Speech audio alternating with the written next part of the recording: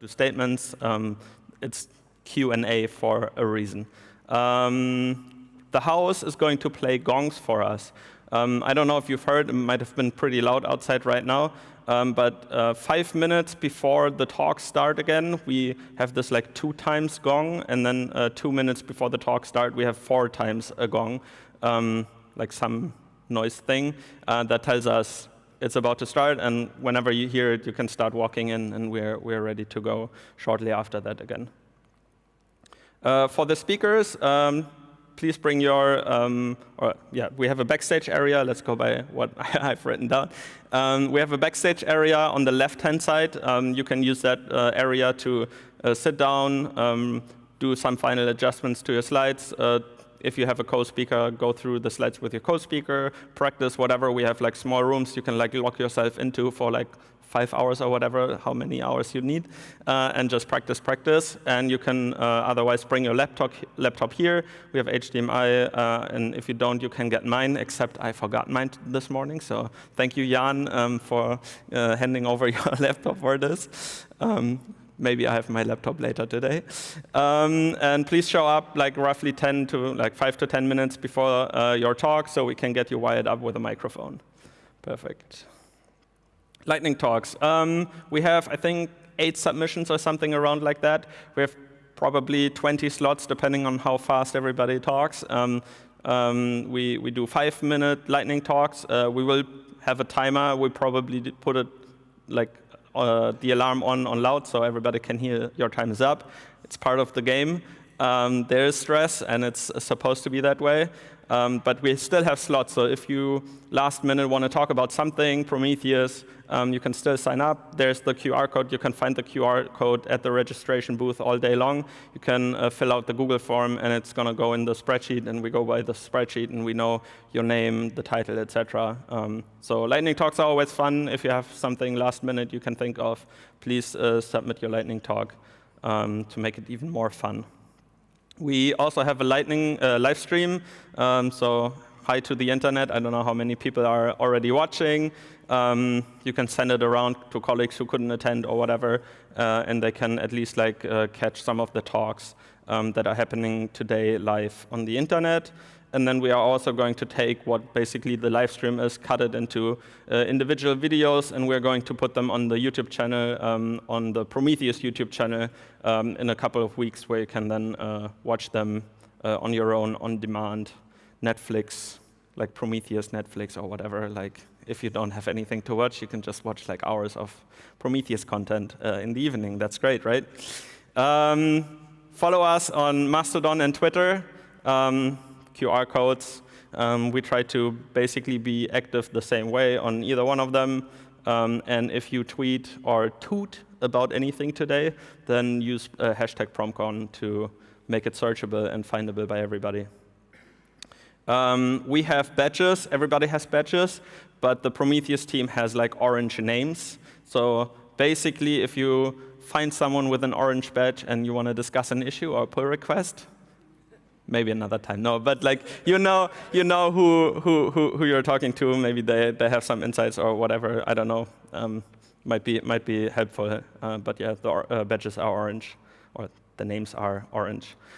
We had welcome coffee and snacks this morning. You've seen it outside. We're going to have a morning break with cookies and mini croissants, and then for lunch today we have chicken with rice, some pasta, some coconut curry, risotto. Should be pretty good. You can find it outside, I think to the right if you go out. And then we have like a big table, and we actually have 2 queues. So please, like two tables. So please, like separate into 2 lines so we can kind of like improve the throughput and use concurrency and things like that. You all should be familiar with concurrency, so you know the drill. And then we have more in the afternoon, and later today we have the social event. Something for tomorrow. I'm not going to read that. Maybe I'll repeat tomorrow, but probably you'll see what we'll have tomorrow. Should be good. But yeah, be nice. Don't bring the food down here. If you have bottles that you bring around or whatever, once you leave the arena, please take them with you, and please don't litter. Just makes everybody's life easier. As for the social event, we are going to, I think the lightning talks are ending, like we will start the lightning talks at 4:15. We're like kind of ending them at 5:15, and then we're going to like slowly get walking, and then we can go to the social event that's starting at 6. And I just put like 10 p.m. Here for whatever reason. Kind of, I mean, it's an early morning tomorrow, so let's see how long you can survive. But like 9 or 10 p.m. is probably what makes sense, and you can get your wristband there to get to the inside. It's a pretty long walk, like a 3-kilometer long walk, but it's through a park. Depending on the weather, I would definitely encourage you to do the walk. It's always kind of nice. Otherwise, we have public transport. It's the Julius-Leber-Brücke S1, and otherwise Bolt and Freenau are there as well. Those are the ones I can recommend to get there. But obviously do some walking because you're sitting the entire day, right? Yeah, that's a picture of the S-Bahn. Enjoy.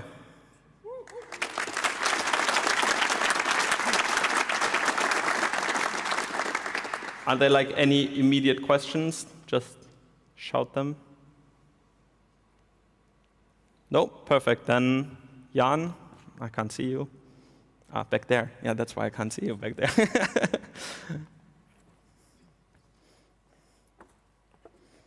Take it away.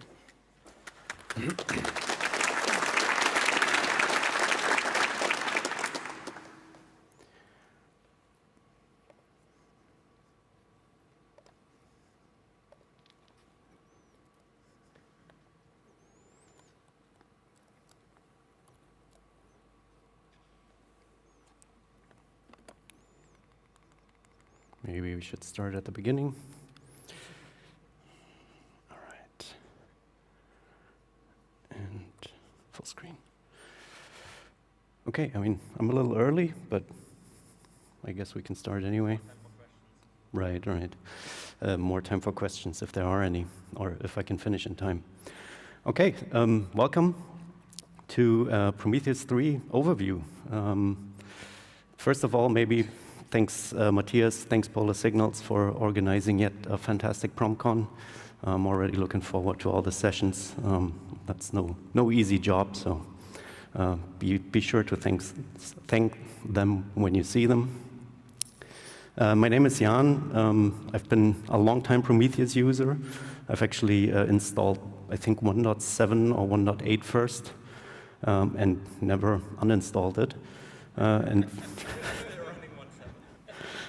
And for the past couple of years, I've had the good fortune to actually work with and around Prometheus, and Red Hat actually pays me for the privilege, so that's very nice. Yeah, and today I have the honor to present the good work of a lot of people, not me really, but you know, the Prometheus team. And yeah, we'll have a look at what Prometheus 3 is and what the team has been doing for Prometheus 3. All right, so the plan, bonus points who knows what that subtitle means, but only people who weren't there for that. So let's see. So this is a picture from the Dev Summit, September 23. This was just after PromCon 23. If you don't know what a Dev Summit is, it's where the Prometheus community comes together. It's usually once a month. There's agenda items that can be proposed by anyone. The discussion can be led by anyone, so everybody's welcome to sort of add discussion topics there. And usually these discussions are concluded by a call for consensus, and that's then only for the team members where they decide on what to do with a particular topic. So on this maybe fateful Dev Summit, there were two agreements, these two here. So one is that Prometheus should really become the default choice to store OpenTelemetry metrics. And the second one is kind of a synthesis of several. I just added that here for succinctness, and that's the intention to release Prometheus 3.0 this year. So this sort of plot line of OpenTelemetry compatibility is going to follow us through this talk. I do want to make sure to mention that most, if not all, of these features really stand by themselves, right? They also support OTel compatibility, but they're by no means just motivated purely by that, just so that nobody gets the wrong impression here. A couple more words on why 3.0. There is, we could have just gone with the 2.x releases. Prometheus is a mature software, right? A grown-up software. It's been around for 12 years, almost. It'll be end of November, I think. And 2.0 has been around for almost 7 years now. So some people would say it was just time for a major release. Maybe you agree. There's a lot of big features in the work, big changes coming, so that's always nice to sort of bump the major version for that, to highlight that. It finally gives us the chance to break a few things. If you have been using Prometheus for a while, hopefully you know, or maybe you didn't notice, but Prometheus takes great care to not break things. So if you didn't notice, that's, I guess that worked then. But that means, of course, that some cruft accumulates over time, and after 7 years, it's certainly nice to have the chance to clean that up a little bit. There is new project governance in the works. The second half of the talk is going to mention that a little more in detail, sort of introducing a new governance setup, and it's supposed to be more inclusive, right? So that's always nice if you can use that major release hook line to get people interested in the project for that. And yeah, we thought we had ample time to announce and release Prometheus 3 at a conference. Unfortunately, it's not quite ready today, otherwise we would have released it here. But what we do have is a beta release, and I think I have it up here. So you can see it's a draft release. And we should publish that so you can all get your hands on Prometheus 3 beta.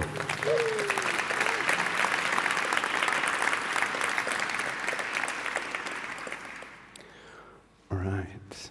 Now I gotta get my presenter view back here.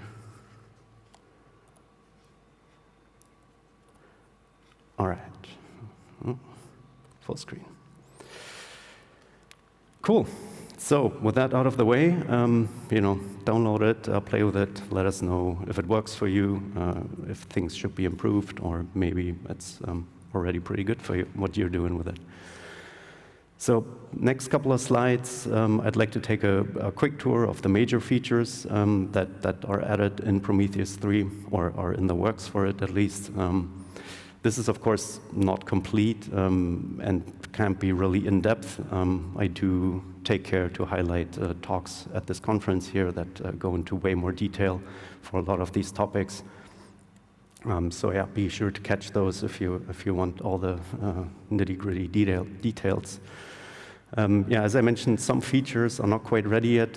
I'll mention them here anyway.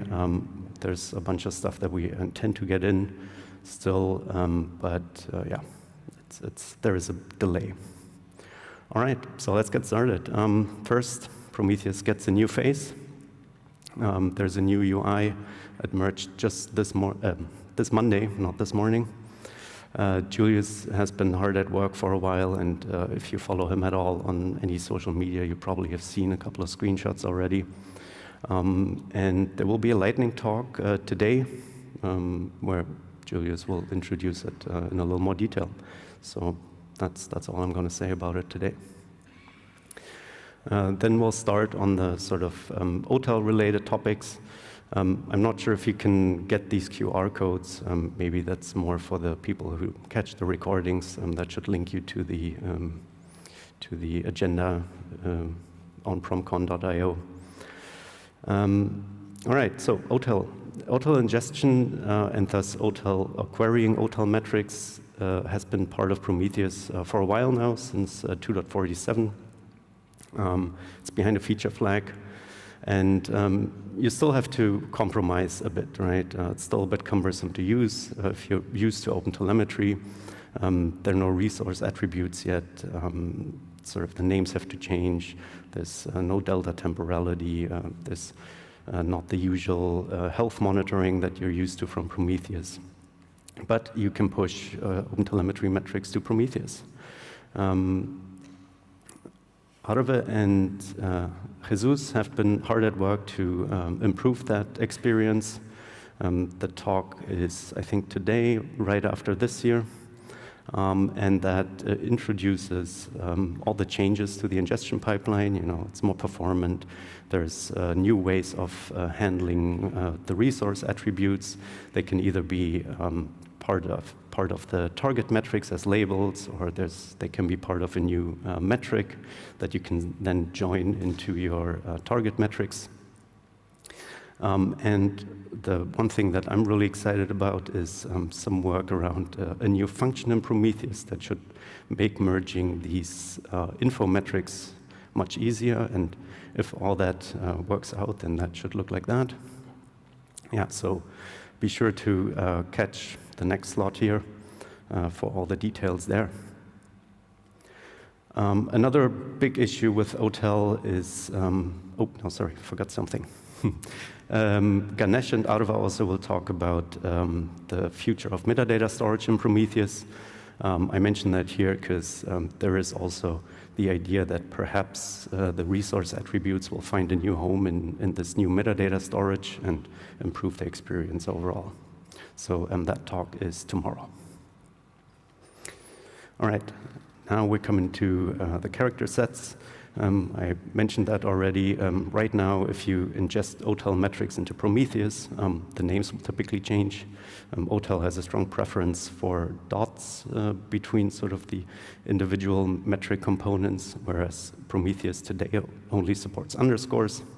So if you ingest these dots, they simply get translated to underscores until 3.0, that is.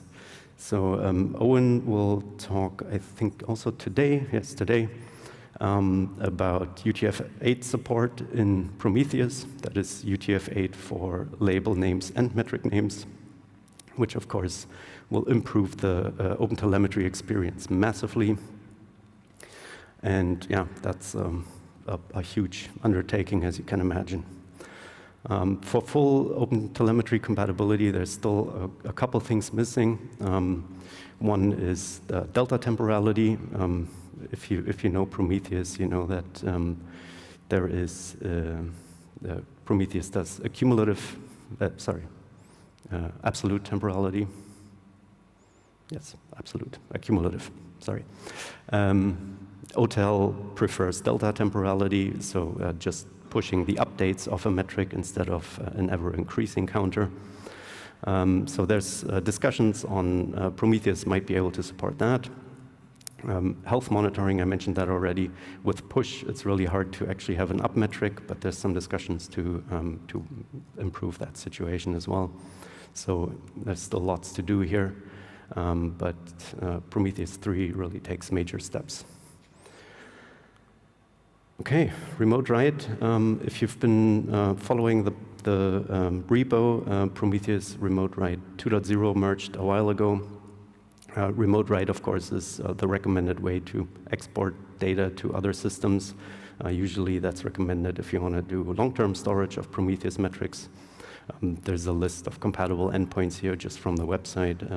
I don't know if that will need updating with 2.0 or not, but I'm sure Alex and Bartek will talk about that a little bit. This talk is also later today.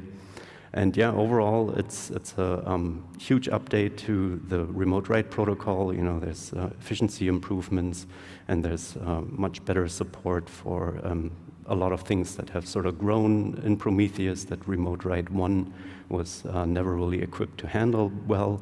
There's metadata, there's exemplars, there's native histograms, created timestamps. All these things are now sort of natively implemented in remote write 2.0. So yeah, it's a major step forward. And it also unlocks yet another sort of OTel-related feature. This isn't being worked on at the moment, but Remote Write 2 actually opens the doors for the implementation of a OTel-related export, so Remote Write to OTel, if you will. So yeah, that's a great setup, I think, for the OTel compatibility stuff as well. Next topic, native histograms.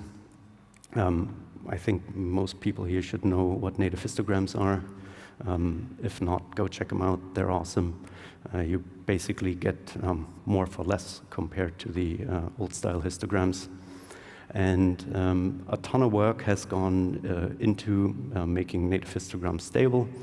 Unfortunately, it won't quite happen for the 3.0 release. There is a blocker that needs solving first. But nevertheless, a ton of work has gone into it. There's out-of-order ingestion, or there will be. Carrie and Fiona will talk about this tomorrow. There's custom bucket storage. There's exemplar support. And of course, that's not just Prometheus, but also a lot of accompanying projects in the ecosystem that need to support native histograms. So a lot of effort went into that part as well.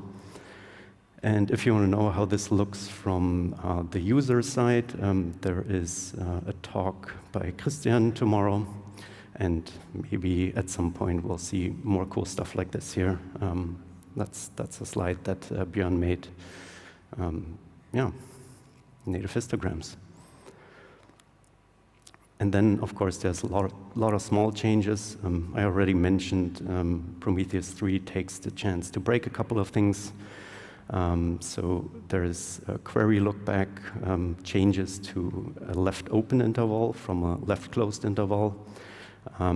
That shouldn't impact most people most of the time, but sometimes today in Prometheus 2, you just get this one extra sample that you didn't expect if things perfectly align, and this change will sort of make things a little more predictable. There's a change for regexes in the works. The goal is that the match all regex actually matches new lines. Again, probably not impacting a ton of people, but you know, it is a change that might surprise someone. Then there's a couple of new features. There's a new service discovery manager. There's agent mode that is stable now. So that means there's feature flags that go away and sort of they get their own CLI configuration space. And of course, we drop a bunch of deprecated feature flags that have been no ops for a while, but it does change the CLI interface. So we consider that a breaking change. Right, and if you want to know more about agent mode and how Prometheus operator uses it, be sure to catch that talk here tomorrow in the afternoon. All right, that's a sort of quick skim over the major functionality changes that we expect to be in Prometheus 3. As I said, for the second part, I wanted to talk a little bit about the community outreach and project governance. So I'll start this off by just I collected a couple of quotes from discussions that happened online, just to motivate why we thought this was needed. There was generally sort of the feeling that not a lot new team members were getting added. There wasn't even a clear path to team membership. It's sort of there was an arbitrarily high barrier of entry that nobody was really clear on what to do. That meant that people who were interested in contributing, they open PRs, maybe push design docs. Sometimes just nobody would look at them, partly because there weren't enough team members, but partly because we had a visibility issue there. Some meetings had to get canceled. In the summer, that's usually the case, understandably, but with a small team, sort of the likelihood of having to cancel a meeting because nobody's there, of course, grows. And generally, the feeling was that activity was going down in the community. So fresh off the presses too, we have a proposal for a new governance model. The idea is that 2 new roles get added. So until now, we had members and maintainers. There's a new role of contributor. And on the other end, sort of, there's a new role of a steering committee that sort of decides some other stuff that's better discussed in smaller circles. Overall, that should raise the barrier of entry and make it more predictable on how to become a community member. Sorry? Lower the barrier. Lower, yes. Sorry. Not raise. Yeah. Of course, we don't want anyone. So maybe we can have a quick show of hands. Who has ever contributed to Prometheus here? Maybe a third, maybe a little less. Well, in any case, you're now officially contributors. So give yourselves a round of applause.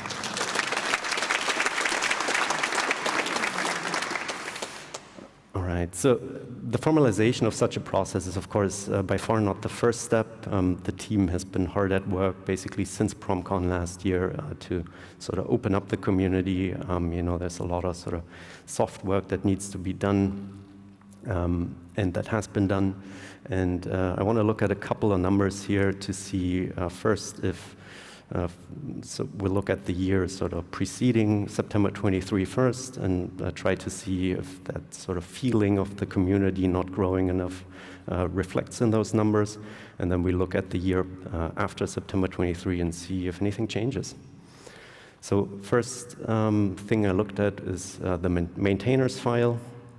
That gets changed when team members get added. And I basically just grabbed the Git log here for a couple of terms that are usually associated with adding people. I'm sure this doesn't catch everyone, every addition here. Sometimes, you know, somebody drops out and somebody gets added in the same commit. So yeah, it's not super precise, but it gives you an idea. And if you look at this, indeed, 22 and 23 did look a little thin in additions.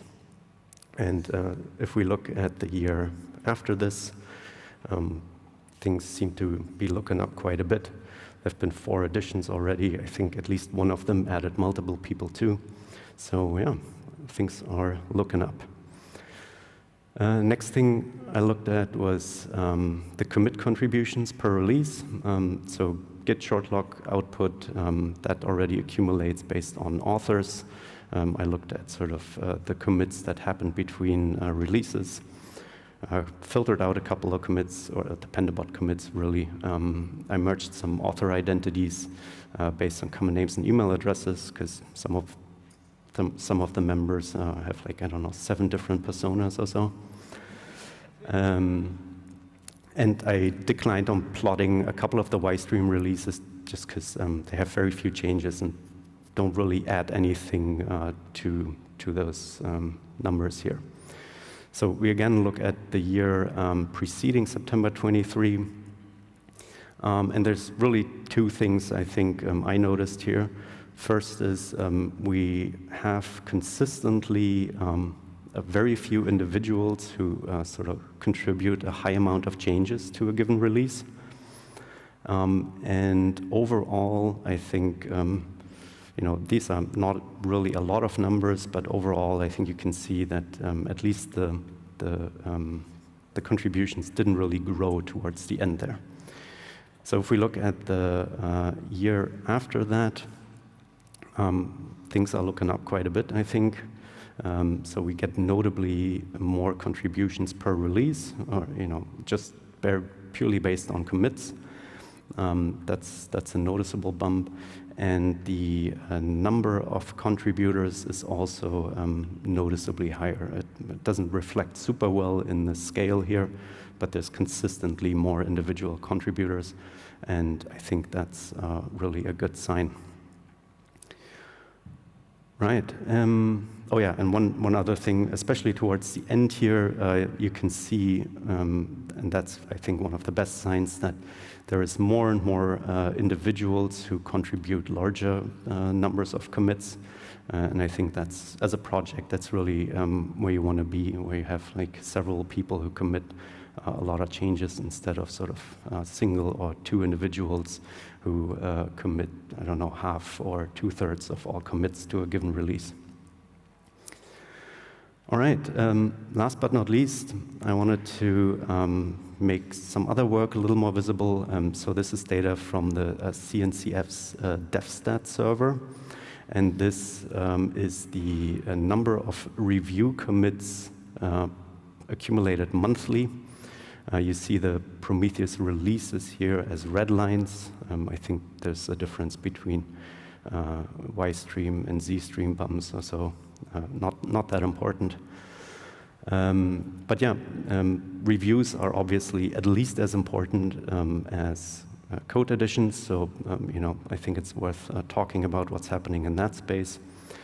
And again, we can see that there's a handful of individual maybe, or probably less per any given month, who really carry a majority of the review load. And first of all, that's great that these individuals do that, but maybe that's not the healthiest setup for a project in the long term. So again, this is the year preceding September 23.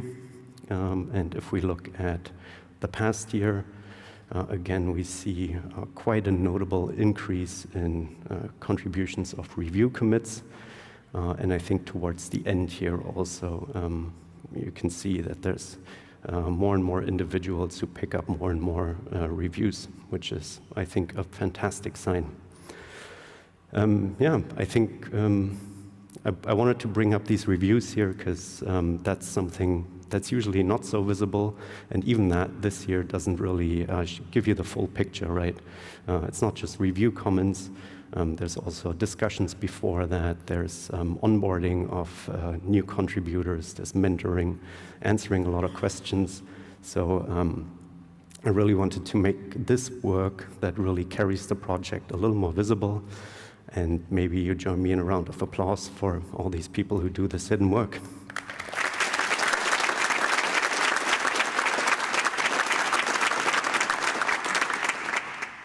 Okay, thanks a lot.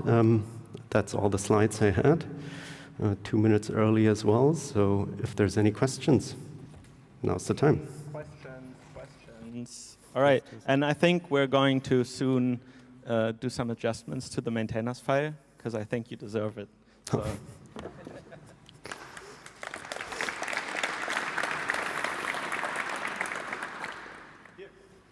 Is this one on? Yeah. Hello. Quick question about the changes in governance. You mentioned that everybody who contributor is now an official contributor. But what really changes? Well, I think official recognition. I mean, first of all, this is still a proposal. This has to be voted on, right? So it's not really enforced yet. But Matthias, do you have any? Yeah, Gautam and I wrote the thing. So I guess the idea is that like everybody who contributes just becomes a contributor, and we have like a clear kind of ladder you can climb. So the next step is becoming a member, and we think that should be way lower entry barrier, as we said. So you can get into the Prometheus org way quicker. You can have the badge on your GitHub organization, etc., on your profile. And the idea behind all of that is such that you can go to your boss, your manager, and say, look, I'm officially a Prometheus org member. I need time to work on this, for example. So it's easier politically to get time to work on Prometheus things, for example. And we'll automate all of this. So we'll get notifications when people are eligible to become members, etc. So we'll want to make this a lot more dynamic. And then becoming a maintainer, we'll see. We have some discussions in the doc around that, but also that should be way easier. And then there isn't going to be such a thing as a team specifically anymore, but all the members are team, and then we just have a steering committee that kind of oversees things that are kind of sensitive, right? So we want to open it up. We want to automate things. We want to make it more inclusive, and we want to break out of the kind of thing we have for the past like 10 years, right? Because I think we need to change. Next question. Any others? I don't see anyone. All right. Thank you. Then find Jan later today if you have more questions that you don't want to ask right now. Again, thank you, Jan, for summarizing all of it.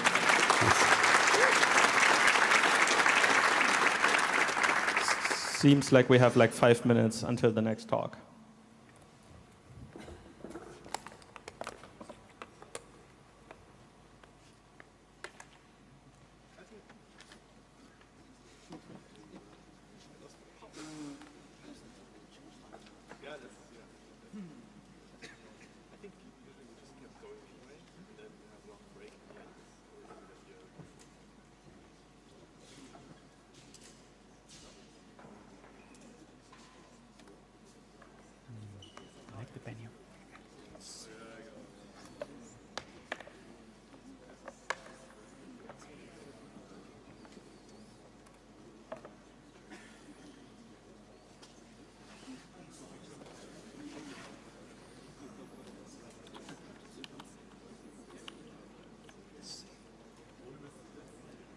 I think it's the other way. Yeah.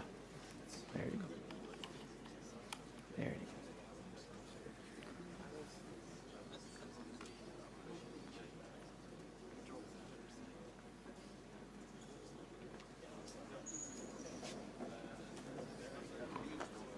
Yeah, I'm not sure how. Maybe you have to open this place or something. Sorry? I think you may have to open this place. We have time, it's fine. And so Arrange? yeah, you don't want them to mirror. I think they are mirroring. Are they? Yeah, mirror. You see? It's mirroring. You don't want to mirror. Yeah. And now you move this over to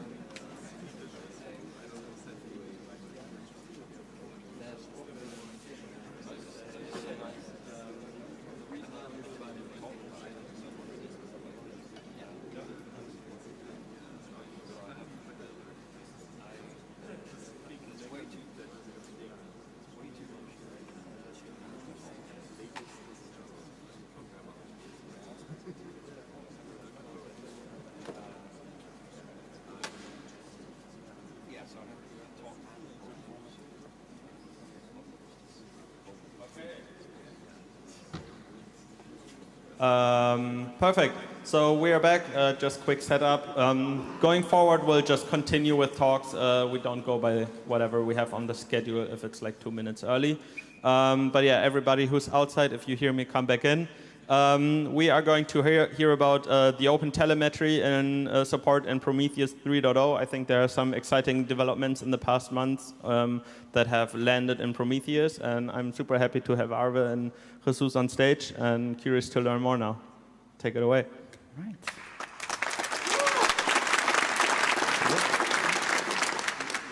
Hello, everyone. I'm Arve Knudsen. I'm a senior software engineer with Grafana Labs, where I work on Grafana Mimir.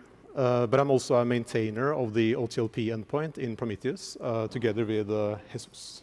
Hello, everyone. I am Jesus, also a senior software engineer at Grafana Labs, and I've been working with Prometheus a few years now. Lately, I've been spending time with the OTLP endpoint myself. Before we get started, I'd like to ask how many of you, a quick hand raise, how many of you have worked with OpenTelemetry in the last year, like any kind of work, maybe working with the SDK, setting up a collector, receivers, exporters? Okay, maybe 10%, 15% of the people? That's good. It's just to keep track of that percentage growing over time. We would like to see what happens next year. All right, so last year, around this time, Gotham and I brought you a talk about how Prometheus wanted to commit into becoming more OTel native, and some of the challenges that we were facing. Some of those challenges were properly handling resource attributes. What were resource attributes in the OTel spec, how to handle that in Prometheus, and then UTF-8 support for metric names and attribute names and values. The push versus the pull model, because as you know, Prometheus is pull-based, but OTel is push-based, and how to blend that in. And then the differences between cumulative and delta temporality, which both are valid according to the spec, but Prometheus is just cumulative temporality. So this time, what we're bringing you is a few updates on each of these topics, and I give it to Arve to give you the first one. Thanks. So the thing with OpenTelemetry is that it has this concept which it calls resource, and the resource basically corresponds to the entity producing the metrics. So it has a set of attributes describing each resource, and those attributes are basically key value pairs, metadata. So the problem when ingesting OpenTelemetry metrics in Prometheus kind of becomes how do you keep these resource attributes. So one method we can recommend is to copy or to promote these attributes to metric labels, although just a select set of them, because otherwise, if you would copy all of them, they would be too many. And this method basically corresponds to how historically Prometheus has copied promoted metadata about scraping targets as labels. So as I already mentioned, one shouldn't promote too many, because you will end up with performance issues if you have too many labels per metric. And also there will be UI clutter, simply due to having so many labels per metric. So we have put together a recommendation where for promoting 17 certain resource attributes, which we found through experience are typically useful to users. But then I'd also like to mention that there's a query time alternative to promoting resource attributes to metric labels, because the resource attributes are already automatically encoded as labels on the metric target info.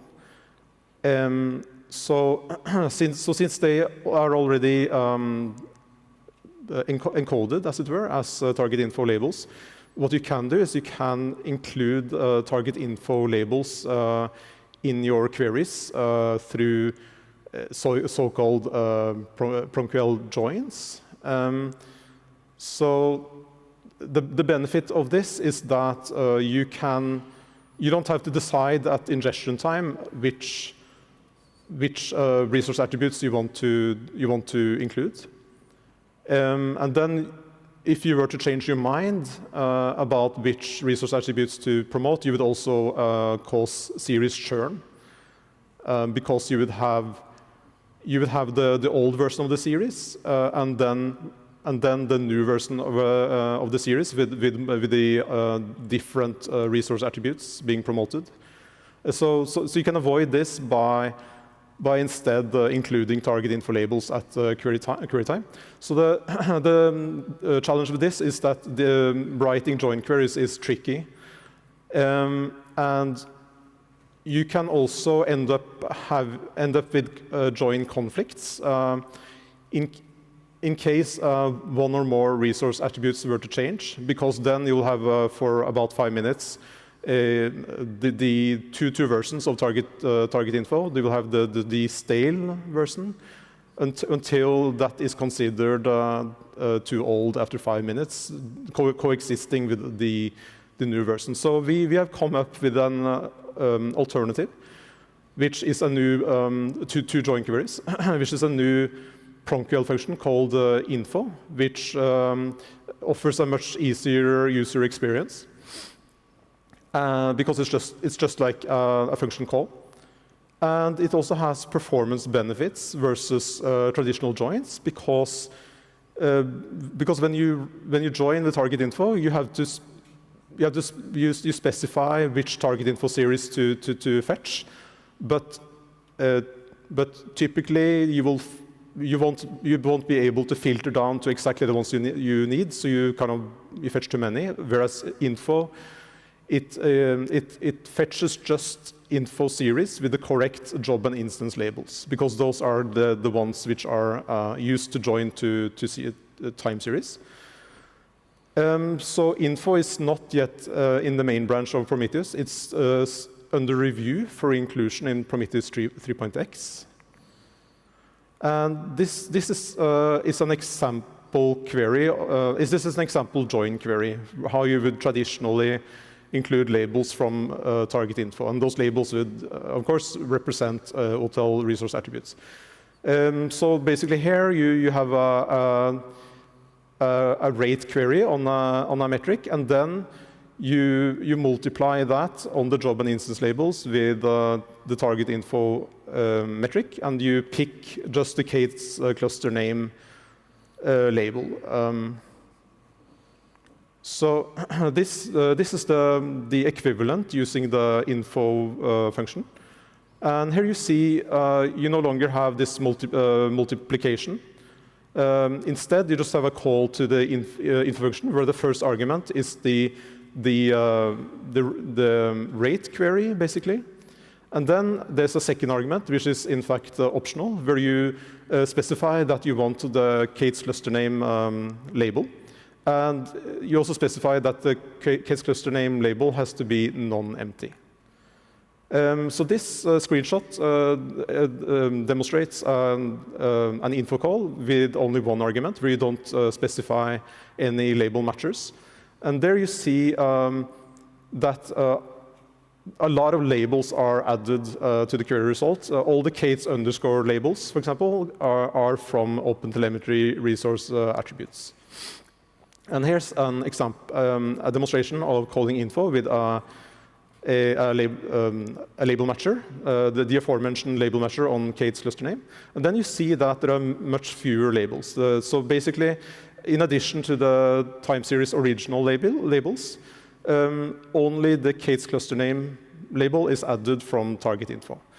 And then I should like to offer a quick peek into the future, where we foresee that we will start persisting OpenTelemetry resource attributes as native metadata in Prometheus, because we are currently hashing out a design for a proposed metadata store in Prometheus. And it's at this stage. We have 5 proposals which are under discussion in a public design doc, and we would very much welcome feedback from the community. And here I'm going to hand it over to Jesus. Right. Next up, we have UTF-8. So this is a common error for users that are coming from other monitoring systems or just using OTel SDK. For us, Prometheans, we're so used to using underscores. Like on every metric, we know those are the common practices and have always been. And it's kind of natural, or at least that is for me. But there is a whole new set of users out there. And Prometheus wants to be a good backend for those and welcome them as well. And this is a point of friction because imagine you're writing on your code and you create a metric and you use a dot instead of an underscore because you're not familiar with the Prometheus restrictions on names. And then you go and query that metric and you get this error. So this is what we are trying to fix. The good news is there's a lot of progress on UTF-8, but I don't want to give you any spoilers. Owen Williams will take care of that later on today. What I can do is I can tell you how it's working at the moment. And there's 2 ways of getting OTel data into Prometheus. You can either use the Prometheus remote write exporter in the collector or write to the OTLP endpoint. And these 2 things are using the same, what's called the Prometheus normalization translator package, which is basically enforcing current Prometheus restrictions on the incoming data. So basically, if you send dots, you'll get underscores. And it normalizes every data. It normalizes metric names, it normalizes labels. So right now, there isn't much for you to do.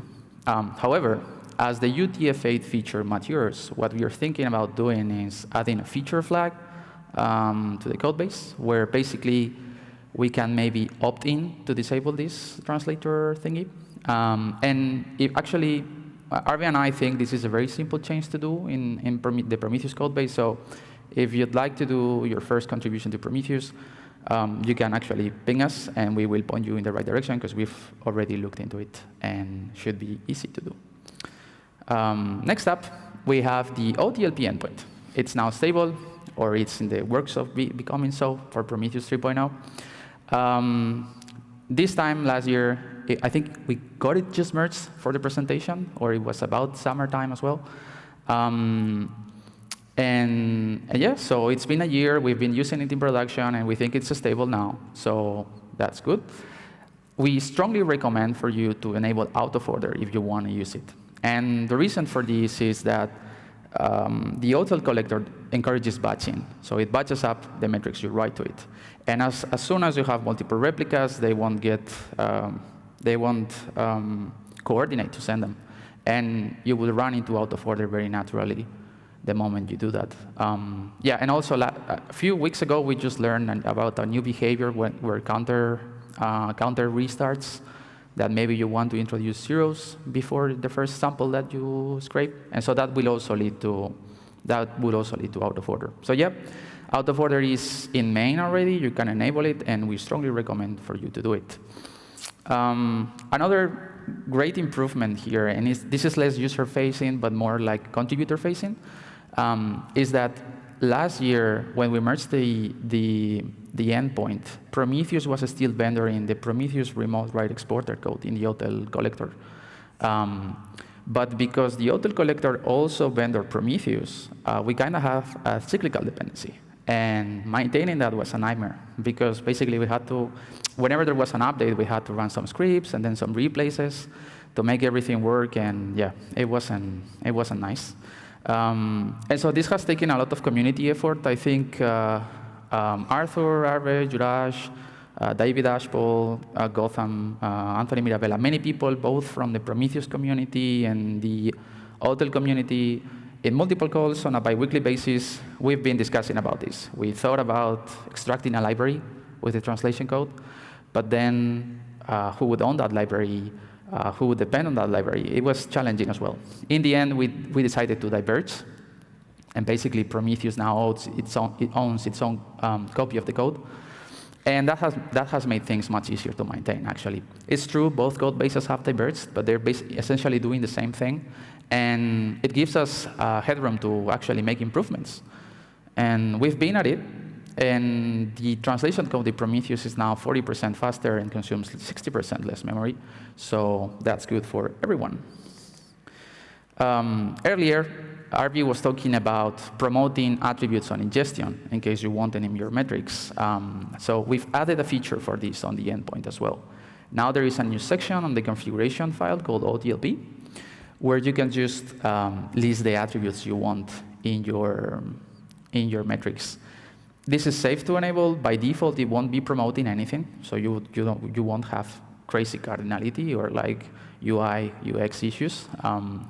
And what we recommend is that you just, from the recommended list that we gave you before, you see what you need, and then you go through to this list and add them. Yeah. So you curate it for your own use cases. Right. Delta temporality. So for those of you unfamiliar with this concept, I think it always makes sense to explain this a little bit. I've been working with this for like the last year, and I have it internalized, but some people is unaware. So in monitoring, and according to the OTel spec, there are two accepted temporalities. One is the cumulative one, and the other is the delta one. And I always picture it the same way in my head. Imagine a counter that every 15 seconds increases by 5. In the cumulative world, you would see the accumulated value. So 5, then 10, then 15, then 20. And that's what we get in Prometheus. This is because in the pool-based approach, you're always exposing metrics, and so you see the accumulated value. And Prometheus is kind of expecting a point on a fixed interval for then the functions like rate and increase to work. But in the delta world, you don't see this. What you see is the difference since the last observation. So the same counter, instead of producing those points, will be just producing 5, 5, 5, and 5. And then you will have to have a completely different function going through the data. So what we've learned in the last year is that if you're coming from a cumulative system, you don't need to do anything. It probably would just work out for you. But if you're coming from a delta monitoring system, such as StatsD, Graphite, or a particular vendor, then we actually recommend that you use the delta to cumulative processor in your collector. This processor will take the samples, aggregate them, and then produce the accumulated value on a fixed interval. So it's actually doing the work for you. And if you're using the OTel SDK, you don't need the delta to cumulative processor. You can actually switch the temporality. So both temporalities are implemented, and you can do it. But sometimes you cannot do it because maybe you want to keep the previous delta system with Prometheus. So yeah, in your pipeline, you can just say the traffic that is going to Prometheus, put the delta to cumulative processor in the middle. And yeah, we've also thought about adding delta temporality support in Prometheus, but it's a bit challenging. In theory, we can already ingest the samples, because anything that you ingest, the TSDB will take it. But the main issue is found at the query engine, because it's kind of built with cumulative temporality in mind, and it's not a problem, it's the way Prometheus was and always been.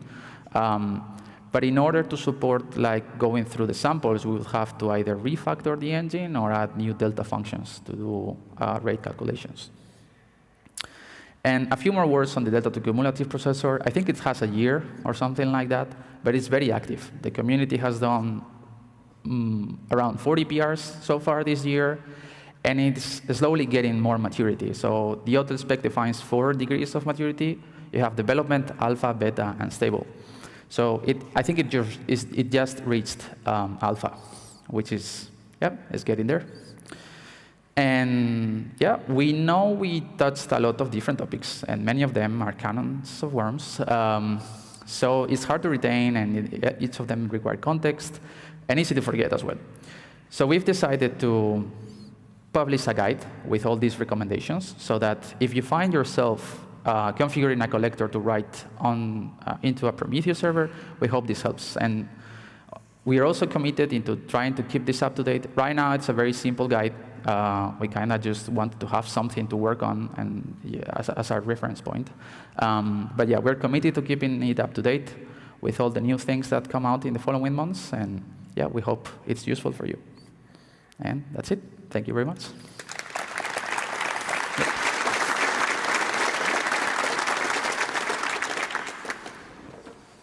All right. I'm sure you all have questions. So who has questions? There we have one. Okay. Well, thanks for the talk first. You talked about storing metadata in Prometheus as well, and so many plans to add it to Prometheus. Will this include also metadata about the metric type and in the SDK you can also set like a unit for the metric and this kind of thing? This is something in our team that we are interested in. So will Prometheus also store this kind of data?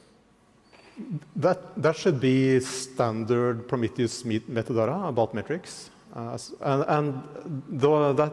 is one of the planned use cases that we want to, when we have the metadata store, we want to persist those metric metadata correct. Hey, Arve. I'm excited about the info. Sam over here. Hey. Yeah. So you said it joins on job, I think, an instance? Yes, correct. So it's a bit dumb at the moment because it doesn't have any intelligence about the individual info metrics. So it just assumes job and instance because those are the conventional identifying labels of the target info metric and probably some other info metrics. So what about like, that's great for OTLP. We encounter metrics. We use infometrics and join them on things like org ID label or probe label. Is it possible to configure the label you're joining on when you call the info function? Not currently. Like the version of info that we are proposing for merging into Prometheus is explicitly an MVP. And for that, we've decided to support only infometrics that have job and instance as their identifying labels. So by default, it will assume the target infometric, but you can also, via the name label matcher, specify other infometrics. But again, they have to use job and instance. Then I guess it's like then the question would be like after the MVP, should we make it configurable? And then I think it's like a question whether Prometheus developers would accept, basically changing query behavior through configuration, if you see what I mean. So I'm not sure if that will be. I'm not sure if that will be supported. Thanks. I have a question here. Yeah. So you showed the info function, to join on the labels, and you explicitly, the example, you explicitly have the name of the label you want to add with a filter on it. Can you put a glob on the name saying I want every label starting with K8S to be joined, or is it something that needs to be added? No, that I don't think that we have any support for that. You can instead via the _name, _label, say which infometrics you want to join with. But otherwise, if you don't provide any label matcher, info will pick all labels it finds. So if I want every label from K8S, I will have to explicitly name them, all of them in the. Yeah, I don't see any option otherwise. Okay, thank you. Yeah, I think that picture is showing what you said. And we explicitly wanted to, if you want any label, you have to add it to the matcher. It's because at scale, if you think about it, you want this behavior because otherwise you're bringing in too much data. You could have 100 labels with different values. And it's like if you want something matched for it, it's like an SQL query where you match for the rows, the columns you want. Yeah. More questions? Hello. One question is about the delta to cumulative problem that we have. Have we considered in Prometheus doing the same thing that the delta to cumulative processor is doing?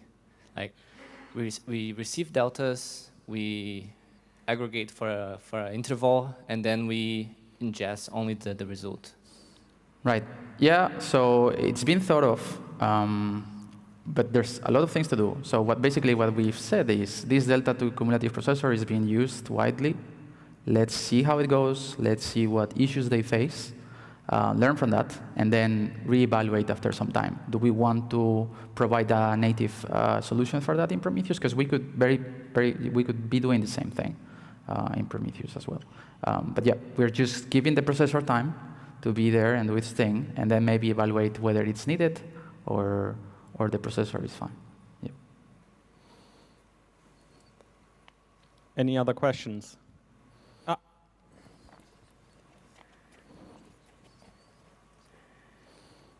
Hi.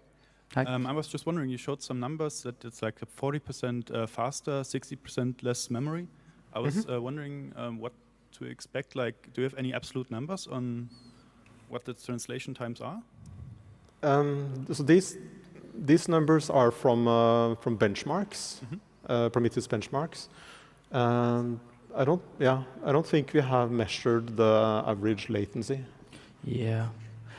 I think they are compared to the initial version we had, right? And the improvements have been mostly around reusing the same structs when doing the translation and the series as well. Yeah. But it's based on the first commit to the state that we have now at the moment. We could probably pull the benchmarks, right? They are on the PRs, I think. Sorry? The benchmark results, I think they are on the PRs. Yes, I think, I have. So the benchmark results I posted here I've run recently, so they're not reflected in the PRs. So basically, what I did was I compared to the translation code before my optimizations and then the current state, if you see what I mean. So that's basically the measurements we have. Yeah. Okay, thanks. Any others? Nope. Awesome. Then thank you again, Jesus and Ava. Big round of applause. Thank you. And we can change, and we don't have a break, so we'll just quickly set up.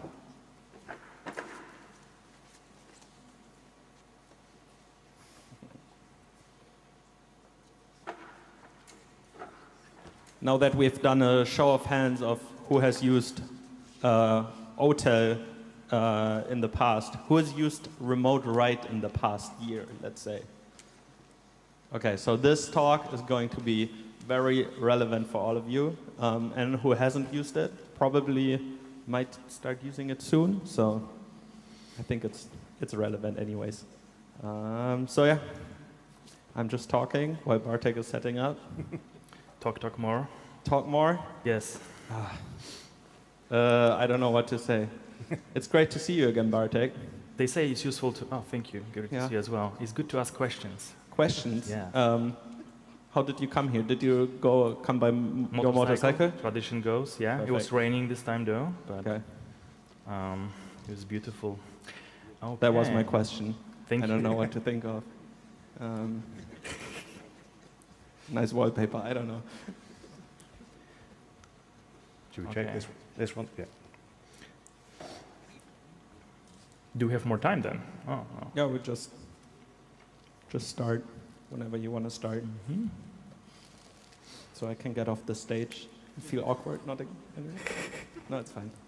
All right. You're good, Matthias. All right. Enjoy. Thank you. All right. Quick test. We are good. Oh, welcome everyone. We are super extremely excited actually to be here at PromCon and talk about the new version of remote write.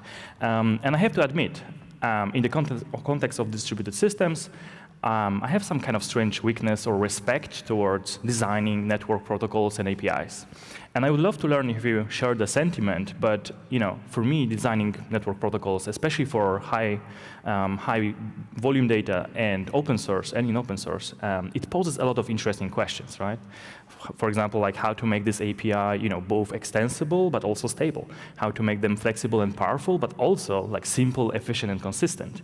And plus, it takes years to adopt those protocols and really get feedback, proper feedback on what you did. So yeah, it's challenging. And then you have to think about the usual network, problems or distributed system challenges like consistency and availability.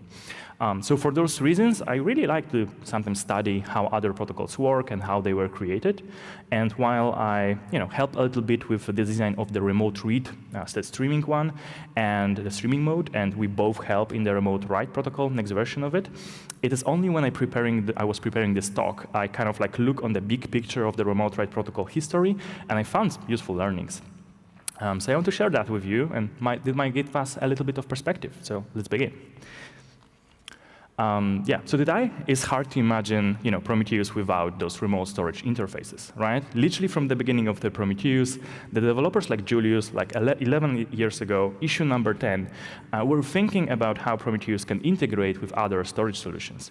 And back then I found mentions about InfluxDB and OpenTelemetry in particular.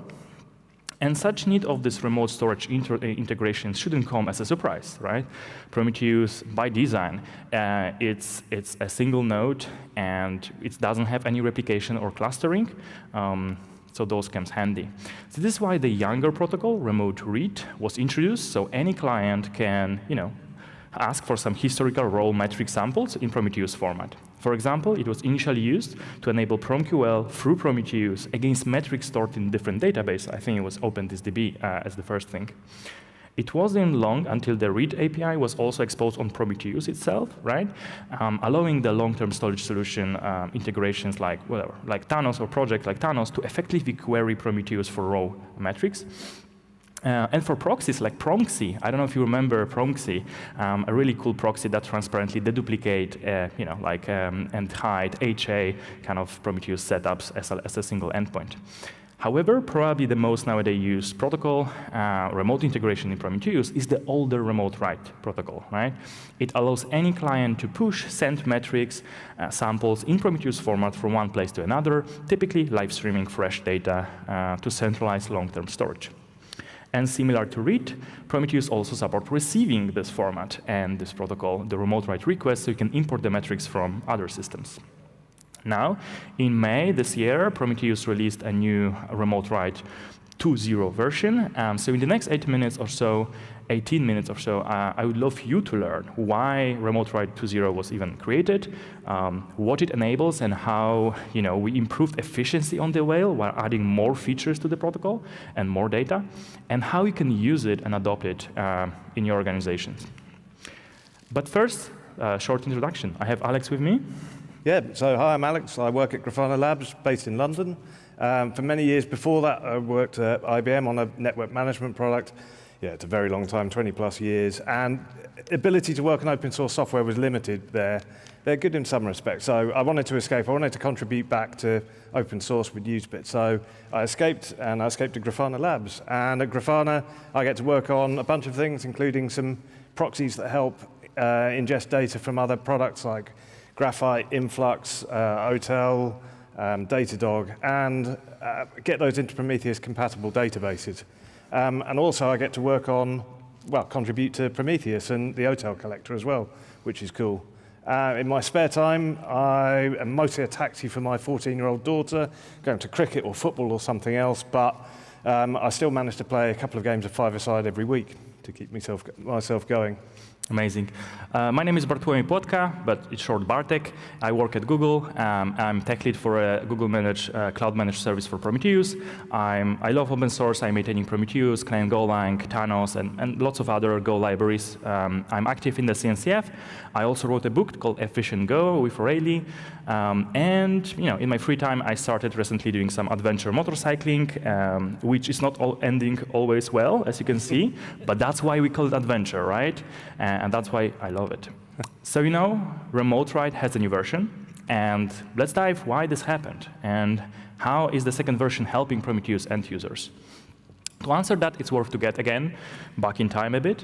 And almost exactly 8 years ago, Prometheus merged an MVP of the remote write protocol leveraging gRPC framework. The protocol was extremely simple and generic. It was generally a stateless proto request with unstructured labels and corresponding samples sent in order. Nothing more than that. Later, the gRPC framework dependency was removed as the HTTP2 transfer protocol, and gRPC itself was just released a year ago. So many cloud providers didn't support the traffic, the gRPC traffic. Plus, remote write semantics, being stateless and so simple, wasn't really benefiting the, like unique HTTP2 and gRPC features like multiplexing or streaming. It looks like the simplification was actually a good bet, because organically for years, remote write got pretty impressive adoption. And it allowed people to integrate with various solutions, various monitoring solutions, analytic solutions, vendors, and tools. It enabled new long-term storage solutions to be created from scratch, like Cortex, Thanos, Mimir, and so. It kind of started mini-industry with those cloud-managed Prometheus services as well, popping everywhere, allowing you to integrate with your existing setups. Overall, it's fair to say that it became an important open-source standard. And all of this with a single proto, no official specification, no version, pure organic growth, right? It eventually was kind of ridiculous. So a year ago, thanks to Tom Wilkie work, actually, we released the official remote write 1.0 spec in the RFC format, as we should from the beginning. It outlined important protocol semantics beyond, the proto format, like retries, compatibility, and so on. And this was really essential to even start talking about improving something, right? The point is that 1.0 remote write we use nowadays is kind of exactly the same as it was 8 years ago. And it's both amazing and scary. It's impressive that it didn't require any major changes and allow amazing stability of the protocol, but also scary because ecosystem evolved and a lot of things kind of like improved, and it will be useful to add new features, new data. So the second point to realize, which is super important as well, is that 8 years ago, Prometheus team decided to keep both PromQL language and remote write protocols, or remote read as well, as close as possible to the Prometheus storage data model. We could pick exposition data model. We could pick some other replication, format of another database. But no, we kept this close to the Prometheus storage data model. And this allowed the least amount of overhead when using, those protocols with Prometheus. So super seamless integration. But to me, I also see this as a consequence. This situation kind of forced remote storages to adapt a little bit organically, and we were able to spread this, for better or worse, a simpler, more flexible schemaless Prometheus, patterns to the wider ecosystems and projects and users. However, as you might have noticed, Prometheus storage constantly evolves, right? Expanding beyond the original capabilities. As a result, we have some gap in between Prometheus storage model right now, or what we plan to work on, versus the remote storage interfaces.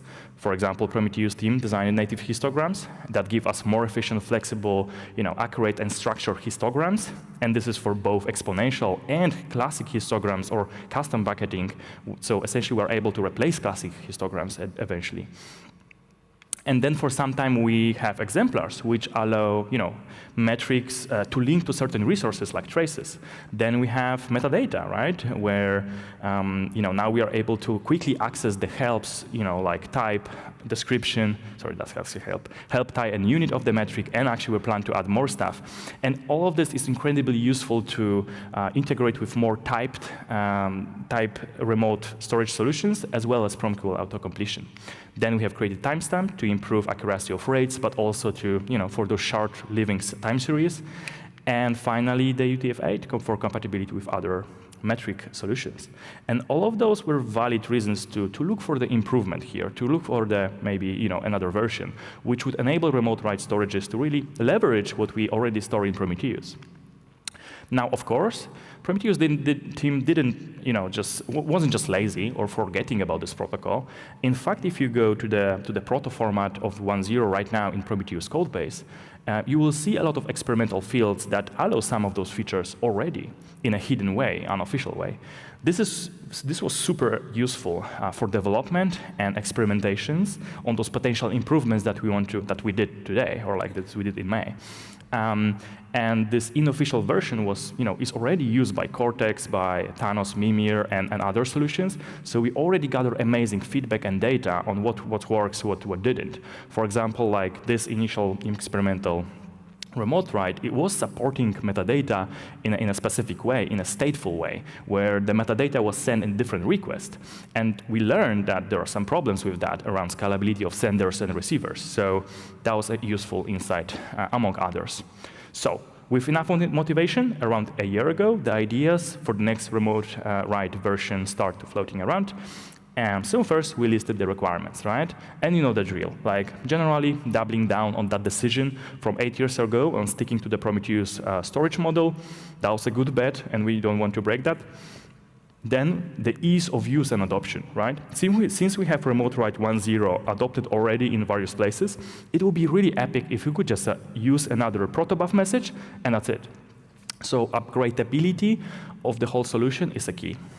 Then, of course, before committing to any new version or features, it was very healthy to step back and see on alternatives, so big picture on potential ideas as well to consider. So I want to give you like a quick overview of what we considered. For example, we could bring gRPC or make the protocol stateful.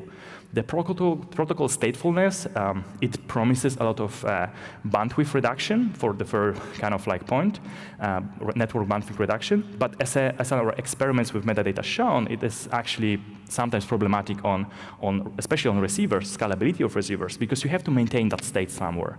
If we want to keep the protocol stateless, though, then would using gRPC, for example, streaming, give us enough improvement to justify this another dependency that will make upgradability much worse? Probably not. Plus, we found other ways to reduce bandwidth with this novel string interning that Alex will explain later. So we could make things simpler here.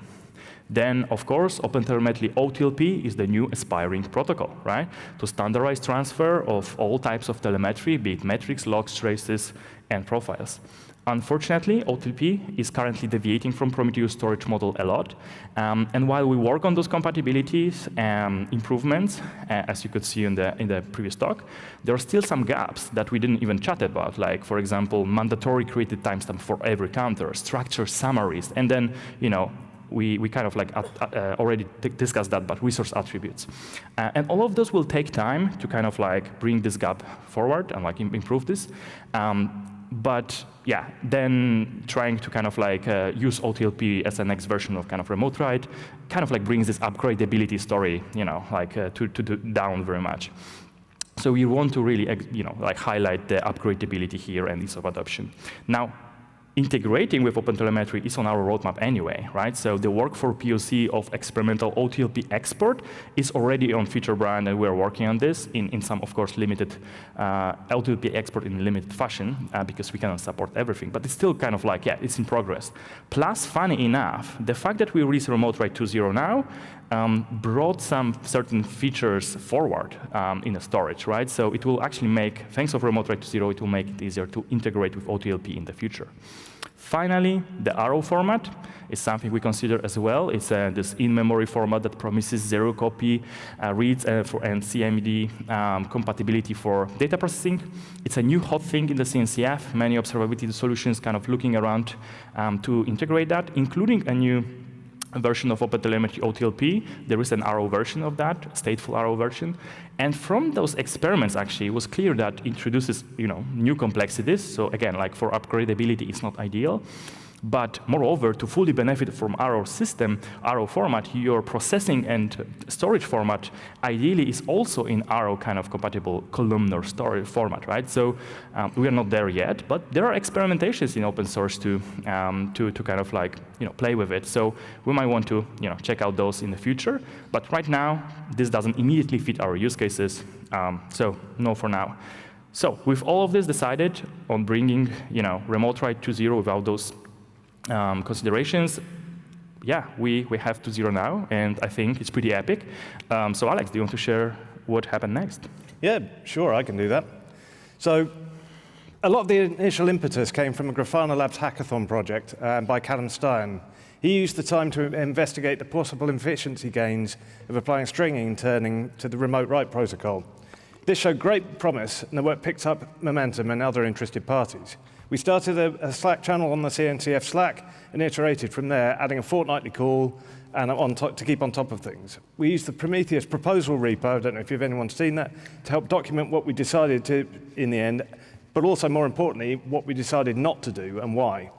Similarly, the spec was created as a PR in the Prometheus docs repo, and it was open to anyone, and it was a truly collaborative effort, with people giving their input and feedback via calls, PRs, and comments on the various repositories. We were hugely reliant on a selection of significant features contributed to by others that we'll mention later in this talk. So, what does Remote Write 2.0 enable us to do, or enable you to do? One item we looked at was the issue of partial writes. It's been a bit of a thorny issue for a while. The previous iteration of the protocol relied on a single coarse HTTP status code to reflect successful failure of a remote write payload. And exactly what success meant wasn't quite completely clear. The definitions around writes and partial writes and success have now been more clearly defined, and headers are now included to detail exactly what elements, exemplars, samples, histograms, and how many of each were successfully written. This allows the sending client to detect problems and determine whether resubmission is valid and increase reliability because of this error detection. We also added native structures within the protocol for many of the recently added features. So native histograms, created timestamp, all the ones that Bartek talked about earlier. It's also UTF-8 aware. As we saw before, Remote Write 1.0 had no official support for classic histograms. Experimental code had been added, but histograms were often munged into a number of separate series, which could cause problems if all the series were not delivered at the same time. By adding native support for these features in Remote Write 2.0, we solved many of these transactionality issues. This work also allowed us to create a clearer delineation between the protocols for remote read and for remote write. Another problem concerned metadata, the units and help text and types and things. There were various problems here. It was only populated at scrape time, so upon restart, the cache would be empty until the next scrape, until it was scraped again. This caused problems if existing data needed to be sent onwards by remote write. The excellent work by Pascalis and others to store metadata in the write-ahead log was a vital prerequisite for fixing this problem. The remote write system no longer needs to rely on a cache, as it can be read from as all the required data can be read from the WAL. We also took the opportunity to move metadata from a per metric family name model to a per series model. That also fixed a few odd situations that could lead to data inconsistencies. But wait, if we're adding all of these new features, aren't we supposed to be making it better? Aren't we making things bigger and slower by doing this? Kind of yes. However, one of the key goals of Remote Write 2.0 was a reduction in payload size. Sending fewer bytes is always a good thing. At the top, we can see a set of metrics with a bunch of label value pairs, and we can see the considerable amount of duplication there. So we use string interning to deduplicate them. The process creates a symbol table of the unique strings and then refers to those strings with the index into that table. The string interning was applied to all strings in the Remote Write 2.0 protocol, not just the metric labels and values, but other strings in the exemplar labels and values, and the help and unit strings in the metadata. There's a lot of duplication there. But why did we opt for string interning? Aren't there other ways to minimize the data? And so during the initial investigations, many different approaches were considered for a more efficient communication protocol. Could different compression systems provide increased savings? There are plenty of trade-offs here. Better compression systems often have higher CPU costs or memory costs or something. So, but ultimately, the biggest win we found was focusing on reducing the payload size through string interning, which can save networking, ingress, and egress costs. And then these smaller payloads take much less CPU time to compress and decompress, reducing overall CPU usage for both sender and receiver. There is also a nice side effect of reducing the number of allocs on marshalling and unmarshalling, which can help with garbage collection, churn, and fragmentation of memory. So we still use Snappy to compress the final result, but a more efficient data structure can lead to better overall compression. Knowing and optimizing the structure of your data prior to compression is the key. The million-dollar question, though, is how much did this save us? With Remote Write 2.0, we spent a lot of time benchmarking various scenarios, including various scrape data sets, Kubernetes clusters, synthetic data sets made with Avalanche, etc., various queue configs and larger batch sizes and more. And What we saw surprised even us. The following graphs show 3 different measurements: message bytes on the wire, serialization CPU time, and the bytes allocated during the serialization process. And that helps contribute to, the contributions to the garbage collection chain. It is important to note that in all 3 of these measures, lower is better. So, and then we show this for 3 different batch sizes, how many samples in each payload. 200, 2,000, which is the default, and a really large setup of 10,000. We hope this covers a wide range of likely implementation and usage scenarios. We do see a slight increase in payload sizes with the default batch size, well, small and default batch size, which is expected as we've got the overhead of the extra metadata that we're sending with every series in Remote Write 2.0. However, with 2.0, we'd see a healthy decrease in CPU time during the serialization process and a considerable decrease in the allocation of bytes during this process. Looking good so far, but a fairer comparison will be to compare 2.0 to 1.0 with all the features such as exemplars and native histograms. We now see considerable reductions in all 3 measures. Remember, lower is better in each of these. But at all batch size tested, small, default, and large, the percentages displayed refer to the default batch size of 2,000 in the middle.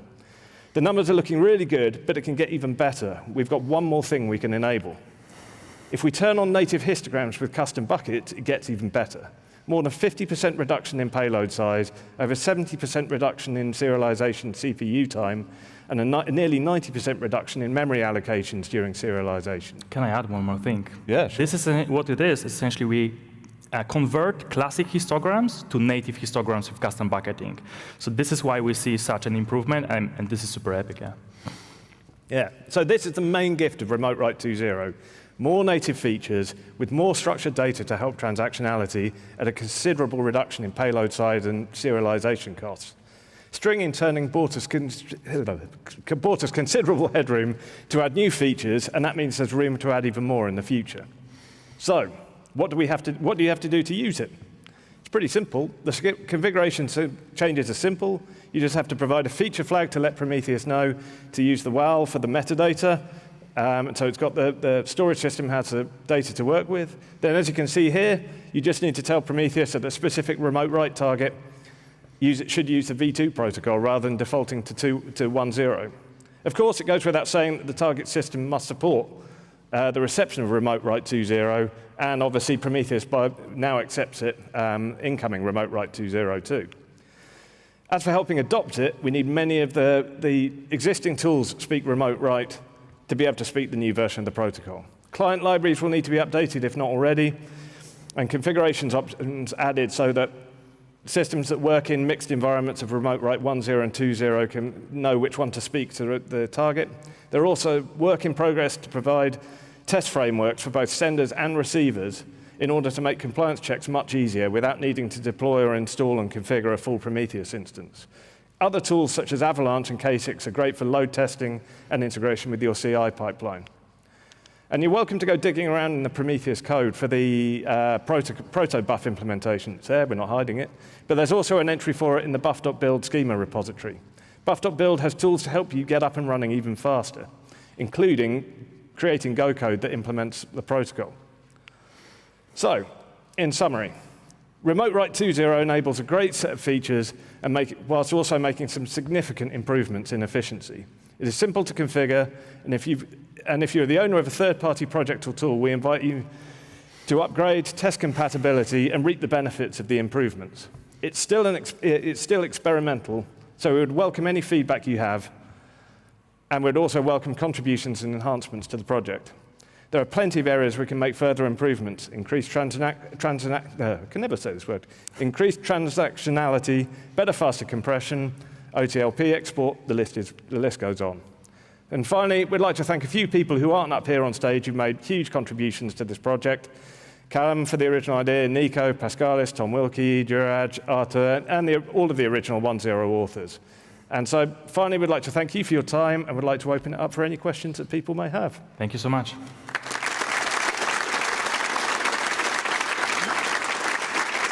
Awesome. Thank you, Bartek. Thank you, Alex. Yeah, questions. Right, perfect.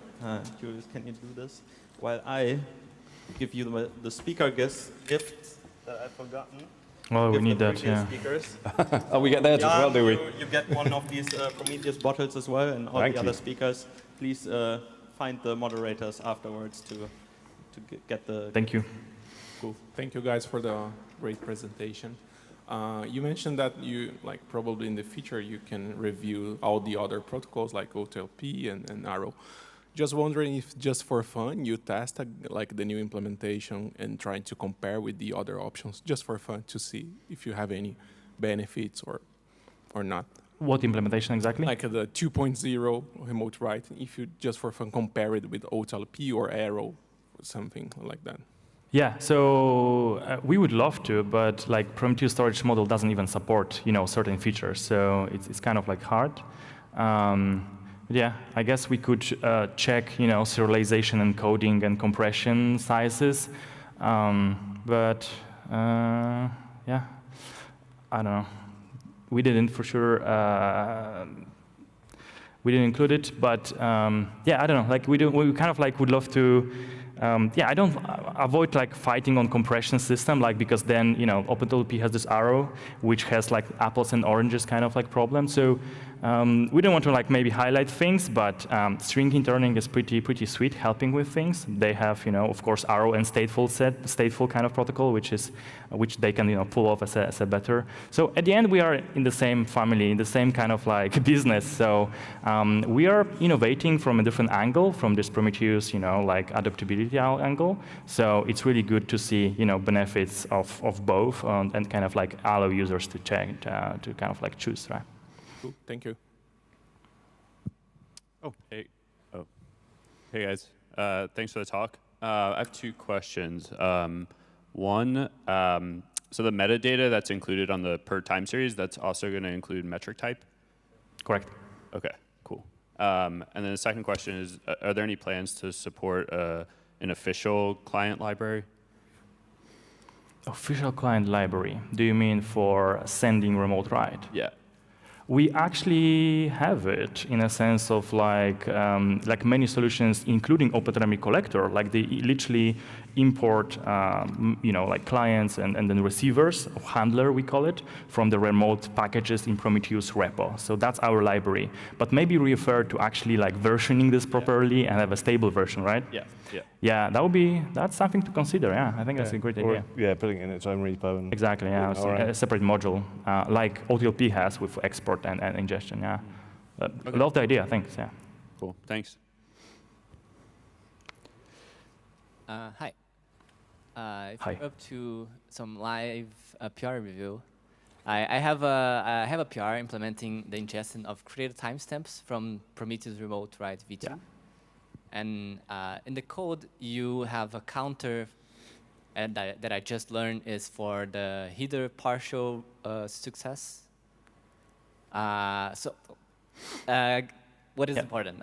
When you ingest created timestamps in Prometheus, what we do with the feature flag, we ingest that as a sample.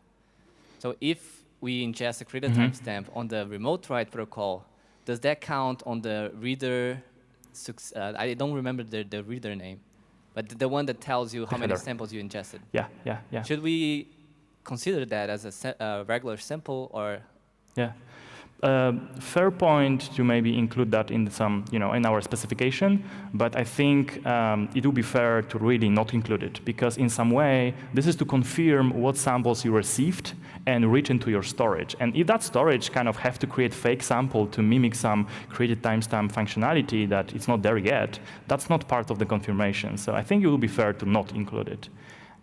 Yeah, because this is really to check for corruptions between two clients, sender and the receiver. And funny enough, there was cases in current implementation of 1.0 that those corruptions could happen and you wouldn't notice, because Prometheus, for example, 1.0 handler wasn't checking content header, really. So there were things that we are super proud of this right kind of confirmation. It allows so many use cases. Yeah. Thanks. Hello.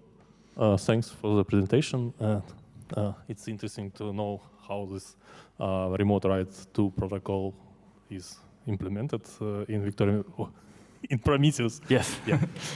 And my question is that This string interning built into this remote write protocol looks like not so easy solution compared to just changing this compression from Snappy to some more efficient compressions such as ZSTD.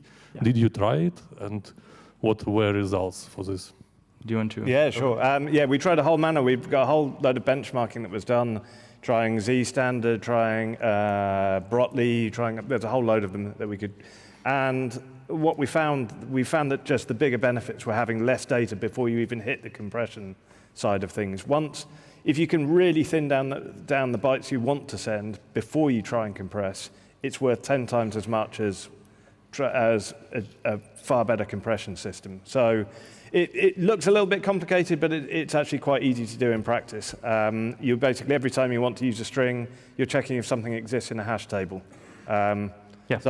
So essentially what I hope, I wish I had a slide for you, but we just have so much content already. Like ZCTD was adding maybe to compression ratio like, 7%, but it actually increased CPU and memory as well. So this is why it's not super obvious solution. And definitely with and without string interning, we can see that string interning helps on top of ZCTD a lot. So it's super worth it. In fact, what's amazing is that when you decode all of it, you just have more memory like in those byte structure. So I think you will be happy actually with the solution. Try it out, give us feedback, and we have in Go, we have ready symbolization helpers that literally translate, symbols to your labels, and all of it is just kind of like, pretty easy to use, I think, compared to maybe other advanced features that we are bringing recently.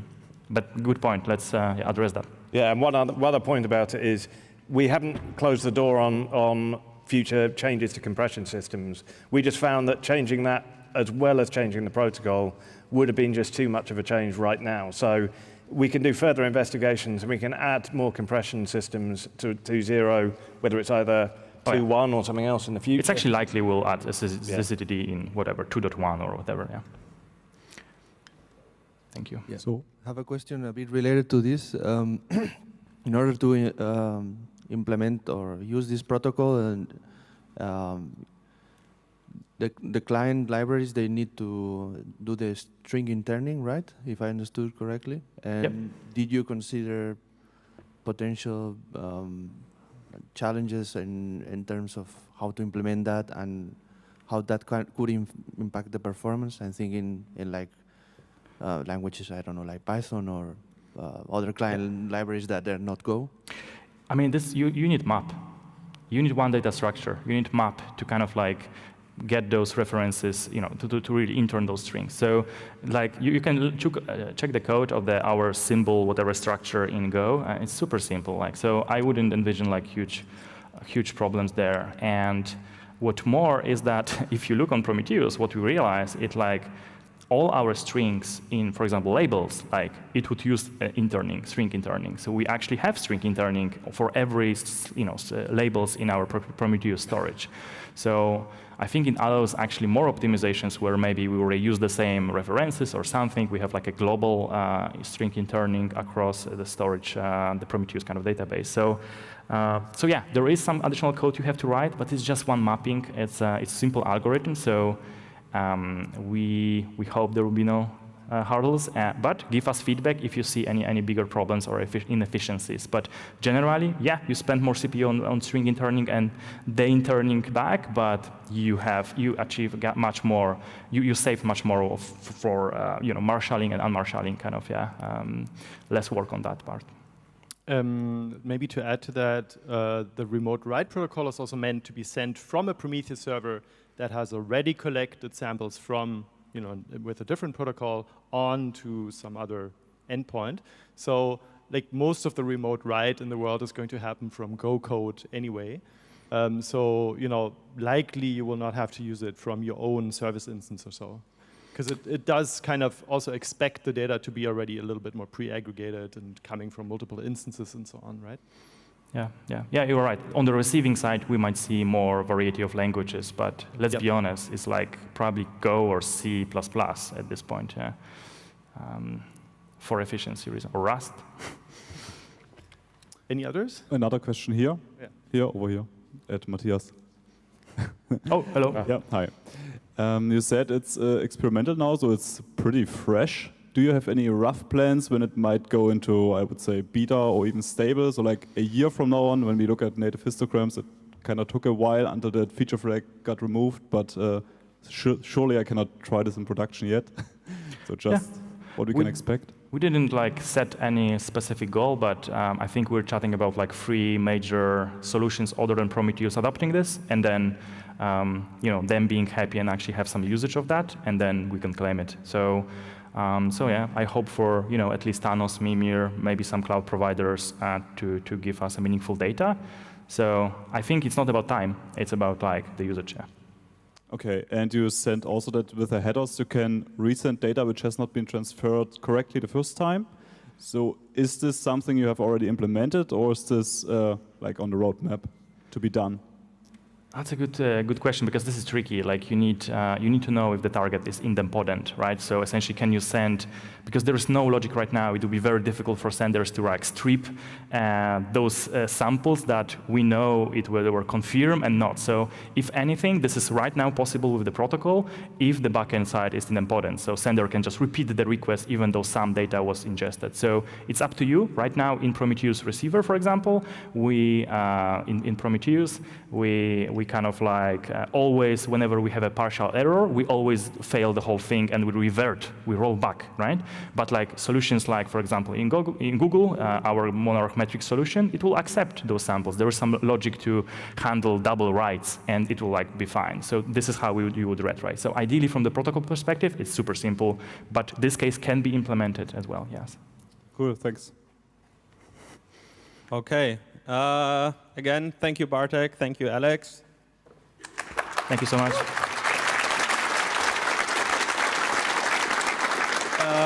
Yeah, we have the break now. We have, I think, cookies and some mini croissants in the hallway, and we are back at 11:15. You can try and listen to the gong when it goes off. It's 5 minutes before the talks again. See you in a bit.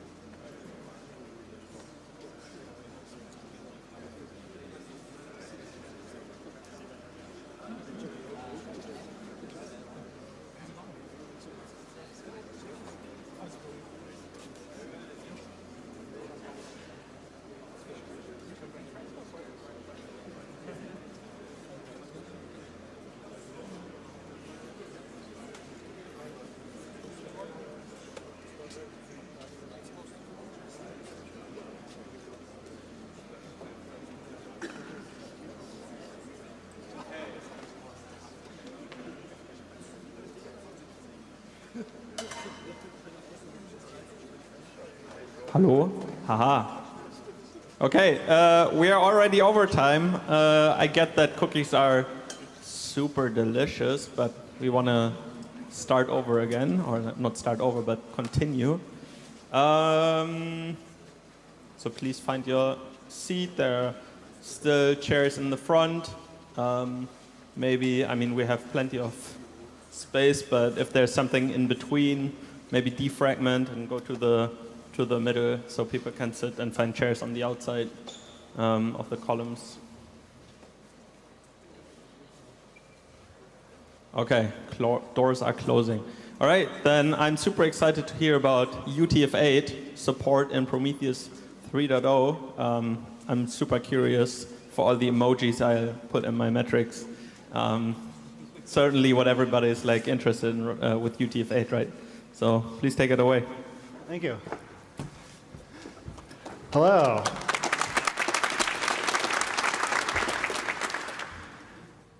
Can we get these, yay, slides on the screen? Hi, my name is Owen Williams. I'm a software engineer at Grafana Labs, and I've been working with the Prometheus community for the past couple years on UTF-8 support in Prometheus 3.0. This is something that has been, I thank the previous speakers for teasing this in their talk, so now we get the big payoff. So I wanted to give some background about character support in Prometheus.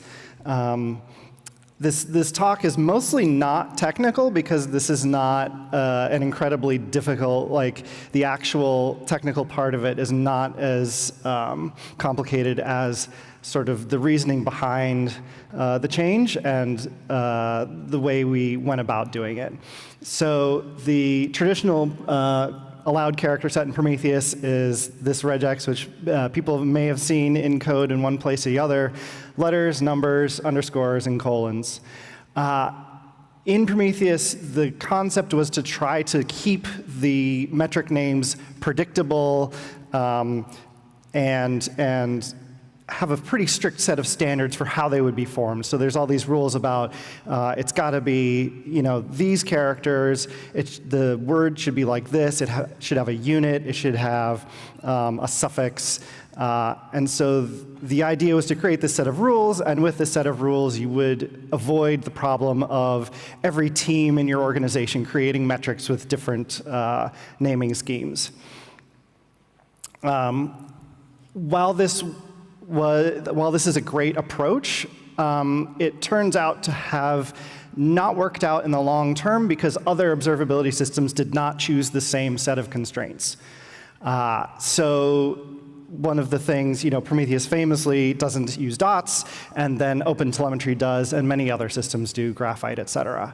And in fact, dots sort of started to gain favor as a way of doing hierarchical separation. And then this created problems with feature parity, first of all, so just familiarity. People come over to Prometheus if they're familiar with something else, and they might say, well, what do you mean I can't even use a dot? And then migrations. If you're trying to move from one system to another, having your metric names not be compatible is a big sticking point, and what do you do about that? And so thus began the groundswell of the people want dots. And can't we just start with this regex and just put, a period in there and then call it a day? So let's do that. OK, great. Now we've added dots, and now we're done. Thank you very much.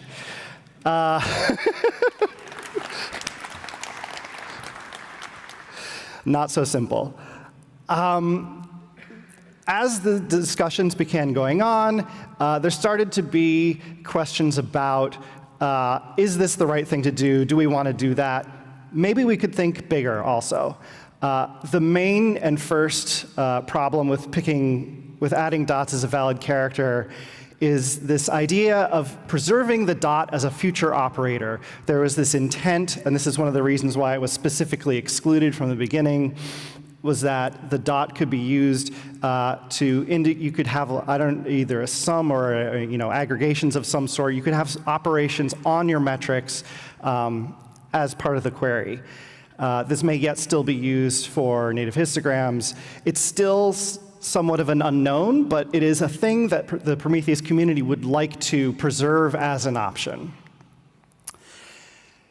The second issue is that changing the character set is actually a humongous undertaking, not on the individual implementation level, but on the whole set of things that are compatible with that language. It is not just PromQL. There's also the exposition format, which looks similar but is not quite the same. Each implementation, there's the parsing version, which is reading in the text, but then there's the formatting version, which is creating it. There's the Prometheus exposition format. There's the OpenMetrics exposition format. There's the PromQL syntax. There's another implementation in Go. There's implementations in TypeScript for web validation. There's all of the language bindings. We are not, as far as we've done for the implementation so far, we don't have all of the languages updated, but we've already updated probably 8 or 9 different implementations to add UTF-8 support. So the conclusion, therefore, is we don't want to do this a lot. We want to do this as rarely as possible. Touching a language that's sort of this foundational to the ecosystem affects a lot of things. Let's do this once and not again.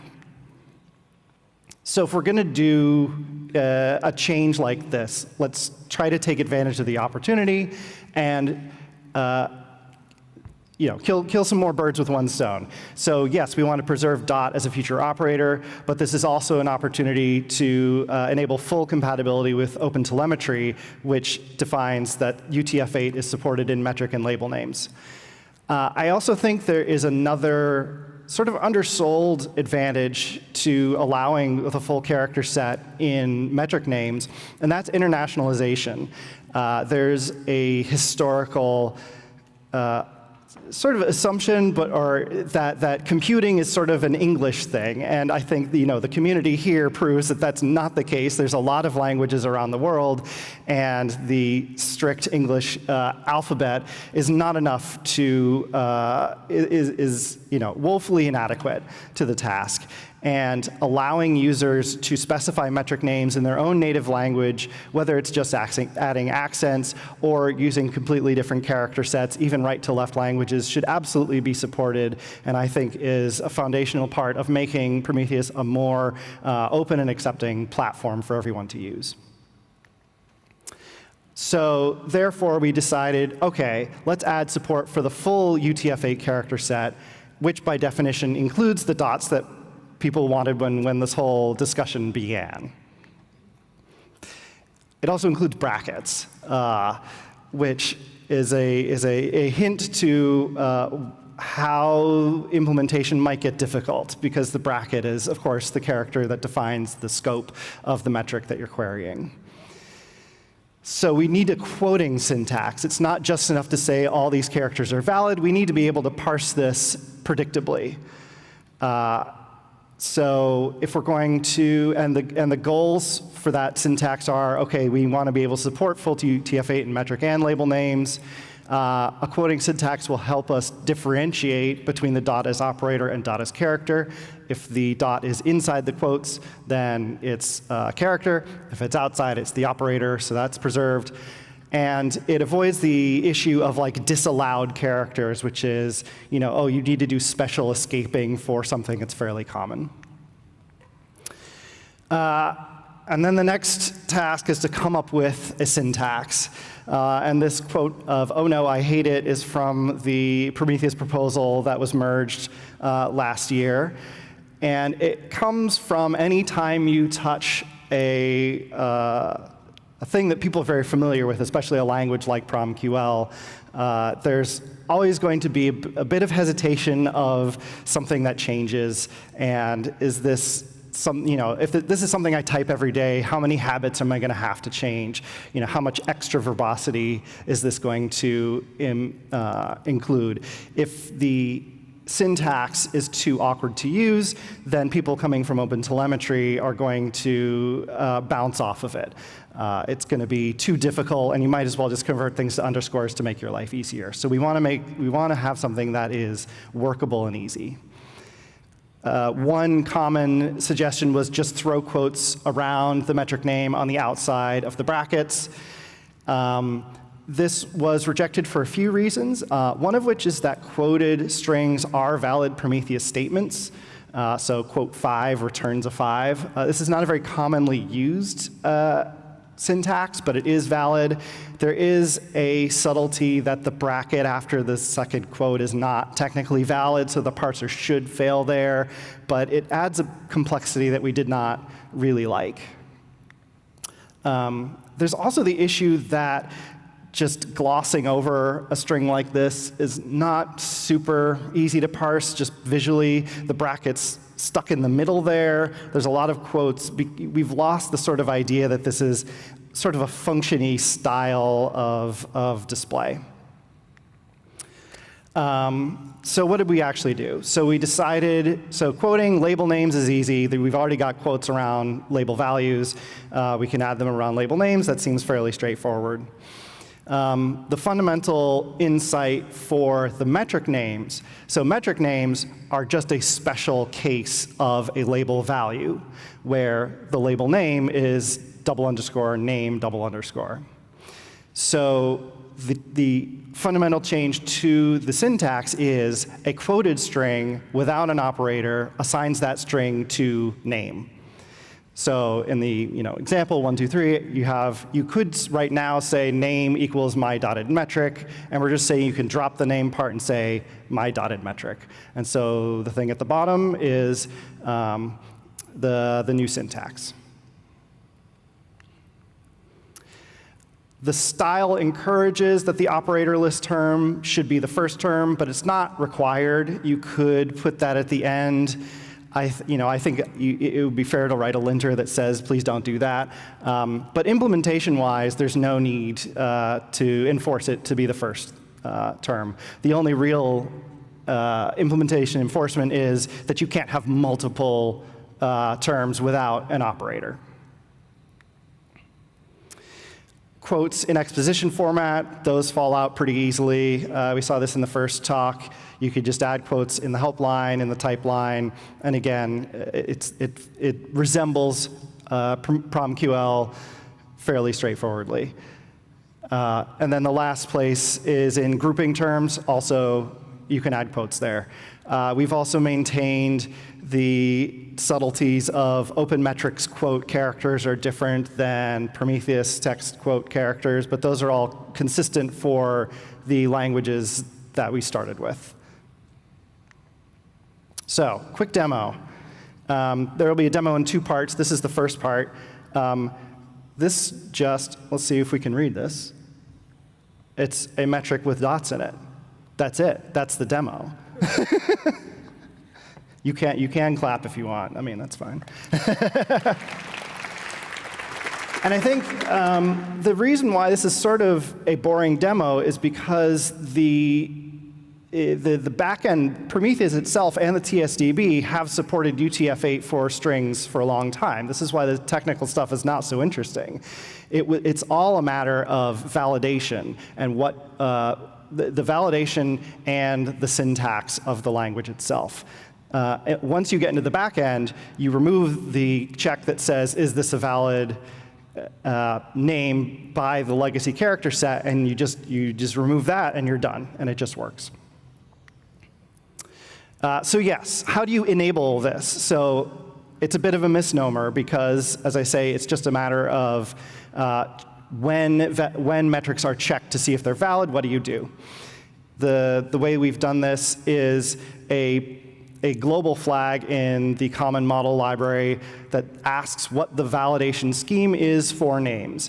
And by default in Prometheus 2.0, it's legacy. And you can switch that to say, OK, use the UTF-8 validation scheme. There's a reason that we did this at a sort of global library level instead of like on a per call basis. The way that the functions are set up, they're all purely functional. There's no way to pass state down that says which way do I want to validate this.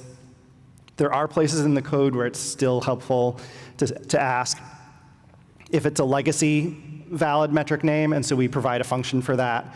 So if you're in UTF-8 mode, you can still say, by the way, is this valid under the old format or not?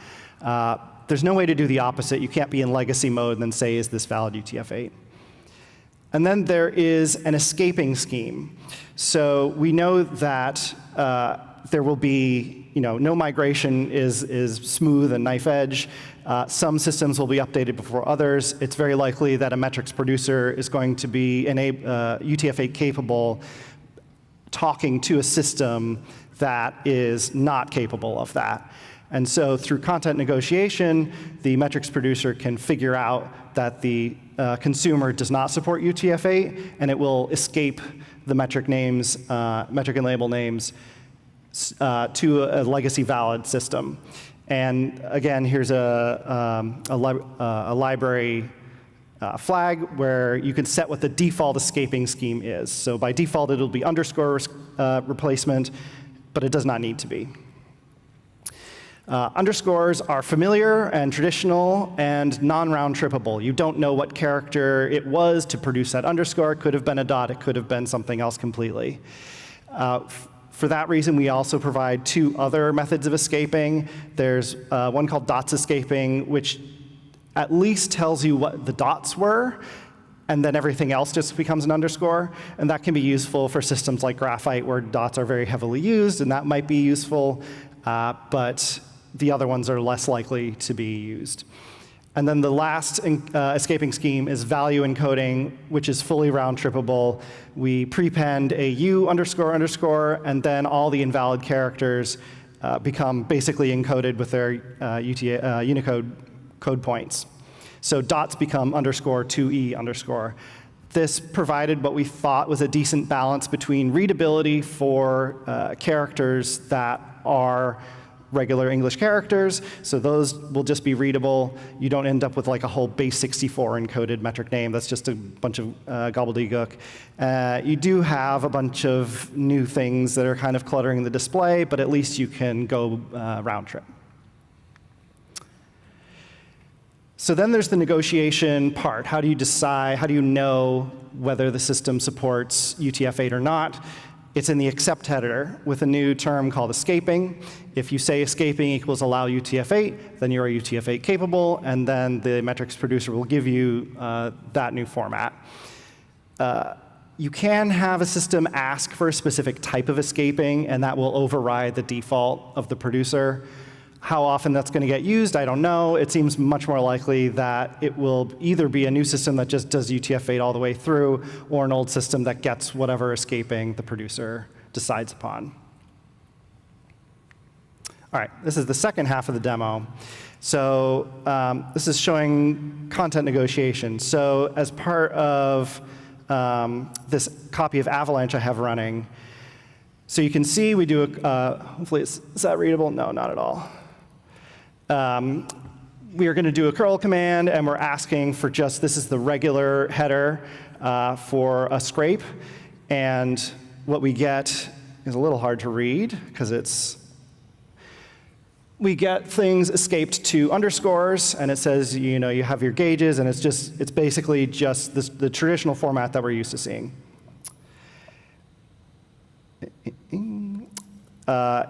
If we add that we allow UTF-8 in our escaping, then we get the quotes, and it moves inside the brackets, and it works straightforwardly.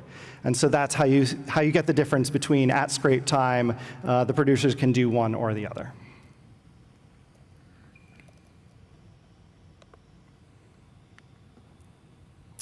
Usage.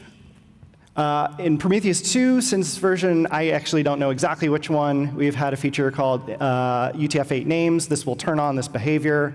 That turns Prometheus into UTF-8 mode globally, but it still defaults to legacy validation on all scrape endpoints. So if you also want it to allow UTF-8 metric names, you can set this global flag in your config to allow UTF-8. Or you can set it on a per scrape config basis. In Prometheus 3, it's default on. No need to add a flag.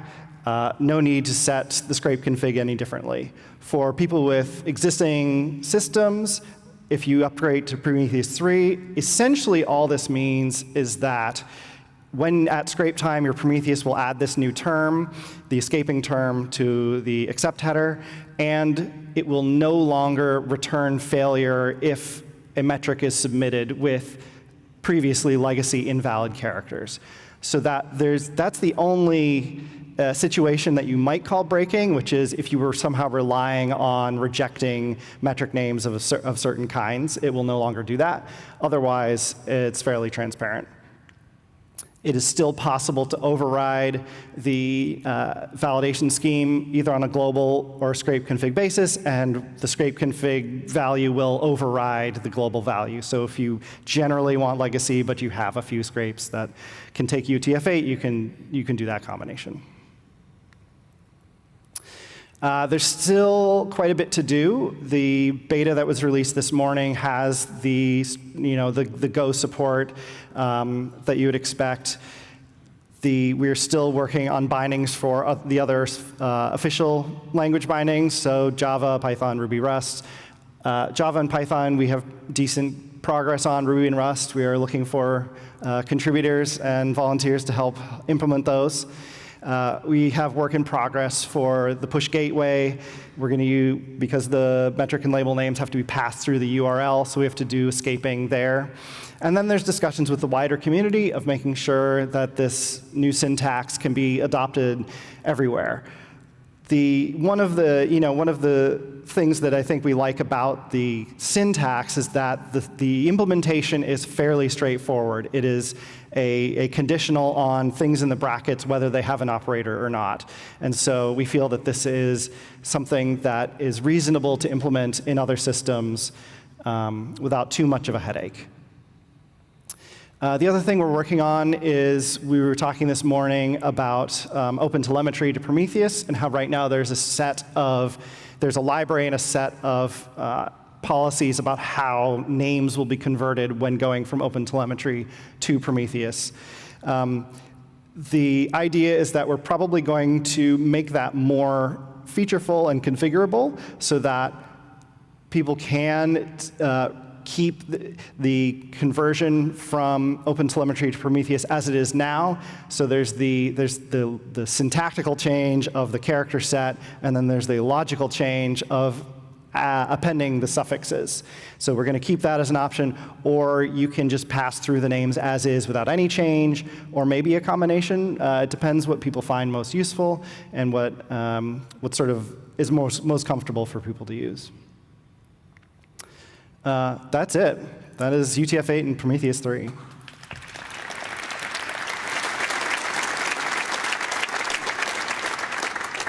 Questions? All right. On? OK. I might have a first question. Yeah. Did you look a lot at the performance aspect when you render it out again? I'm currently thinking about the UI. I don't do anything with it in the UI. But let's say I have a table, 10,000 time series, bunch of labels. And now before I render out the metric names and labels, I kind of have to go through all the bytes and check, is there anything special in there? Do I need to put quotes around it? And that might take some extra time and code complexity. Do you have that on the Go side for any serialization and so on as well?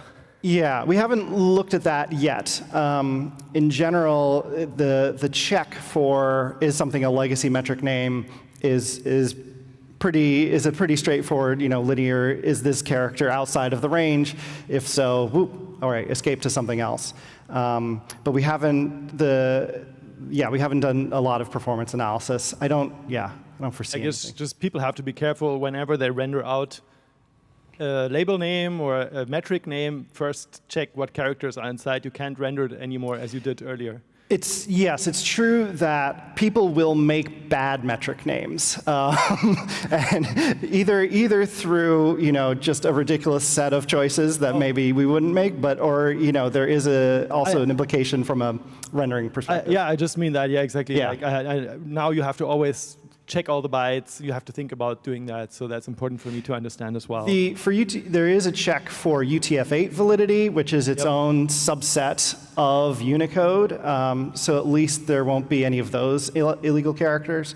But yeah, if somebody does, lots of combining characters that make Zagul stuff, like that is something to check for. Yeah, I mean, just like whether I have to put quotes around it or not in the rendering. Let's say I show the table of 1 million metric names, I have to check them, right? And put quotes around the ones that do have UTF-8 special characters that weren't allowed before, but are allowed now. Yeah, I mean, it depends what the display is. Yeah. Let's go here. So thank you for the talk. You just mentioned that probably people is going to creating a lot of bad metric names, for sure. Why not some emojis? I was thinking about, like, if you see in the future, community bring up projects to have a set of links on the metric names, something like that, A set of links? Oh, links, I mean, like validations to avoid links, bad names. And I think there's sort of a discussion to be had because, again, the Prometheus way was this very strict set of, like, this is how you shall create metric names, and now that's a little bit more up in the air. And whether, if we're coming from OpenTelemetry, then they have their own, recommendations for how metric names will be produced. At the end of the day, I personally am a little more on the side of if people want to make bad choices, that's sort of their own problem. But also from a community standpoint, I think a linter, again, is, the way to go for most of these things. To say that, like, this is not a great idea, maybe don't do that. But I would want a very compelling reason to enforce that at the code library level. I see. Thank you. Hey, thanks for the talk. Yep. Where am I looking? Back here. Got it. Yeah. Hello. Is there anything to keep in mind with relabel rules, or those will work as is, I guess, with like dots? I am not sure. Okay. Cool. Sounds good. And then my other question is with the last talk and the resource attributes. Yeah. Is there like will that just like natively work depending on like the configuration? So far, the implementation that has happened is basically around just what is coming into Prometheus. And so it is, as I say, it's basically around the steps of validation. As we looked in the code base, there was no place in the code that assumed this smaller character set. Everywhere it was full strings, the TSDB everywhere. We had no trouble with round tripping or anything. So in general, I would not anticipate any place where there is an extra restriction to this set of characters for a technical reason. So I think any code that's sending data to Prometheus, it will just sort of work as expected. But this is one reason why we have to start testing these things, is because there's a lot of different places where the code was changed and a lot of different code paths down to down to the TSDB. So it's you're never quite sure you have all the edge cases covered. Yeah. Cool, thanks. Thanks for your presentation. My question is that Prometheus already supports label name for metric name, which is _name, _. Yeah. Why you decided to do not use this format for metric name escaping, and instead you decided to just put this metric name in quotes after curly braces? Yeah, mostly to reduce typing, to make it more easy to write it out. I think that enforcing adding underscore name equals would sort of become repetitive, and that's a lot of bytes that you're sending, like over scrapes and things that would be redundant. The name. It's hard to talk about the name thing with the underscores. That keyword is still useful if you want to do queries say with a regex on the name, on the metric name. But for the purpose of scraping and then also querying, we felt that we wanted something that was more terse. And we thought that the simple rule of just saying, OK, if there's no operator, then it is the metric name, was sort of straightforward and fairly intuitive, and results in queries that I think look pretty straightforward. Sorry. I'm wondering, if you decide to switch to the new names, you will probably have some time when some applications already have used the new names, some use the old names and so forth. Is there like a migration path so that you can store the new names already, but when you query, it just catches all? Yes, this is the mixed block scenario, which we've done a lot of thinking about, and we have the proposal in Prometheus, and we've started implementation work on it. The design proposal is that when we receive a query for a metric that is the new metric name, there will be a way of basically, I should have looked this up this morning, but there will be a way of knowing if the block on disk you're looking at might have old names and new names mixed together. Sometime that could be either with a date range or a flag in the TSDB metadata. I forget which way we ended up going, but essentially what will happen is on the query path, we explode the query into, okay, look for the UTF-8 version, but then also look for the escaped version, and then we combine those results together and return them. So the goal is that you can basically have a configuration that says, okay, here, all of this was legacy, all of this is new, and then in the middle, and especially with compaction, you could end up with definitely both metric names in the same TSDB. So you have to look for both and then combine them together. There's still a lot more work to do there to make sure that's efficient and fast, but that's the approach we're planning to take. Make it quick. Oh, damn. Okay, you can query metrics by metric name if you use the double score name, and you can use regex matchers to do that.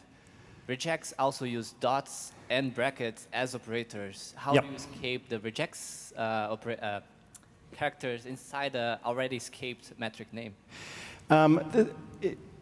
Essentially, we use the Go wherever there's any confusion about things. So for instance, there's also other characters that you don't want to put in quotes, and you can use Go escaping for those. What I would say is, however Go does it, that you would define a regex for those characters is how we would do it, probably with the \U format. Just /dot should be fine. Yeah, there you go. Cool. That was pretty quick for regex question. Thank you, Owen. Here's your speaker gift. Oh, thank you. If there are more questions, you know who to talk to. I guess you're around still. Yes, I'll be perfect. around. All right. We're straight going into the next one. Thank you.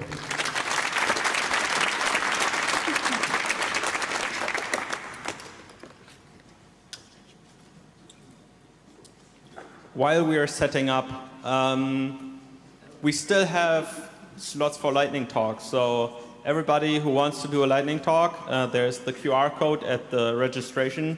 You can scan that. It's a Google form. Just takes your name, title, maybe email address, and then you're all set. We have a couple of lightning talks that already happened. So if you have submitted, even through Sessionize, a lightning talk in the past month, you can find your like a spreadsheet linked from the description of the Google form, where you can find what kind of slot you're in for the lightning talks. Okay, so please submit lightning talks because we want to see them. Yeah, we can organize a clicker, but that's okay. Yeah, it's like you can use the space keys. Okay, take it away. Thank you. Thank you. Audible? All right. Welcome, everybody. Thanks for attending. The topic we are going to discuss is the GitOps principles for applying for the alerting management. Before starting it, just a small introduction. My name is Pradeep. I'm working in Swiss Re as a site reliability engineer, mainly maintaining observability platforms. I come from the background of Elastic Stack, very heavily used. Some of you, I already heard the name of Influx, so I think people know TigStack. It's the Influx, not the chronograph part. I love Grafana before chronograph. So, and then now moving or shifting towards the Loki, Grafana, Tempo, and Mimir stack. And my colleague, would you like to? Hi, my name is Juraj Michalik. I also worked at Swiss Re, and I'm an SRE with focus on observability in my free time, but also during work I contribute to OTel and Looks Good to Me stack. And I'm also active in the OTel Prometheus working group. And now I'm also in LFX mentorship project under Arthur, David, and Arve, implementing remote write 2, which was already mentioned before, in the remote write exporter of the OTel collector. And I also recently became a Grafana champion. Can't beat that. Thank you. So before going to the problem statement, here's the quick look at our landscape or the architecture. As you can see, we use mostly all the components from Grafana, Mimir to Loki for logs, and Tempo for traces. All the visualization happens at the Grafana end. All these sources comes and connects there. How we take the metrics, traces, and logs from the users is basically, as you can see on the left-hand side, you have the customers' Kubernetes clusters, even though some customers don't have Kubernetes clusters, so they have their services. They can send their metrics and traces on HTTP or gRPC. We have this OTel collector at our end, pretty basic standard, basically, nothing much in there. Use alert manager heavily, and on the right-hand side, you see there is something which is not native Grafana ecosystem, is Elastic. Basically, we use Elastic Stack heavily for our logging. And why we use that, we will come in the next slide. We have our in-house system of event management. It's very tightly coupled with our standards in terms of like alerting correlations. With the data, what we have, it's very smart system, which basically correlates, merge the alerts, and generates an event which is more meaningful, avoiding noises and things like that. And then pass it on to different channels like Teams, MS Teams, ServiceNow incidents, emails, SMS, pagers, even some more automations as well on forward side on the upstream as well. Why we have this system is because, as you can see in the screen, we are the observability platform, but more than observability platform, we are a data shop. We kind of have 20 tera data every day ingested in our systems. We have like 9 or 10 million active series at the moment, time series. And heavily used. We are a very distributed system. There are a lot of IT teams which basically comprises of developers, SREs, auditors, governances, all these things. We have security colleagues which are using this data to do day in, day out cyber defense for them. So we are one-stop shop for the entire organization as a cyber defense platform as well as the IT operation platform. And that's why it becomes important to adopt to GitOps. Why GitOps? The problem statement comes here.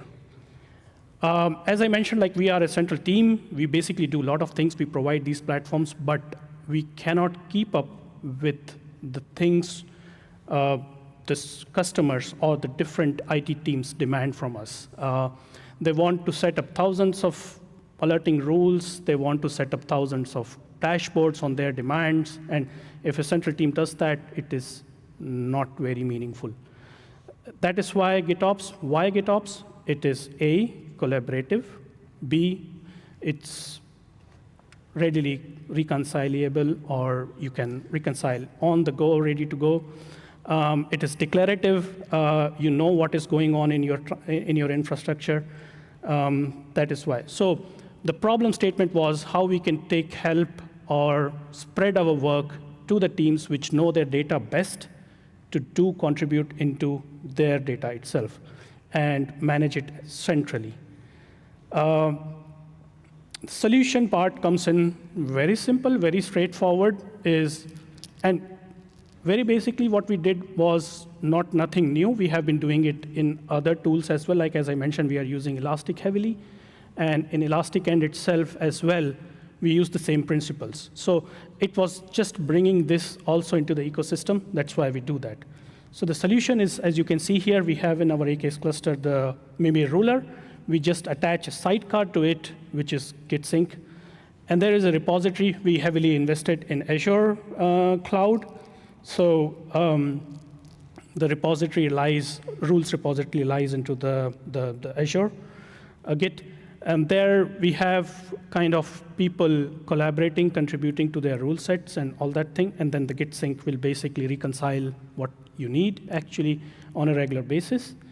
And at any given point of time, you basically don't have to deal with managing the config maps and things like that. And then everything is declarative there. So that's how this functions. The sync car, basically what you can see here is the setting. You can configure it as per your need. We basically do it like a reconciliation interval of 1 minute. You have the repo defined there, which basically use the rules set up there, and then kind of have it on the state. There are two things which are very important in that, and why we did that is because we wanted to keep the spaces for different teams. So as you can see here, there is a folder structure for the rules. So we basically apply the same principles for the rules based on the metrics, as well as where we are using Loki.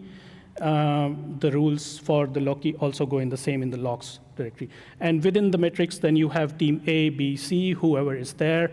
They can set up their alerts in a YAML specification. They can also set their rules, recording rules as well. And that goes per team. It's important, like when different teams are contributing, there has to be a quality control. There are very heavy standards in terms of what we bring into our system, and not to overblow the upstream systems as well with like floods of events or things like that. And that's why we bring a validation as well. So as and when the PR is raised, there is a build which basically validates. We use PromUL, as well as there are certain logics which actually determines that the rules contains specific labels which are important to upstream systems like the event management to correlate rules, have a parent-child relationship, deduplications, and whatnot. So this validation is very important. This is like a first line of defense for us, basically, to make sure nothing is going out of hands, everything is in control. And the amount of validation happens on the rules is a bit more stricter. In dashboards, basically, it's a JSON. The principle goes the same. Under that, you have like the dashboards and the dashboard JSONs, basically. And we validate or kind of use a linter to see if it's a valid JSON. And this has less harmful effects if something is wrong rather than in alerts. So stricter validations on both ends, specifically more on the rules side. So how it works is the flow is basically any team which wants to contribute, they know their data, or they want to take help from us. They raise a PR with a set of YAML specifications on what they want to do, what kind of rules they want to set up. When the PR is raised during the build time,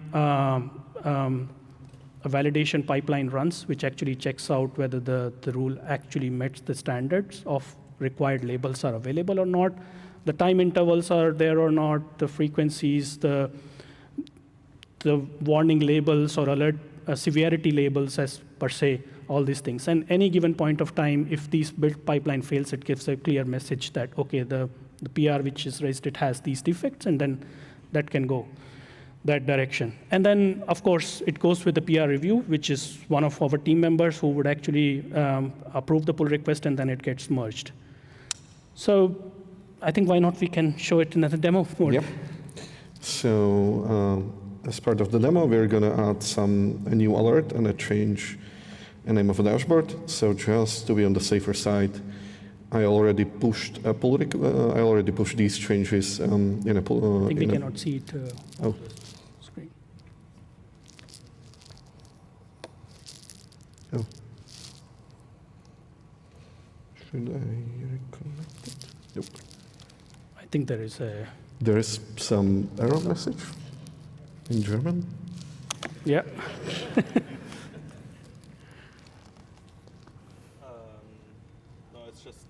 Oh, no, exactly. Good. So I already made these changes a few minutes ago, but basically I pushed a commit in a branch that changes the name of one of the dashboards and adds a new alert, and it keeps going away. Yep. So now we can create the pull request with these changes at our dev repository. And because it's our dev repository, in this case, we don't actually require a review. So I can just set it to autocomplete when the validation pipeline finishes. And in the meantime, we can go look at the validation pipeline. So as Pradeep mentioned, use PromReval to enforce certain Swiss specific standards around, especially around labels. And in the pipeline, we just basically download it and run it against the Mimir alerts and recording rules, and also against the low-key alerts and recording rules. We also run PromTool. We use that to execute unit tests, Prometheus unit tests, if they're present. They're not mandatory. But if they are present, if the unit tests don't succeed, we fail the pipeline. We also have unlimited validation for the Grafana dashboards. And also we check if the provisioning configuration of Grafana points at folders that exists. And we also run a low-key tool just to double check the low-key files have correct syntax. And because this pipeline passed, the pull request is now merged, and we can go into our demo instance, and in a bit we should see that it's going to create another alert. Okay, so we see already the git sync succeeded, and now we can see that the ruler is creating a new alert. One thing that's very useful is the git sync sidecar also produces its own metrics. So we have a dashboard and set of alerts for it. So here we can see it's most of the time it's doing no op, but now it's actually fetching the changes, so we get the if it succeeded or not. We get also what is the average latency, and we also use some other metrics to monitor the git sync sidecar for failure. We also have its logs for Loki. And we should also see, this is the dashboard we edited, so if we refresh the page, we see now that the name of the dashboard also changed from V4 to V5. I guess that's it for the demo, so we can go back to the slides. Nope. Wrong view. Sorry.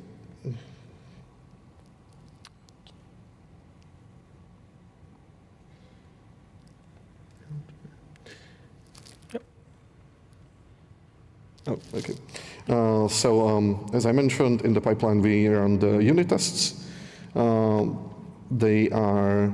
We don't enforce them because they're kind of tricky to write, and it's also time-consuming. But they are definitely useful when you have some complex alerts and you want to make changes to them. The unit test can help you ensure that the alert will still fire under the conditions you set. But there's also the other downsides with it, that it's like you have to mock the data you use for the unit tests. So if you make some typos in the mock of the data and also in the alert, and it will not match the actual data in Mimir in our case, that will not get detected by the unit tests. We also, as I mentioned, validate the alerts. So we ensure that there's a minimum range interval in the queries.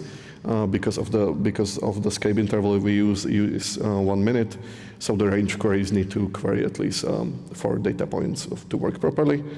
We also have a minimal evaluation interval enforced for the rules, so somebody doesn't configure them to evaluate too frequently, causing issues with the Mimir ruler. There's also a built-in limit for maximum number of rules per group within Mimir, so we also check for that. We also run some validations on the expressions themselves, that there are valid PromQL expressions and that the templates used in the labels and annotations are valid. And we also enforce some SWI specific labels. On the dashboard side, we validate that it's a valid JSON, that the provisioning config is correct, and that the folders that it's pointed at do exist.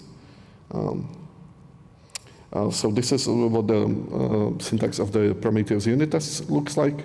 So at the top, we define the alert file we want to run the unit tests against.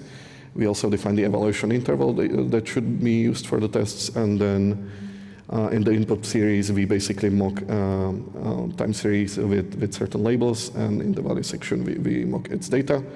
And then in the alert rule test, we say that at the minute 15, we expect alert alert with the alert name tempo request latency to fire with these expected labels and annotations.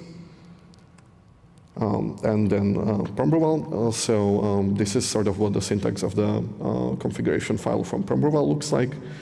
So at the top, we define validation rules, and each rule then has a name and either a scope of a group or an alert, or all rules.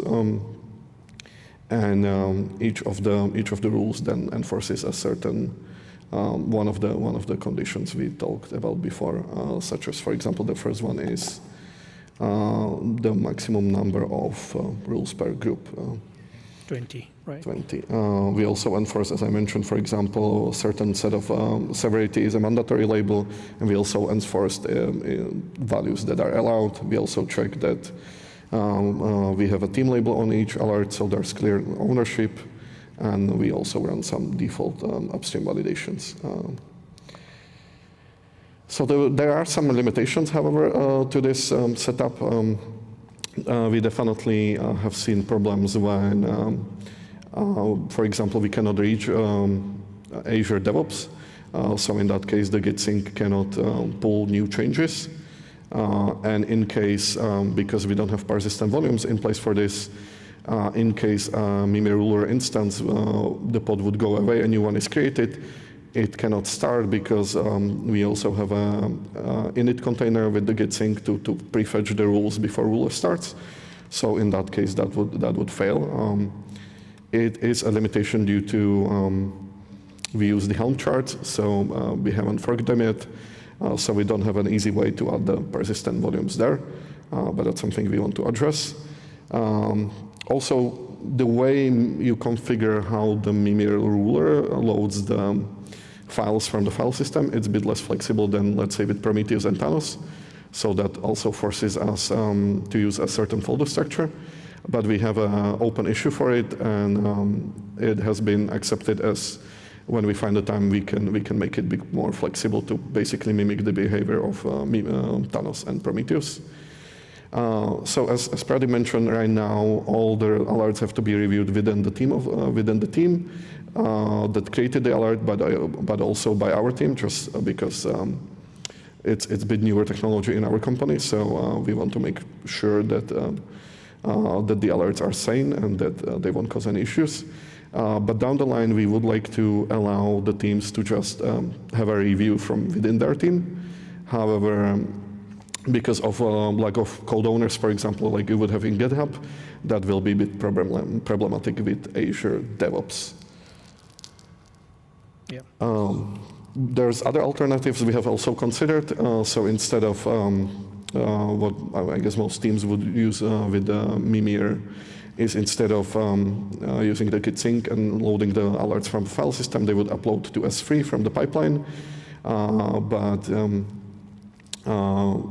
We went with this approach, as Pradi mentioned. One of the reasons was because we do something similar already for Elastic Alerts. We also considered using Argo CD and basically storing the alerts as config maps in Kubernetes. And Argo CD is used within our company, but it is not yet used by our team. So that's why we also didn't go with this approach. And there's also a third option, which could be building a Helm chart with all the alert files and deploying them again as config maps into the Kubernetes cluster. But there you can run into limitations around the Helm charts, which is the maximum size of the Helm chart. So that's why we also didn't choose to go that way. And that's it for the talk. Here's a list of references if anybody wants to take a picture when it works. So please, yes. So we link to the GitOps principles. There's also a demo repository where you can see this set up and try it for yourself. We also link to the Promruval, which is maintained by one of the other speakers. If you have a feature request, you can bribe him with a beer and he'll make them. And then also links to GitSync, the open issue for Mimir. I also recently raised an issue for GitSync around adding a mixin for it, and some of the other tools. And there's also dashboard linter from Grafana, which we might end up using at some point. That's it. I guess thank you for listening. Any questions?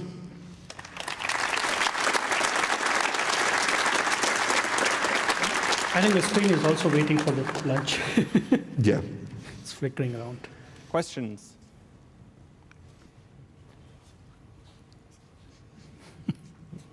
No questions. I guess lunch it is. Yep. Not yet. Damn it. Good job, everybody. We are hungry. Wants to go to lunch. Hi there. How many rules do you manage with the system, and how many do you foresee in the long run? That's something I forgot to look up, but I would say we have roughly around 1,200 rules in the existing system of Elastic. In the current observability with Mimir, we have, I think, 300 something, but the expected number, since we are kind of now adopting this, so that would also go 1,000 plus. So we would be maintaining roughly around 2,000 rules. Yep. One more here. Hi. Can you go over once again on the numbers, the number of active series you get on Mimir, and can you give some figures about how big is the infrastructure allowing you to serve them? So we are kind of a multi-cloud organization. We are in Azure. We have our in-house private cloud as well. We're based out in Switzerland, so there are some regulations to have the data there as well. We have a China market as well, so we have Ali Cloud as well. So we are like multi-cloud company, and that's why even though Kubernetes is an adoption, it's not fully there. We still have native systems, say, be it like old set of Cloud Foundry-based systems, or even mainframe is still there. So we have roughly around, at this moment, 11 million. The expected number would go roughly around like 20 million by end of this year, if I'm not wrong. But we don't know the exact number, how far we grow or how extensive we will go. But that's the number, actually, right now.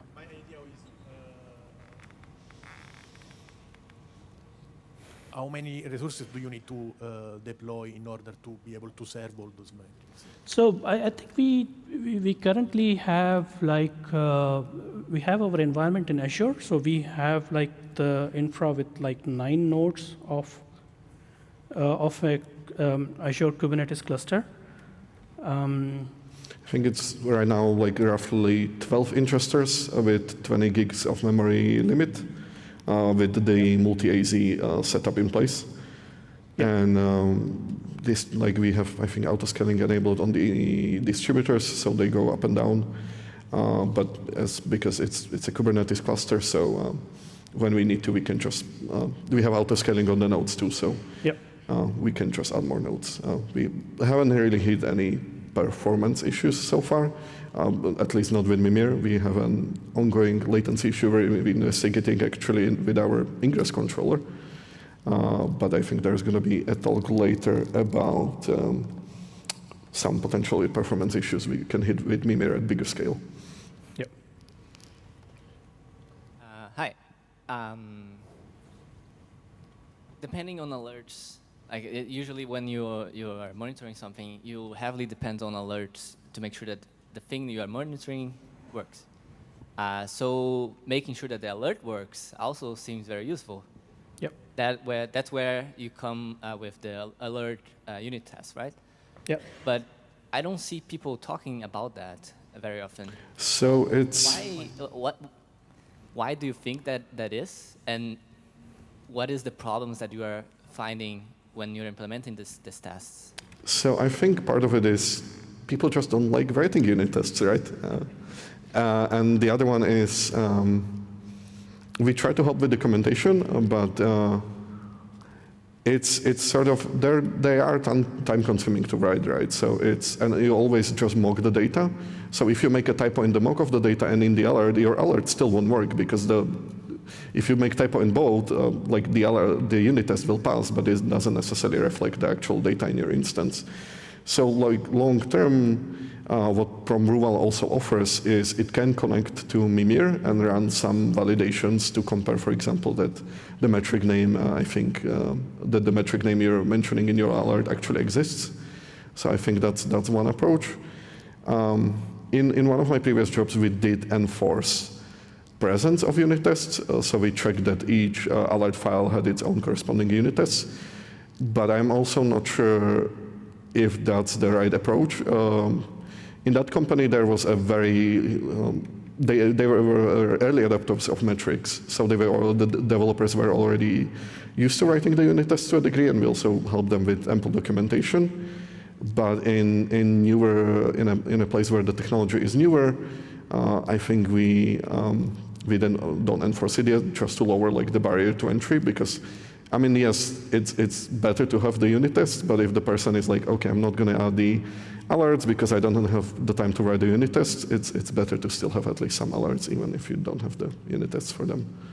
I think we should encourage people. I think there is a learning curve also required, but that's a good question actually, that unit tests are very, very important. So we are in the tendency to encourage, but there are sometimes it requires a learning curve for the people to actually adopt to that as well. So yeah.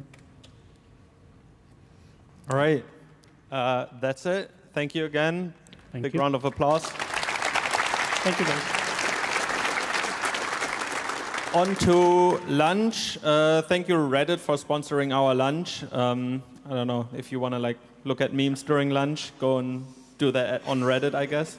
Again, thank you. And we can go outside to the right. There's the buffet. We have 2 lines, so split into 2 parts, equal parts, so we can like again get the food a bit more quicker. We have 1 hour, and you'll again hear the bell, the gong, or whatever it's called, once the break is over. Enjoy food. See you later.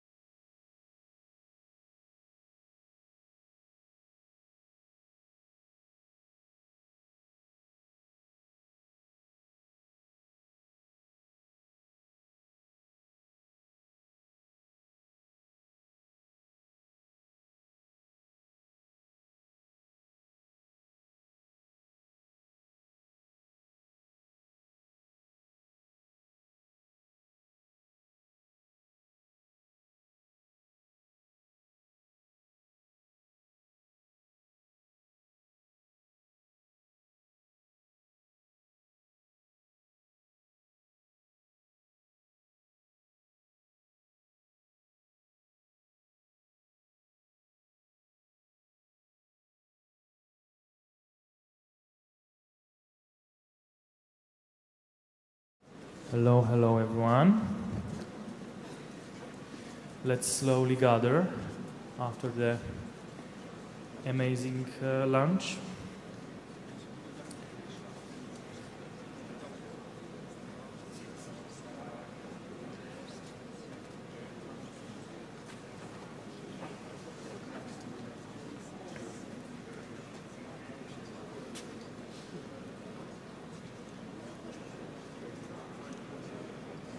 Let's maybe wait a minute, 1 minute, for more people to slowly join us.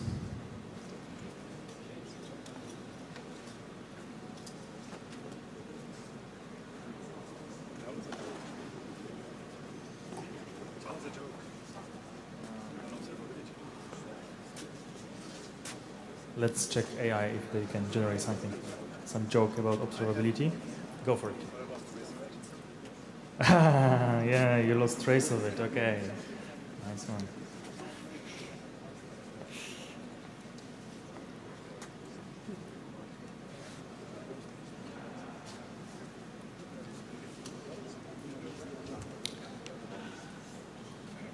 Okay, I think time is up. So please welcome Pedro and virtually Sebastian as well, who will chat about native histograms and how they banned classic histograms in their organization. Please applause for Pedro and Sebastian.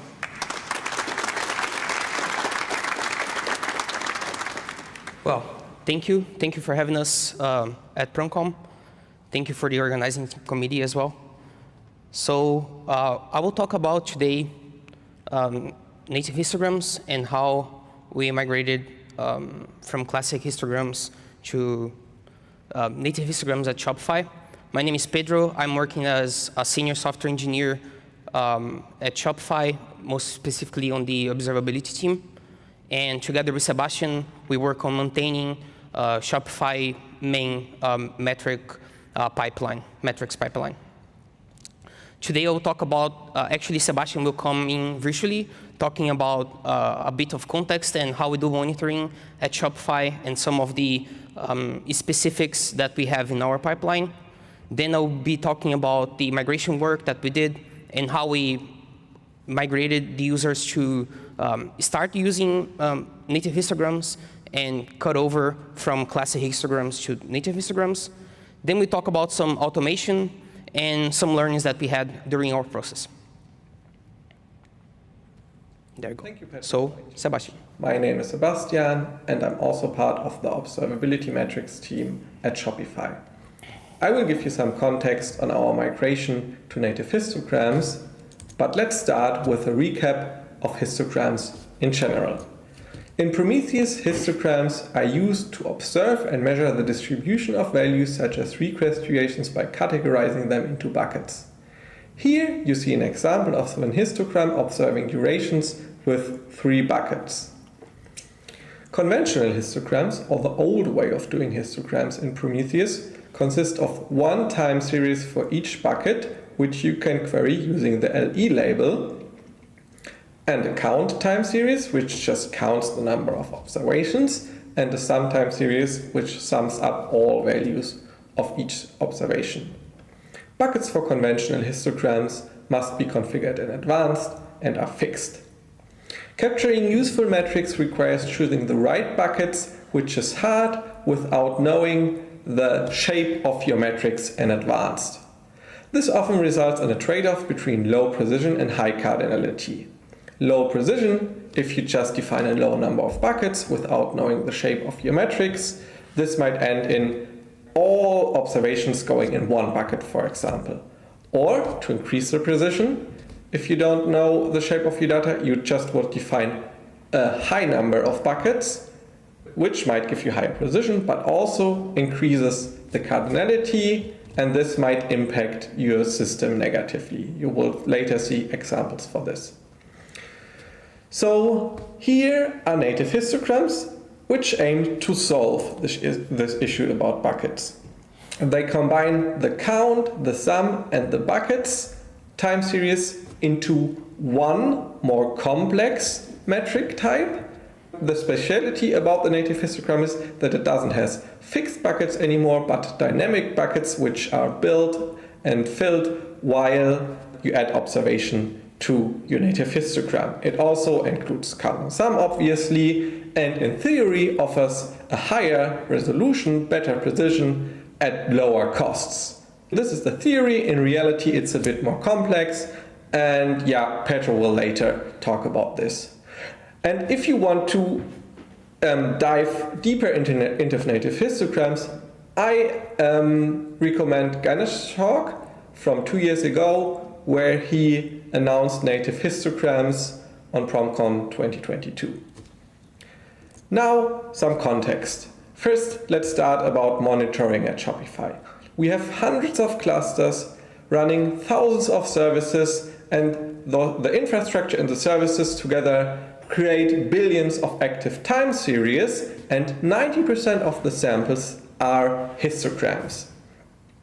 We have a pretty standard Thanos setup running at Shopify, and the speciality is our services both use a pull and push based approach for getting metrics.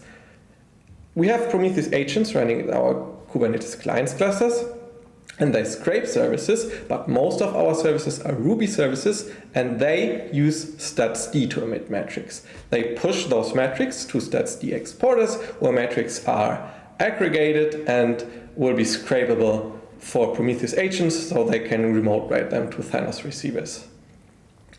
As I was saying earlier, for the old way of doing histograms, conventional histograms, you need to define those buckets, and we implemented that by creating a UI where you can define buckets for specific metrics. These are uploaded to GCS, then synced via sidecar to the statsd exporter, so the statsd exporter has different bucket configuration for different metrics. Otherwise, pretty standard setup. Thanos receivers, regionally, we have 4 regions managed by a custom operator, and we query Thanos receivers for rules and alerting and for Grafana, so users can run their queries.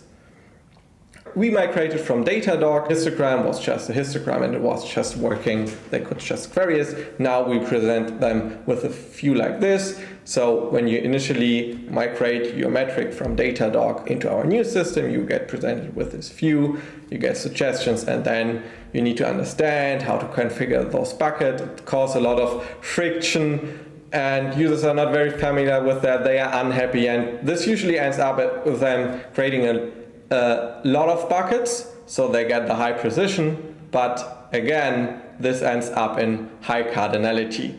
So I would say the biggest challenge for us was bucket configuration, right? If you want to achieve low cardinality, you need to put a lot of effort into it, a lot of time, you need to be familiar with how this works, and we shouldn't present users with these challenges, right? Because in the end, they get unhappy, and it just ended with very high cardinality coming from histograms. And the problem about very high cardinality coming from histograms is obviously increased resource usage, more CPU, more memory, higher disk usage, and so higher costs, but also bad query performance. The higher the cardinality, the worse the query performance gets, until you get to a point where query performance is so bad that you can't query metrics anymore. So with conventional histograms, we were unhappy, our users, they're unhappy. Then there was PromCon 2022, there was this new promising thing called native histograms, and we decided to give it a try, and Petro will tell us now how we went from being this guy to being happy devs and happy users.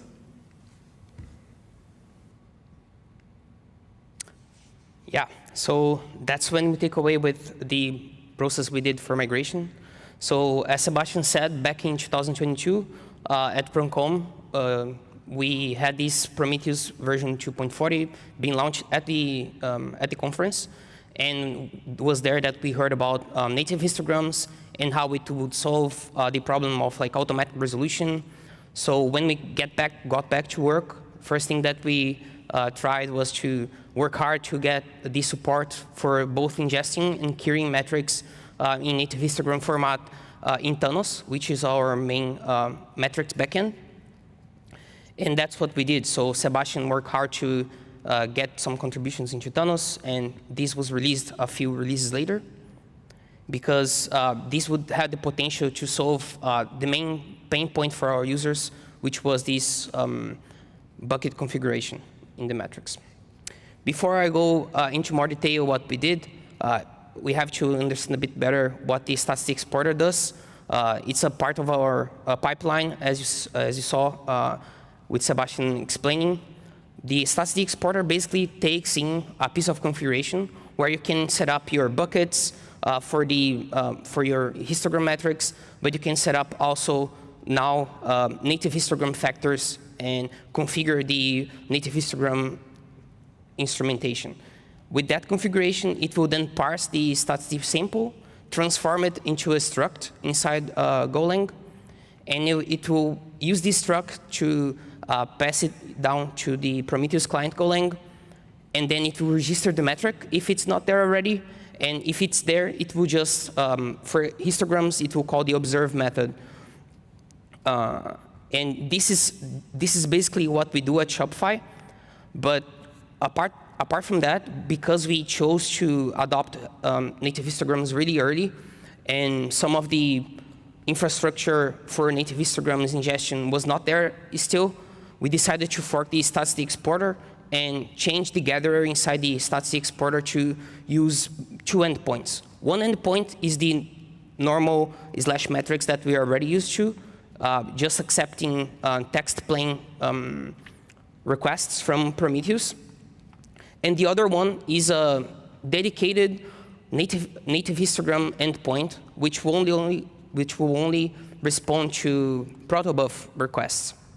And in this endpoint, with this change, we actually managed to ingest both native and classic histograms at our stack, and paying the price of doubled cardinality for those metrics, but it also meant for us that we could do the migration process much more easily and without friction for our users.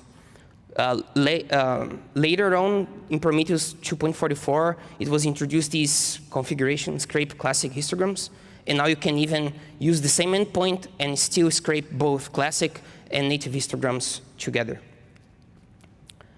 So we had native histograms running our stack. Now we were ingesting it, thanks to the changes in Prometheus, in Thanos, and so on. And we saw already some of the benefits of using native histograms. So we saw that cardinality was reduced 10-fold or 12-fold, depending on how the users configure their metrics. We saw users were really happy with the precision that they got. You can see here one example of this chart with server response time, where users really liked it in comparison to having to configure the buckets manually through IUI for every metric on their service. And yeah, and so that's the main benefit here, like low overhead or no overhead on configuration. But we also saw some problems. So slower carry times for things like sum and counts when comparing to classic histograms. In classic histograms, you have the series for both counts and sums. And this is much faster because of the encoding and how data is saved in Prometheus. But this is also partially fixed already upstream, because we introduced a new type of decoder just for counts and sums in Prometheus. And because of the way that native histograms are stored in Prometheus with this denser format, we also saw higher memory usage due to decoding of native histograms. And lastly, our users were at the tail end of a migration, and they didn't have that much knowledge in PromQL. I'll get more about this in a sec. And this was also a barrier for them. This is a page which our amazing supporting team managed to create to explain the differences and what the users would get from native histograms and how to use them. and it's also part of the effort of migrating. So, as I said, like we were migrating from a vendor solution. You can maybe guess which vendor we used. And when we did this migration, we asked from the developers or from our users to migrate all of the dashboards, all of their alerts, review their metric naming because some of the naming that they were using were not compatible with Prometheus, EA dots, right? We saw it today. And also learn this new query language, which is PromQL, which is quite different from anything else, so people were a bit resistant. Yeah, so when we came to them and say, hey, here is this new awesome thing called native histograms. You just have to go through your dashboards, your alerts, and learn these new functions again. People were like, maybe not.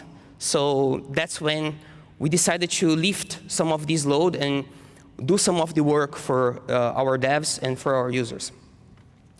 At Shopify, we have a setup with Grafana where we have a plugin on top of Grafana, which users can create their alerts through an UI.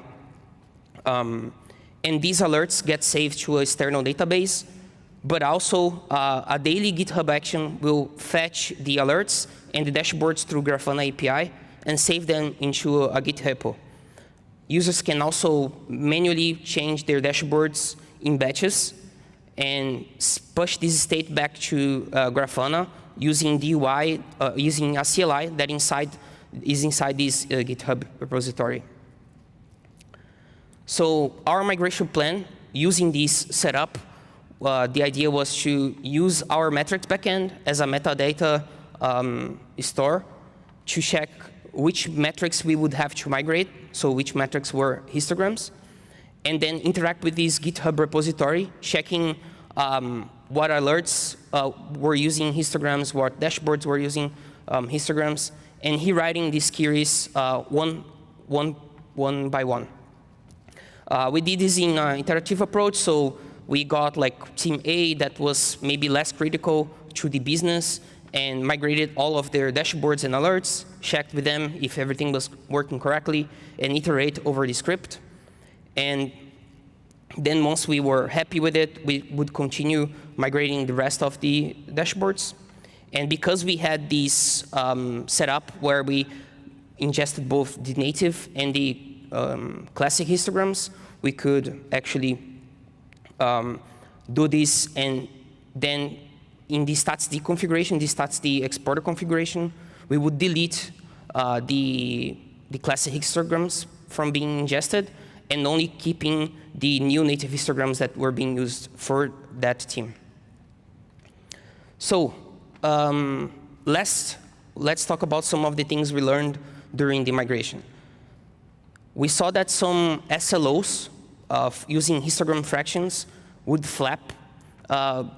So they would trigger and then come back to an acceptable value, because the way that native histograms work with these dynamic buckets, sometimes you get like slightly higher values, whereas with the classic histograms, you can choose one of the buckets to be your SLO target, and this will hold because the observations will always be less or equal than that bucket. Also, having this setup with automation and having a dedicated support team for doing the whole migration was really fundamental to the whole process. And on this note of automation, today is quite easy to set up, like at least for dashboarding, something that fetches dashboards from Grafana, puts on a Git repository, and yeah, it's really recommendable. And lastly, the precision and the visualization possibilities that native histograms bring to the users fairly outweighs some of the small problems we saw with performance. And we can see that the community is always contributing, always thinking about these performance problems as well, and they are getting solved. Yeah, that was it from my talk, and I now will be open for any questions you might have. Thank you. Thank you so much. Thank you. Any questions? Okay, we have one here. Thank you. So you're mainly using Ruby as a language. Yes. And so for metrics and Prometheus, why did you go to this, through the staged route instead of using like the client Ruby Prometheus implementation? Yeah, this is a question we get often, and mainly because like we are this Ruby shop, and one of our applications, for example, I think it's one of the biggest applications in the world in Ruby. It has like millions of lines of code. So if you were to re-instrument everything inside there to use Prometheus, would be like a huge chunk of work, much more than using new standards like OpenTelemetry, like converting from StatsD to OpenTelemetry outside of the application, but just keeping the application working as it is. It was, so TLDR was just to keep working with whatever we already have running. Okay, thank you. Any other question here? Arthur is running. Yes. Hello, and thanks for the talk. So you mentioned that 90% of your metrics are histograms. And after this migration, do you have some number in mind, like how cardinality reduced, or the number of active time series, or how many memory you could have cut? Yeah, this is something hard to measure. We can tell for specific metrics, but the growing is quite dynamic, especially when you have this, like in StatsD, it's so easy to, for example, emit a new label because it's free. But in Prometheus, whereas in Prometheus you have to keep this state also in your memory application because you are kind of accumulating inside the client. So for some metrics, like our biggest metric is a request time, and it dropped like from around like 100 million time series to 10 million time series. Yeah. Thanks. Amazing. We have time for maybe one more question. Anyone? Going once? Oh, yes. Hi. Hi. You mentioned that you have observed increased memory usage. Do you have, for the applications, I guess, do you maybe have some numbers on the rate that memory increased? Sorry, I didn't get your question. You mentioned after you migrated to native histograms, you noticed that the memory usage was increased for the applications. Yeah, it was not for the application itself, but it was when carrying. So in Thanos, you have like the star gateways, and then you have couriers as separate components. And we saw that when decoding samples for native histograms, we saw increased memory usage. Right now, out of the top of my head, I can't remember the numbers exactly. But was some number around like 20% or 30%. Yeah. Oh yes, that's fine. I was just thinking maybe you had some memory increase on the application. That was a bit weird, but in that case, no. No, not in this case, because as we said, like we use the StatsD exporter, so it's exporting it's getting StatsD samples and transforming into Prometheus exposition format, and using protobuf, of course, for native histograms. But there we didn't feel like much of an increase in memory usage. Yeah. Thank you. Amazing. Big applause for Pedro and Sebastian. I have one question. There is one last one. There is time. Let's do it. Why not? Really quickly. Do you have any anecdotes on what kind of impact that the new histograms had on developments? Like, were you able to spot things now that you couldn't before? Oh yeah, for sure.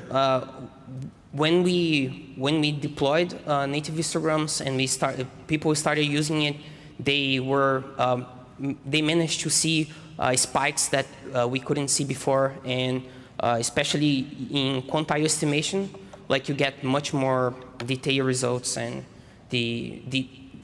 what they noticed is that like the timing metrics made much more sense, like sometimes in order of magnitude, because if you configure buckets wrongly, then you will end up with like crazy results in classic histograms. Yeah. Okay, amazing. Then now it's time for a big applause for Pedro and Sebastian. Thanks so much.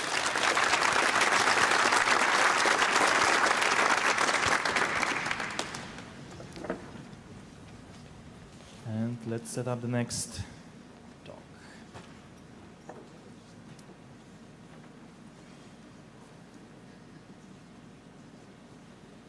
How do you feel, Martin? Nervous. Ah, come on. Quite a lot. Sorry, my voice will be shaking probably. Okay. Okay, sounds like we are kind of ready. Should we start early or? Yes, let's go ahead. All right, so please welcome to the stage Martin, who will be talking about how to set up platform and glue things together well. So please big applause to Martin.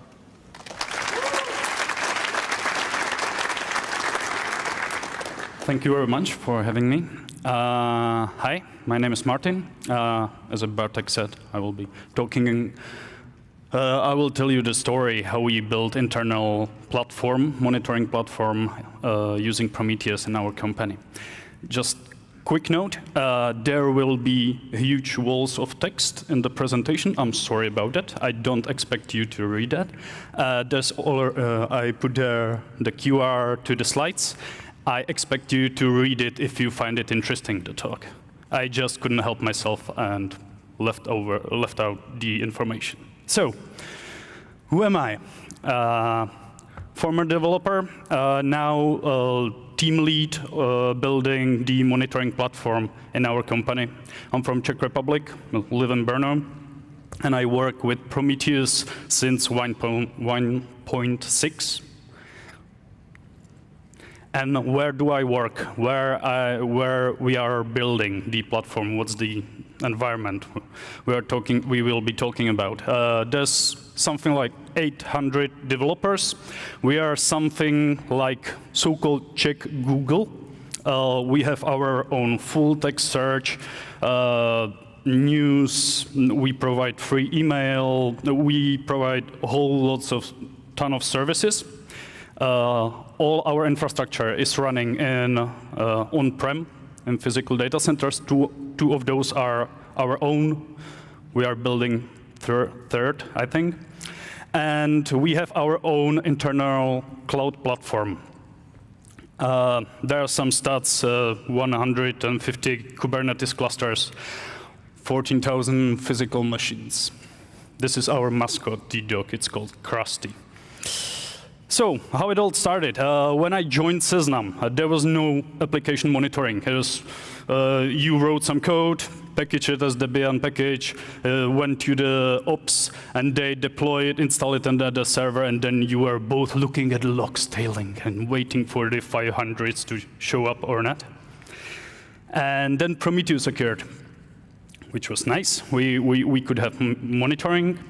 So, now the boom, everyone is starting its own Prometheus, and it's all over the place. And the setup evolves. New projects are coming up, like Thanos, Cortex at those times. Those were the first. We were quite heavy users of Thanos. There was plenty of Thanos clusters deployed in the company. But with great power comes also the difficult parts. You have to maintain this monitoring stack. You have to upgrade it, debug all the issues. You need to follow the upstream, the news. You have to come to the PromCon and hear about the news you need to deploy. And this was done multiple times in the company. Everyone was doing the same thing. And the question is, who will maintain all those monitoring stacks? Of course, it's fun to set it up, but no one wants to run it in long term. So we decided, since we have the internal platform in Seznam, that it's time, finally, to build one monitoring platform that would serve the developers, and they won't have to run their own stacks. And what were our goals?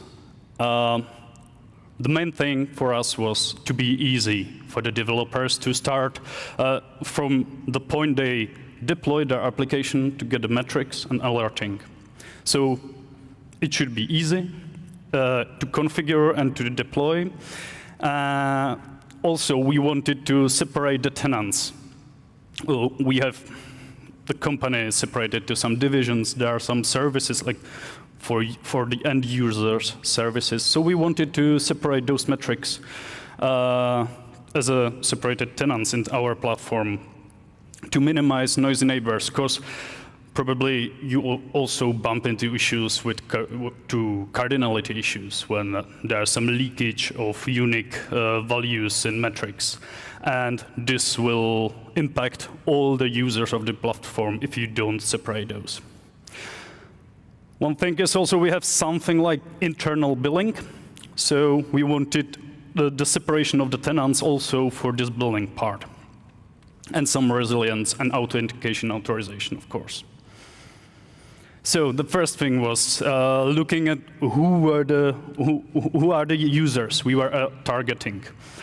Well, there were developers and there were infrastructure people, the other cloud services, internal, and they have their own metrics. So we were primarily targeting the developers. And the default setup is running in Kubernetes in our company. As you saw, we have 150 Kubernetes clusters. So it was Kubernetes all over the place. So we had to target those. So how we will do the service discovery? Till this point, we used mainly Kubernetes service discovery using annotations, on pod annotations, and then provide some relabeling that would do this. It's really simple for the users. If you have just one endpoint exposing metrics in your pod, you just add the annotations to the deployment. It's just done. You state the path, you state the port. The unfortunate thing is when you need, for example, if you run some third-party software and you cannot control what metrics are exposed. If you want to drop some labels, you need to apply relabeling. But using annotations, this is not possible because you have one scrape job for the whole Kubernetes cluster, supposedly. So it would be global or very difficult. So this is one downside. And the hardwired label schema, you cannot add your labels to this. On the other hand, there's Prometheus operator, which makes this more configurable, but you need additional custom resources in your Kubernetes, and you end up having a separate scrape job per the monitor, which might impact the Prometheus. Next thing, we needed to decide, should we alert locally or not? As you see, the best practice is to alert as close to the application as possible. So you should alert on the Prometheus scraping the app. Because if you put a remote write or something, some more infrastructure, some federation, whatever, it could all fail till you alert on the metrics. So this is the best practice and sounds reasonable, right? But at the same time, everyone embraces remote write with the agents and just sending it all to the central storage. And seems like nobody cares about the best practice anymore. We decided to stay with the local alerting, so that meant we need to provision Prometheus in the Kubernetes cluster. And to use remote write or not, formerly we used Thanos, and without remote write, which was funning out all the queries to all the Prometheus, collecting the metrics, the most recent one, and then just the older data querying from S3 or some object storage. Well, both of them has their pluses and minuses. With a remote write,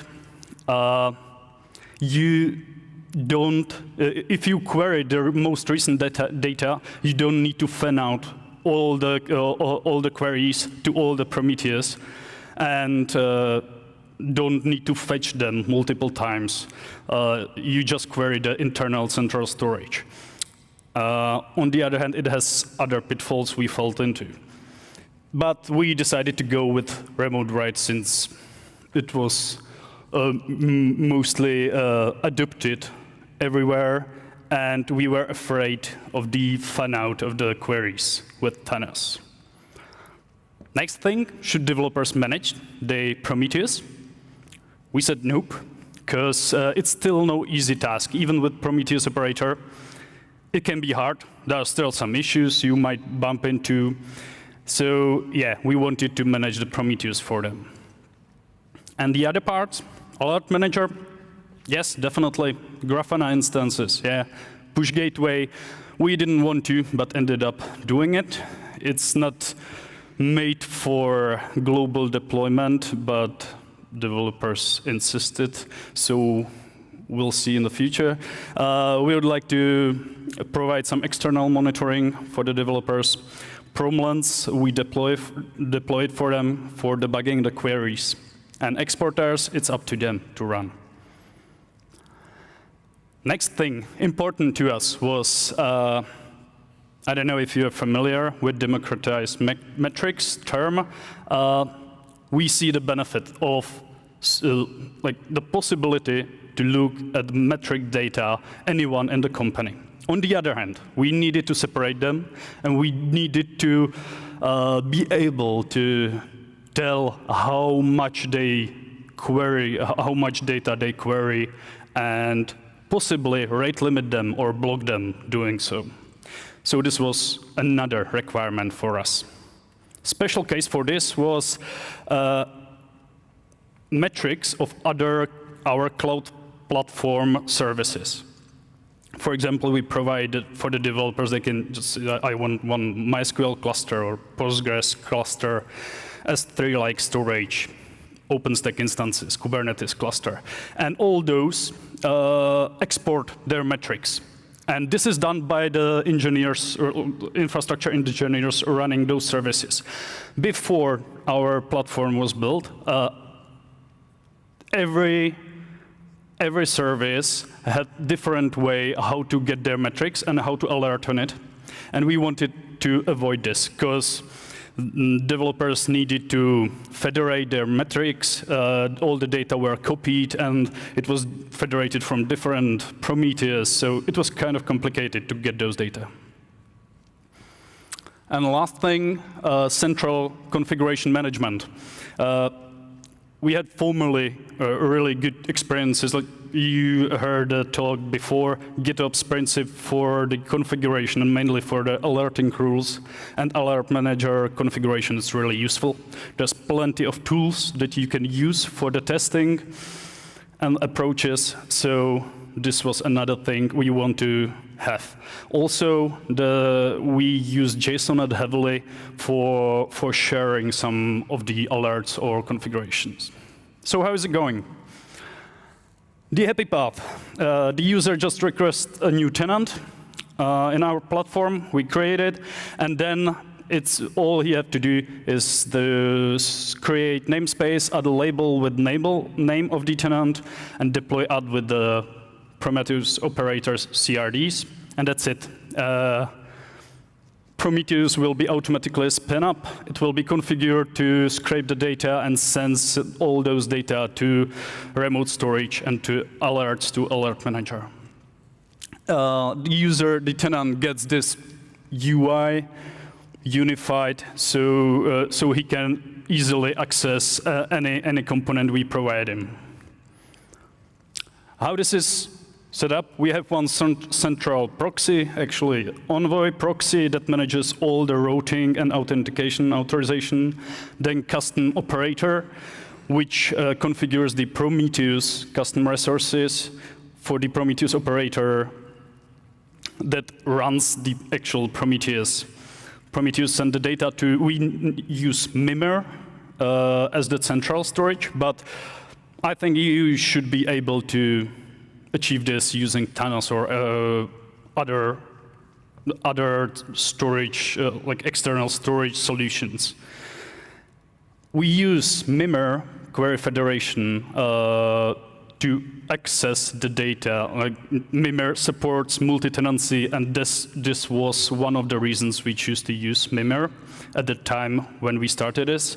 And the query federation between tenants is a really useful feature for us, and we use it heavily. And each tenant has own Grafana instance, so we can upgrade individually, because it's no easy way sometimes, an easy thing. And under one central Git repository. So what's the size of the setup? We have around 70 tenants. You see the numbers. You can read them yourselves. There's a lot of rules.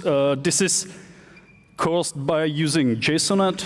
It's easy to generate the rules. So sometimes users generate lots of rules instead using selectors or with regexes or something like that. So everything is rainbow and unicorns and shiny and works nicely. Well, of course not. So let's talk about what went wrong or what were the pitfalls we fell into. One of the biggest issues for us is remote write, and its nature. Yeah, I state the most important issues we bumped into with remote write. I will go into depth to some of those. So prioritization of new data and the duplication. Since we use Mimir, it has a feature named HA Tracker, and it does the duplication of the data. So we have 2 Prometheus instances sending the data to remote write, and it drops one of the data. So those data are sent for no reason. They're just dropped. So this is one thing. It's definitely not optimal. And the second thing is that the remote write is ordered. And in our company, we do once per month, we completely shut down one of our data centers, and we rotate this, and we shut it down for an hour, so we can test that we are resilient to data center outages. But our users want those data to be replayed to the central storage. And here comes the tricky part, because remote write needs to replay the old data before it starts to send the new. And this is quite unfortunate. Well, it's understandable from the point of how Prometheus works, but this is, for us, it's bad, because after the outage ends, the users are interested if everything is working, but they query the data, and they can't see the newest data. Because we are replaying the data, it takes some time. So this is something we would like to address at some point. There's some idea. I won't go deeper in that. Next thing is missing data. With the Thanos approach, where you find out the queries, you know where you should get the data from. And if it fails, you know which Prometheus didn't return the data. With remote write, you don't have this. You don't know who should send the data, and you don't know if it's missing or not. So this is quite dangerous. I would recommend having a notion, some catalog of all the Prometheus running, so you can alert on absent metrics from all those Prometheus instances. Also, if you use agents and write to remote storage, the agent, at least Prometheus agent, cannot alert locally.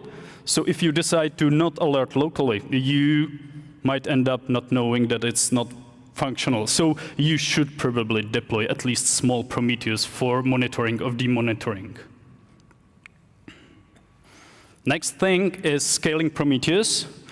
As I said, we decided that we want to manage the Prometheus for our developers, but there's always the capacity planning. We don't know how many data they will have, and it can change over time. I would definitely recommend using auto-scaling for this, because we haven't done this yet, and it's a lot of manual work, which is really bad. And we want to tackle this, definitely. So make sure to automate this. Also, with the scaling of the Prometheus, there are some limits. Scaling I talked about was vertical, but you will eventually bump into limits of the vertical scaling. So sharding might be difficult with combined with local alerting, because you need to know where to put the rules and where the metrics the rules should alert on. Next thing, issues caused by the users. I talk about leaking of unique values. We saw rate limiting on Ops Genie's side, that there's too many alerts, failing rules due to too many errors. Those are things that do alert us, and we need to notify the users so they fix it. So make sure if you manage Prometheus for any user, to notify them about those errors and apply some limits so you can avoid those issues. And the last thing, calculate the price, because in company, sometimes the price of some service is the only way to pursue anyone to do something. So I definitely do recommend this. What's next for us? We would like to make the remote write more resilient, because every month we have issues with the replaying of the data after the data center outages. As I mentioned, we want to provide also external black box exporter from some cloud services. And yeah, there's some things we want to look at, but that's it probably. And that's it for me.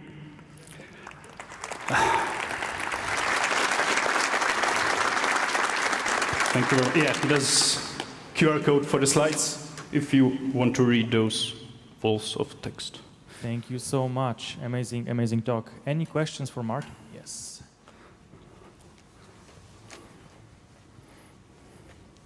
Thank you, Mark. Nice drawings, by the way. Thank you. I was wondering, like you mentioned that we should try to alerting on as much as we can on local Prometheus instance, which makes sense. But how did you guys handle the use case where you have like users wants to mix the metrics, like platform metrics that you're collecting for cloud services and application metrics? Are you alerting on central place, or like how do you handle that? Right. The alerting usage of the other cloud services metrics is allowed only on the central storage. So yeah, this is limitation, because we would otherwise need to somehow mix the metrics on the Prometheus level. So yeah, we recommend alert, or it makes sense to alert locally, but also we have this is the limitation that we don't want to duplicate the data. So you need to alert on those query federated data on that central storage. That's cool. And do you have any automatic way to identify that, okay, this alerting expression is using metrics from, like, I don't know, different data stores? Then this means that needs to go to these alerting evaluation. Actually, I'm author of the Prom Removal tool presented before, and there's one, actually, exactly for this, I added validation where you can state Mimir uses, it has custom configuration field on the rule group called federated tenants, no, source tenants, sorry. And you state the names of the tenants you need for the query. And I added validation where you can state like name of the tenant and regular expression matching metrics they provide. And this is run in CI. So it will tell you that you need to add those. If you are trying to use those metrics, the CI will fail if you don't have the stated tenant name there. Hello, Martin. Thanks a lot Right. I'm here. Yeah, see you. Thanks a lot for your talk. Awesome talk, by the way. Thank you. You mentioned 3 very interesting points. First, you have almost 200 million active time series, right? Right. 1080. Yeah. Second thing, you're running Mimir. And third thing, you have 3 physical data centers. And I assume you have Mimir spread across those 3 data centers since you shut one down every month.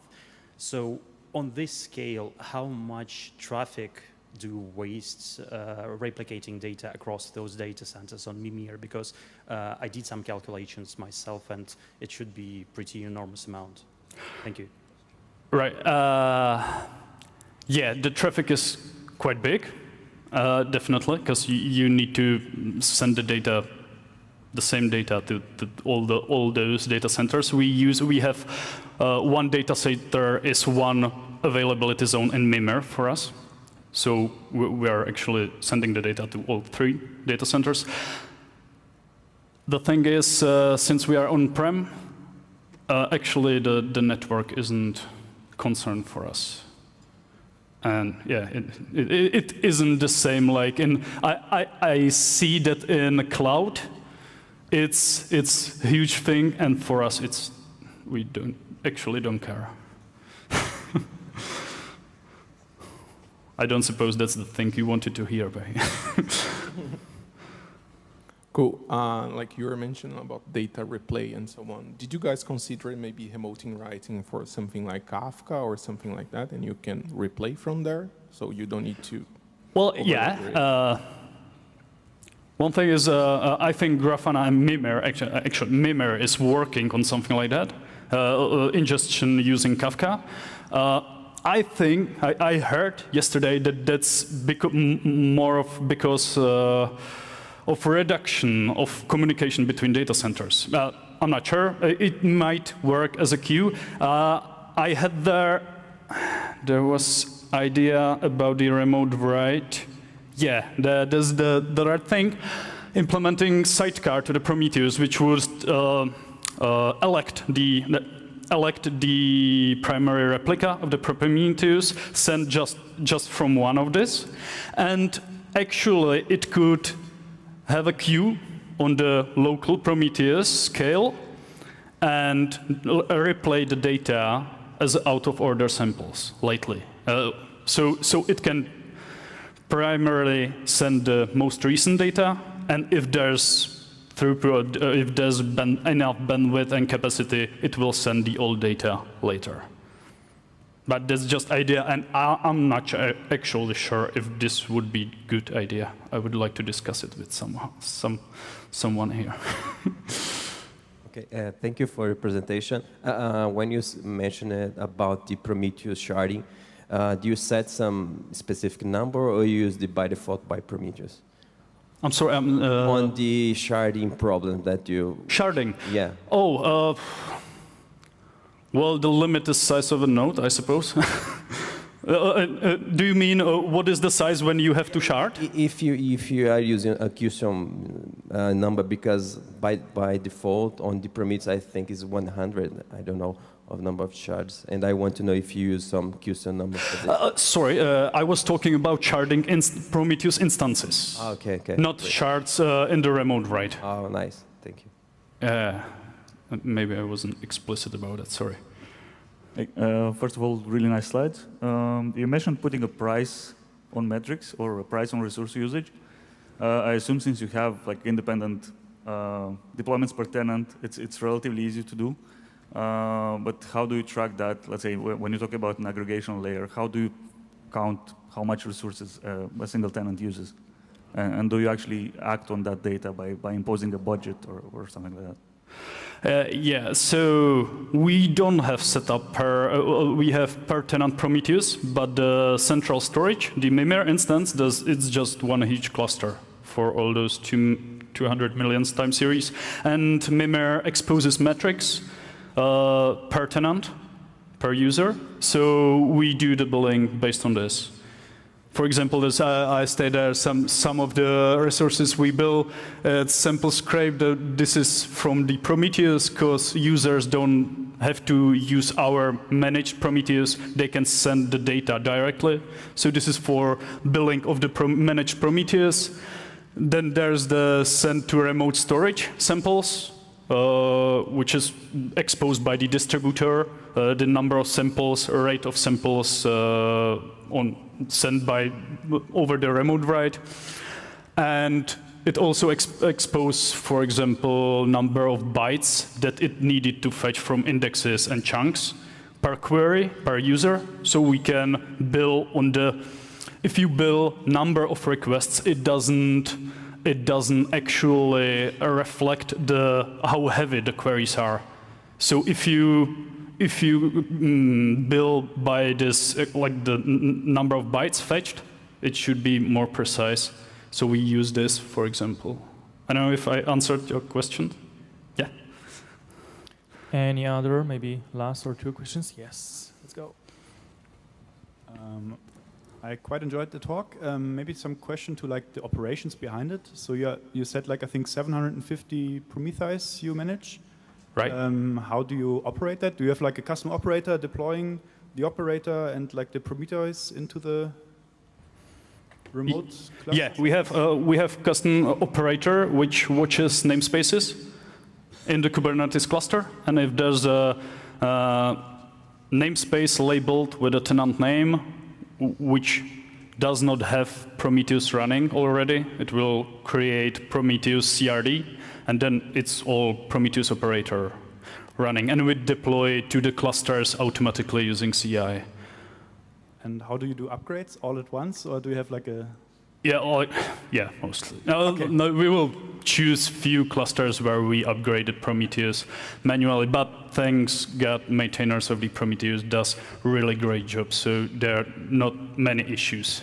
That's good to hear. It is. Any other question?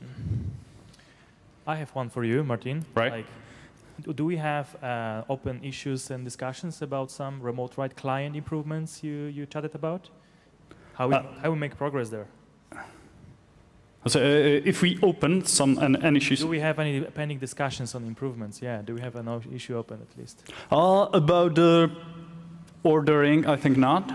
Yeah, let's do it. Let's do it. Okay. It's just nothing, wasn't on our radar in terms of priority.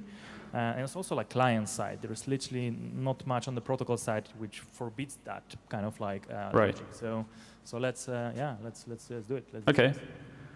Yeah, great. I'll do that.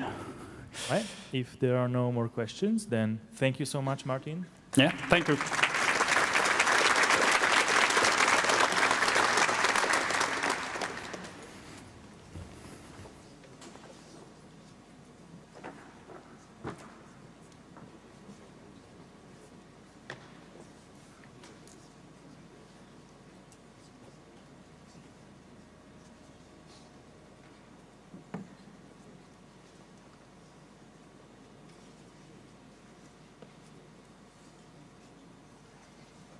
Okay, we have one more talk until the break, and yeah, make sure you propose your lightning talks. This is still open, and sounds like you're ready. So please welcome Mihail, who will be talking about Thanos.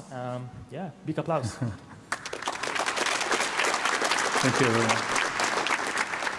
So let's begin the Infinity Saga. Nice. So my name is Mikhail Mikhailov, and I have spent the last 6 years of my life trying to persuade my top managers why we need observability. So don't get me wrong. Don't get me wrong. People always know that they need observability, but they are not always sure why. Now I work as an SRE, Site Reliability Engineer, at MariaDB, and it has been a challenge to be given the time and money to actually produce the observability system that we have right now. So I felt that many of you, and your reaction just proved me that, have the same issues as me and might share the same experience as I. So in a sense, this talk is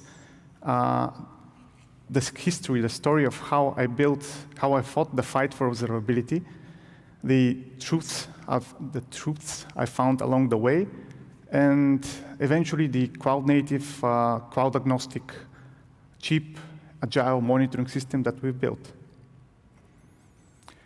So along the way, I stumbled upon questions like, for example, why do we need metrics older than 1 day?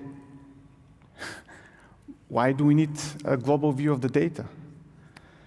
So when I joined MariaDB, I started thinking how I can bridge this gap of understanding. I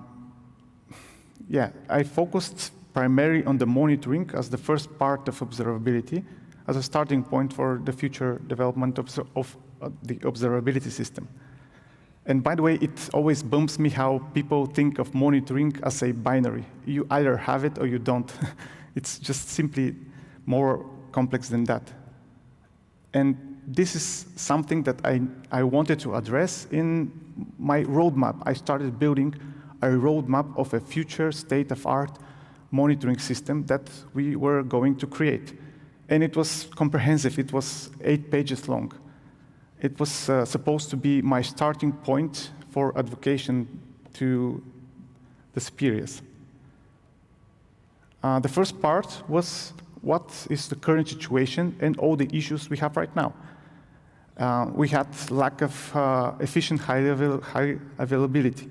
We have a lot of duplications, in some cases up to 8 times the data points. We have limited scope, so not everything was monitored. We basically had no historical data, or limited. Cardinality was a daily thing, and then alerting fatigue also. So not many people were actually watching alerts, simply because there were too many of them.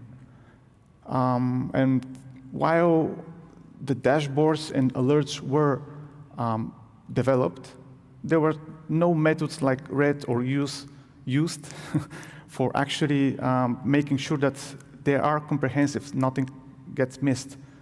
And last but not least, the granularity was not optimal, so in some cases we even had resolution of 5 minutes for some data points, and also I listed 10 more, but not included in here. And then the next point was what the system would bring, what were the benefits of actually investing in the new system. And actually at this point, I remember my experiences in the last 6 years that people always, not people, but many people mistake alerting and monitoring. They think that they're one and the same thing, and monitoring is much more than just simple alerts. And this is something that I wanted to tackle in the next part. So I started listing the subsystems of the system that we are going to build. Of course, first of all, alerting. So we are going to receive alerts. We are going to be reactively responding to incidents. And the monitoring system will be in charge of that. But once we get notified, we actually use the monitoring system as well to actually gather information, to troubleshoot, to make cognitive decisions, how we are going to fix the issues that we have. But also, we can use it to analyze stuff, to, again, make cognitive decisions, to catch trends, to make trend analysis. And I was just, one example is how are we to know with how much to increase a memory of some application if we do not have the graphs for the last 1 month of memory usage, and many more. For example, when was the last deploy? How was the last deploy correlates with a spike of memory, something like that. So analytic system is one thing that we are covering in this case as well. And reporting system. By the way, this particular this particular feature was something that the top managers found very, very useful, because at one point, the only place that can answer complex questions with live data like, for example, how many paid customers do we have right now that are actually using the systems? Was the monitoring the global view that we presented? So here, the global view itself is very needed to answer some questions for other purposes than just alerting. And last but not least, we use it for automation. Autoscaling is a simple example of this. Also for auto mitigation. So we knew some incidents are going to happen, and we had some responses queued for those. And the third part, last part, was because it was a roadmap, I was proposing how to implement those features and what those features would bring. For example, we will bring precision. We will be cost efficient, because this is something always catchy when we deal with management and approving of cost. And then we bring single point of truth, single point of management, of course, because we're not going to deal with different systems, only one. And then better security. Some of the information is sensitive, so we have to think about security as well. Better resolution, as I said. We are going to develop dashboards to spread among teams. We're going to be able to patch systems better in the future, and many more. I listed also 5 more. And of course, always cool graphs deliver your point better. So I also implemented some cool graphs. And yes, I was given the opportunity to work on this system. And at the time, I was part of the database as a service team, which had up to 1,000 clusters, Kubernetes clusters, that is, to monitor. And it was a challenge. But at the end, we built using Thanos. So Thanos was the weapon of choice in this case. We built a multi-cloud, multi-cluster, multi-environment monitoring system that looked a bit like this. Cool graph, of course.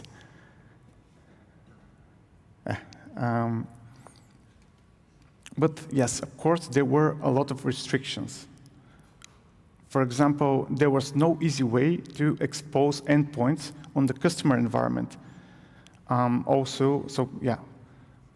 this regard, we had to use, in most cases, a remote write and Thanos receiver.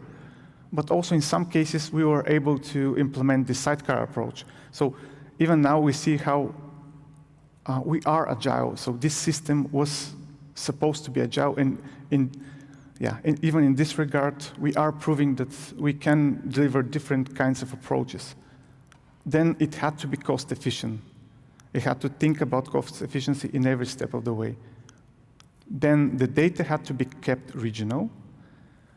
And finally, there were a lot of restrictions in terms of we were not able to efficiently patch and deliver changes on the customer side to, for example, filter metrics, or to deliver any kinds of config updates on those. We ended up with a multi-layer Thanos setup implementation. And in this setup, there were different kinds of clusters, monitoring clusters. And the crucial part was the regional core cluster, which you see now. And the regional core cluster was just a full-featured Thanos implementation with most of the Thanos microservices on it. It was deployed in every region, in every cloud, in every environment, and it was supposed to be an entry point of all Prometheus remote writes from all the clients. We used remote Thanos receiver, but in some cases, Thanos sidecar. But we kept the local data on the receivers, on the sidecars, to the minimum, to 6 hours of data. And the rest we put in block storage. So at the end, thanks a lot for the Thanos guys for implementing sharding in the Thanos store, because we put most of the resources and the effort in actually optimizing the Thanos store in every regional cluster. so that we are efficiently storing the metrics in block storage, also queuing them in the store. And this also brings us to 2 years of retention, which was super useful. Finally, we had redundancy. Finally, the system was dynamic enough. At this point, we also introduced horizontal port autoscaling for Thanos receivers, for Thanos receiver routers, for Thanos queries. I'll talk more about this in a while, but I just quickly wanted to say that we used Prometheus adapter because we used Prometheus adapter to feed Prometheus metrics rather than memory and CPU to actually make the autoscaling on requests rather than memory and CPU. This proved to be super efficient because, like, for example, more remote writes directly correlate with more agents that we needed and stuff like that. And yeah, of course, the filtering, Thanos receiver also has this cool feature that you can actually make filtering on the Thanos receiver routers. So, for example, one thing that popped into my mind when I was thinking how should I represent it, why we needed filtering of the metrics was we had many Kubernetes clusters in the multi-cloud environment that we, for example, EKS, GKE, so on and so forth, and we collected etcd metrics for those clusters. But we have no responsibility about the etcd, so I just dropped those. And then this was the regional cluster in every region, in every provider. Then we had one global core cluster, which is the small box on your right. This was supposed to be a global view with Thanos query on a global level. That was supposed to point to each and every regional cluster and only collect the data from it. And this is only possible because the Thanos query has this option with which you can actually choose your endpoints, your store API endpoints, which can also be other Thanos queries, which was very cool. So we could actually point to every cluster and have a global view and still do not load a single environment, but spread the load towards every environment. And this was in GCP, but it is a cloud-agnostic cluster, so the global core cluster can be in every environment. And we ended up with this picture, multi-environment, multi-cloud, multi-regional clusters with a single global cluster that can view the data. In the single global cluster, we also added Grafana, of course. We added Alert Manager. We also added rulers to actually check each regional cluster if they are up and running. We also added Slack integrations, monitoring integrations, and it was all good. There were several caveats here. We actually found that rules evaluation is a very costly operation. So putting it on a global environment actually created super huge amount of network traffic. So we ended up deploying the rules evaluation on a local level, on the regional level, sorry. And also, we actually realized that the global core cluster was stateless. So it didn't collect any metrics at all. So it was easy to deploy it in every environment.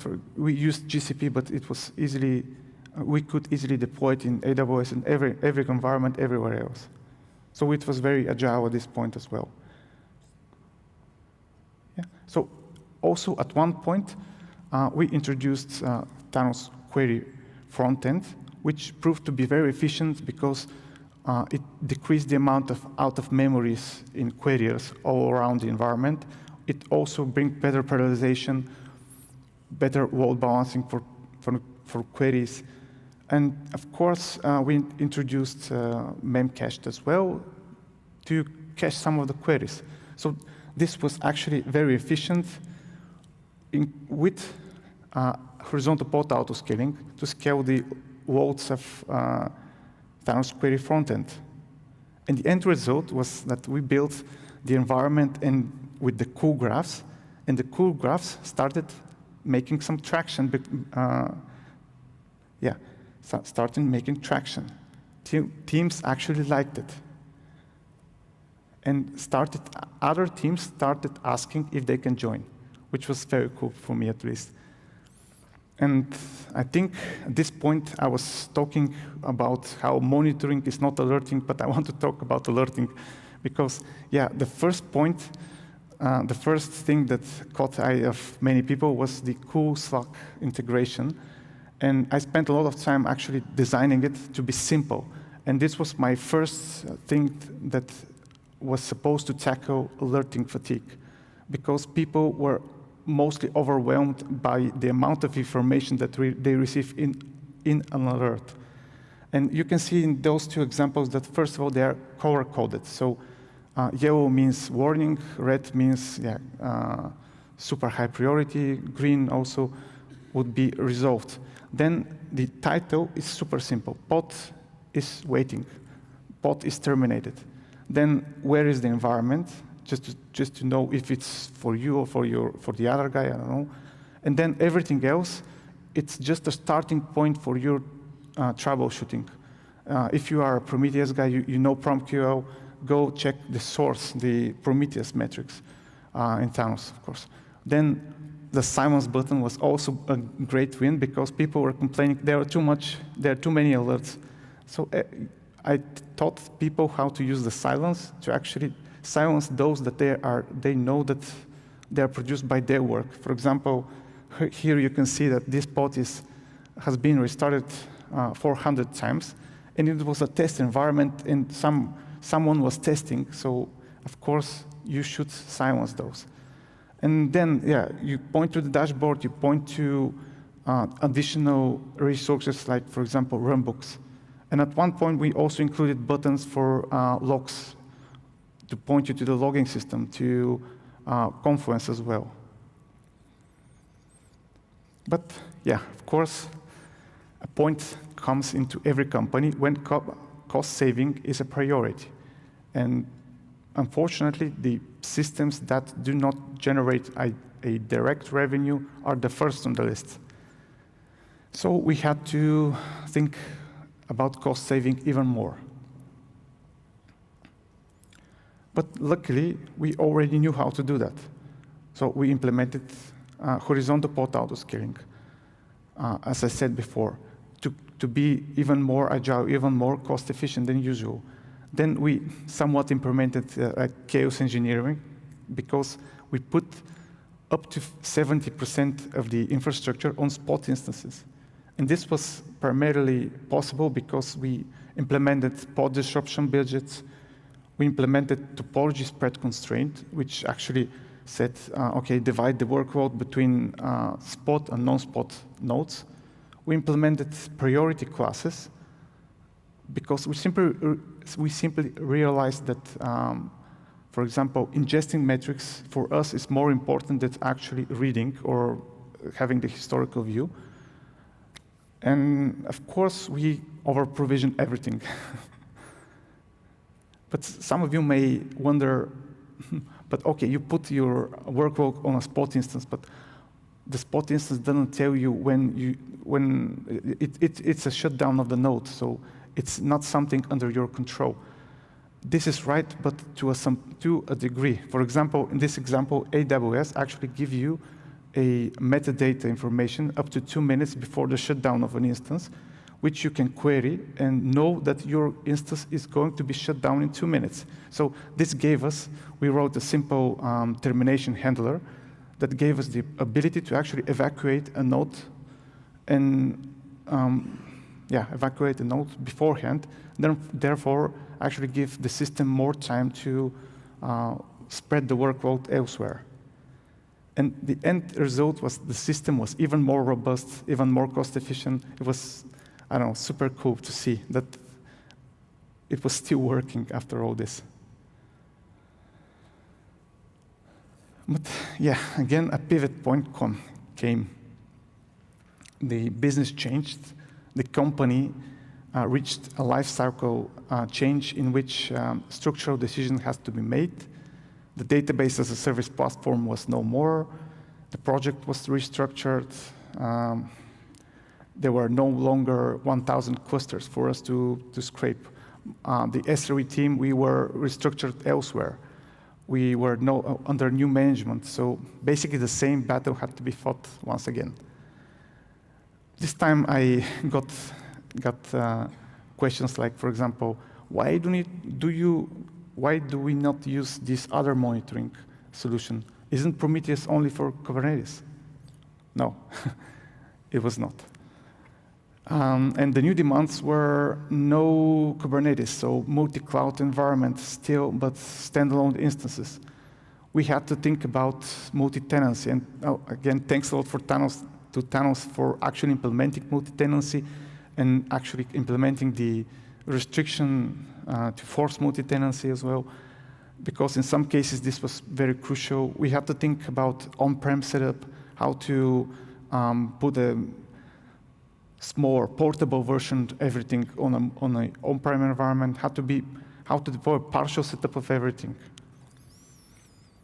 And yeah, actually, the end result was it was super easy to do because we knew the system. We actually implemented it from scratch. We are cloud native, and this brings us to be super agile when doing stuff, when implementing new solutions.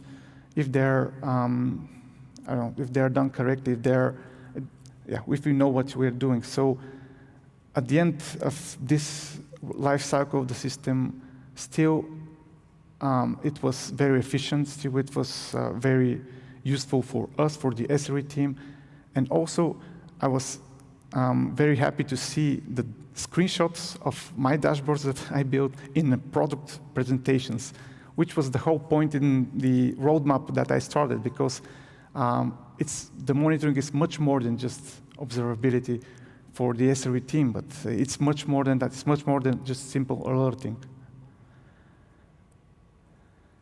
Yeah, so my conclusion at this point will be that it was fun to actually spend a lot of time to develop this system. But while doing so, I realized that we never built it for a particular project. We never built it just to be a compliance check in some compliance report. Yeah, we have monitoring.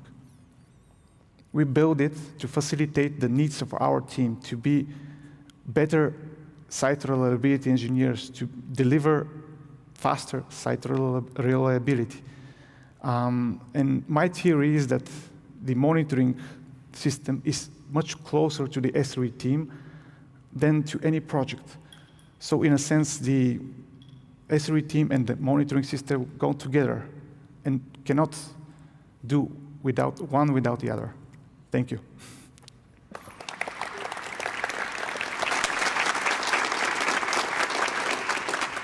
Thank you so much. Time for questions and a small gift. Oh, thank you. Any questions? Going once. Twice. Oh, yes, we have one. I'll run. Thank you.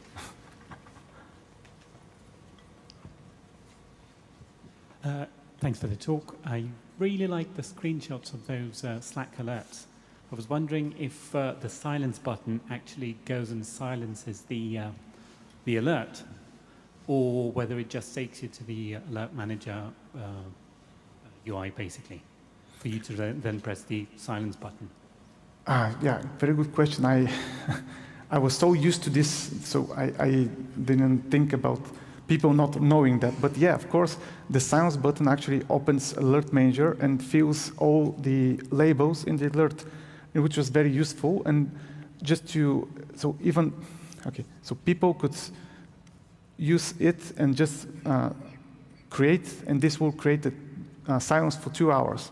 We were advocating just do this and it will be okay, because 2 hours is usually enough time to have enough silence for you to be ready with what you're doing. But yeah, so it gave you the ability to actually pre-fill the data in Alert Manager. Yeah.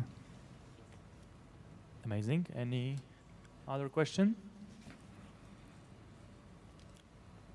If not, then thank you so much, and it's time for break.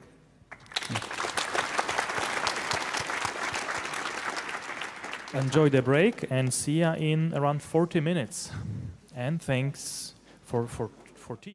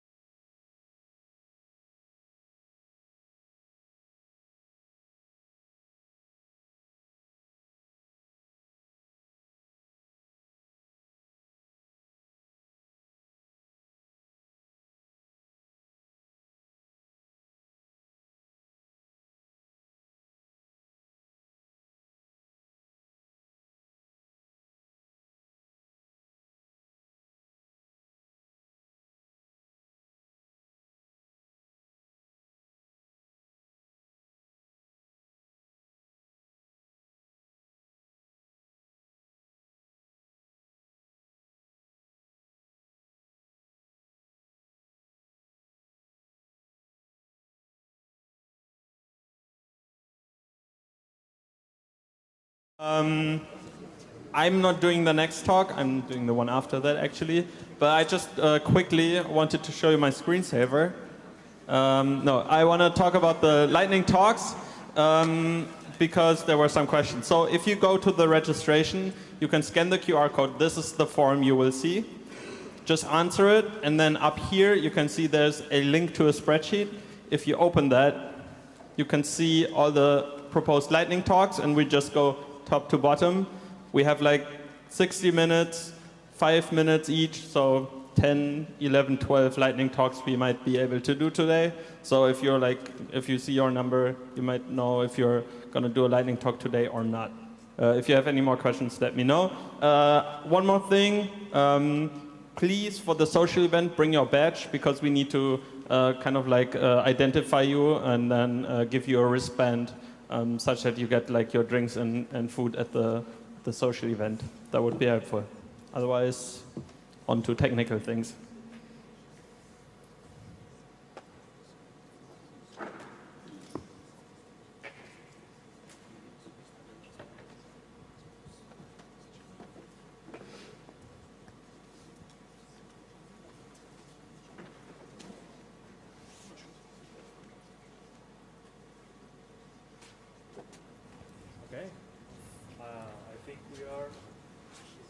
Slowly ready. Okay, so please welcome the stage Roman, who will share some novel algorithm for aggregating metrics in flight. Super exciting. Please, big applause.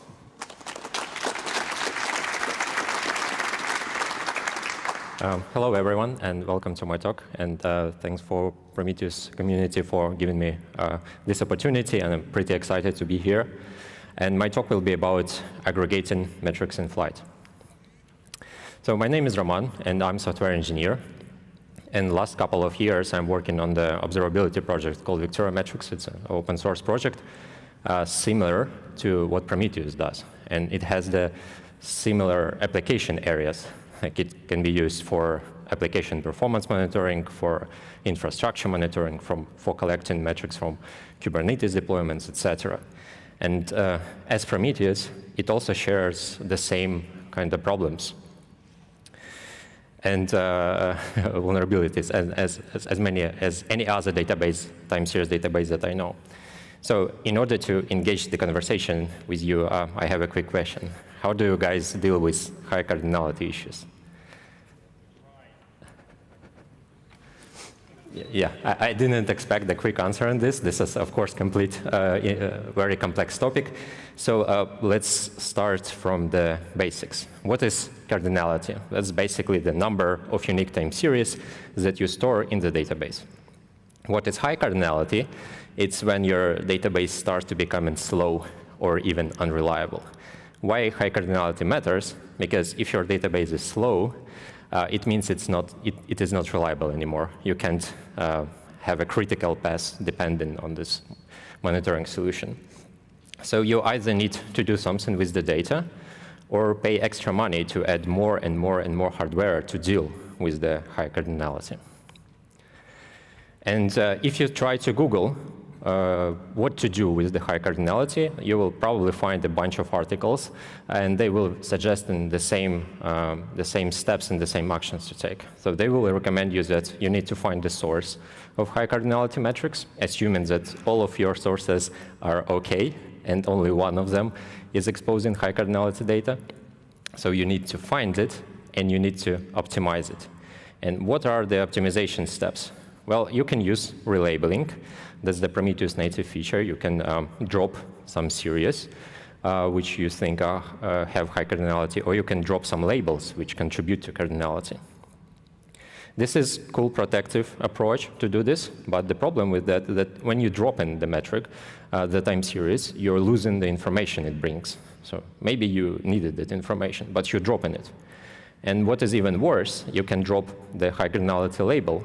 And if you know, the unique label value pairs is what makes time series unique. So if you drop in some high cardinality label, you lose the ability to distinguish between different time series. So in the result, you have matrix collision instead of reducing cardinality.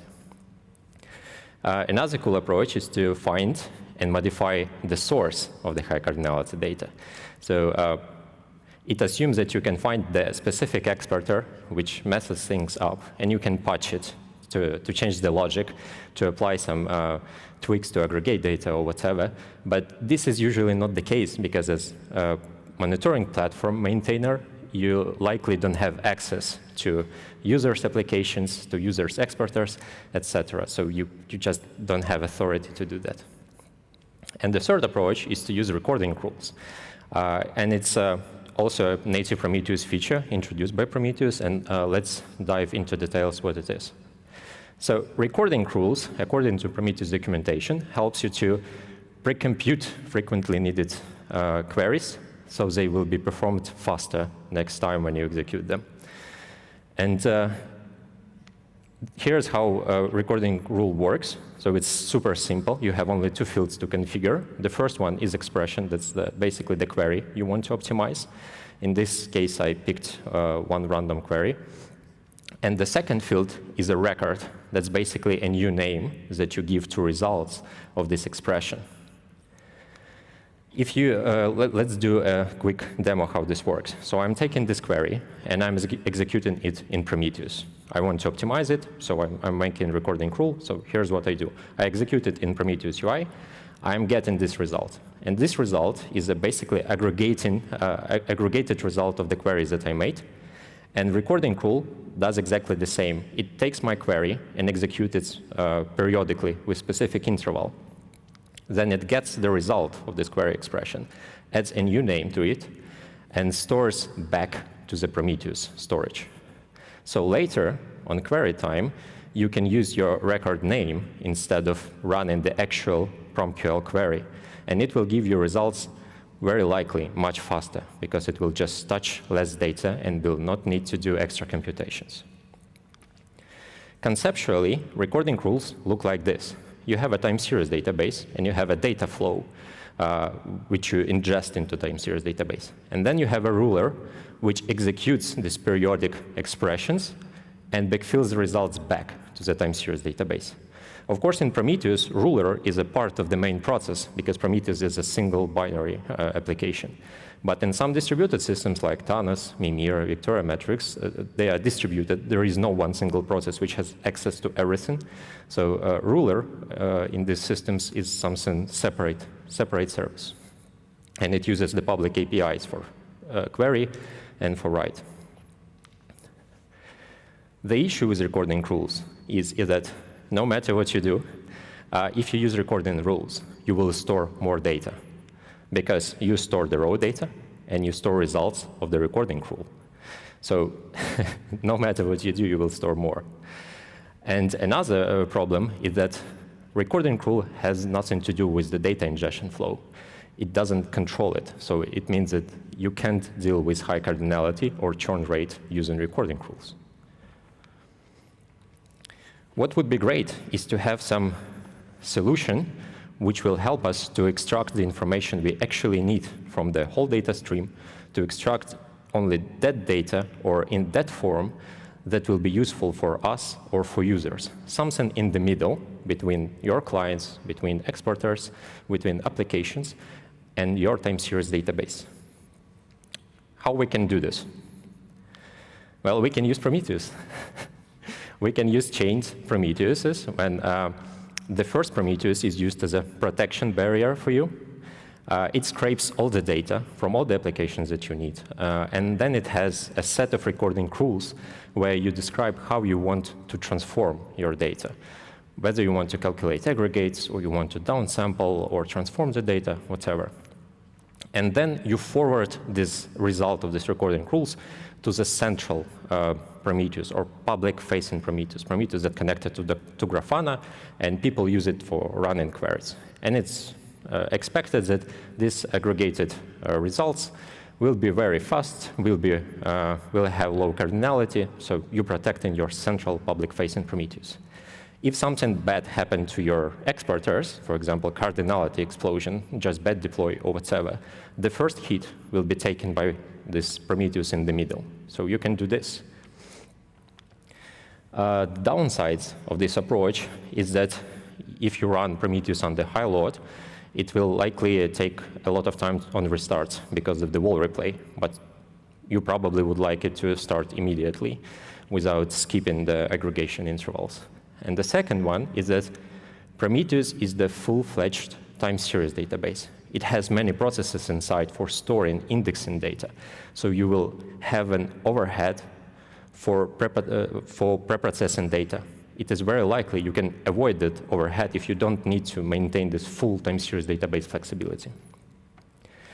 And for this to not be just empty words, I did a test, and I compared Prometheus and stateless agent collecting metrics from Victor Metrics ecosystem.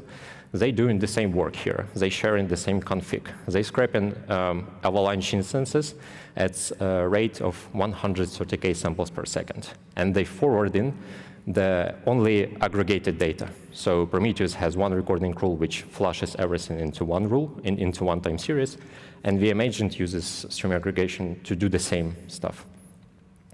And you can see they're doing the same work, but the memory difference is about 4 times. Prometheus takes 4 times more memory for doing the same work, just because it has this overhead. What can be done for this? So the idea of pre-aggregating data is not new. It was actually created in 2014 by Brian, and it was called like, can we have a scrape time rule evaluation? That idea wasn't implemented in Prometheus, but there are some traces of it. So in the Grafana agent repo, there was a different ticket to add middleware to perform aggregations between scrapes and storing. And later, the same issue was created in Grafana Alloy, if I'm not mistaken. But still, there is no way how you can do this pre-aggregation without using the storage. And here we come to the stream aggregation concept, which is now one of the open source features that Victor Metrics collector provides. So the concept of stream aggregation is super simple. It's very similar to recording rule, but the difference is that metrics collector stands between time series database and the data ingestion flow. And it can perform interval evaluations before data gets into the database. And having this ability, you can control what data goes after the collector to the time series database. So stream aggregation allows you to aggregate incoming data by 2 dimensions, by time and by labels, before data gets written into the storage. As I said, it's open source. It's supported by Victor Metrics metrics collector called VM Agent, and by Victor Metrics single node installation, which is like a Prometheus, a single binary TSDB. Here's how stream aggregation works conceptually. So you have this data stream of time series ingested, and then you have this blue-shaped rectangle, which is stream aggregation. It has 2 params. The first is the time interval, which is x-axis, and the second is the matcher, what time series I want to aggregate. Periodically, once per interval, it aggregates all the data it accumulated and produces the aggregated results. And then you can decide what you want to do with those results. Whether you want to forward them to one destination or to another. Here's how the configuration looks. It's more complex than recording rules, but still not that much complex, I would say. So you have 4 fields here. The first one is match, like what time series, what metrics I want to aggregate. The second is interval, on what interval I want to do the aggregation. And then you decide by which labels you want to aggregate. You can also pick by labels or without labels. And you decide on output, it's a type of aggregation you want to apply. Here we apply an aggregation output total, which is meant to deal with counters and support this counter reset feature, etc.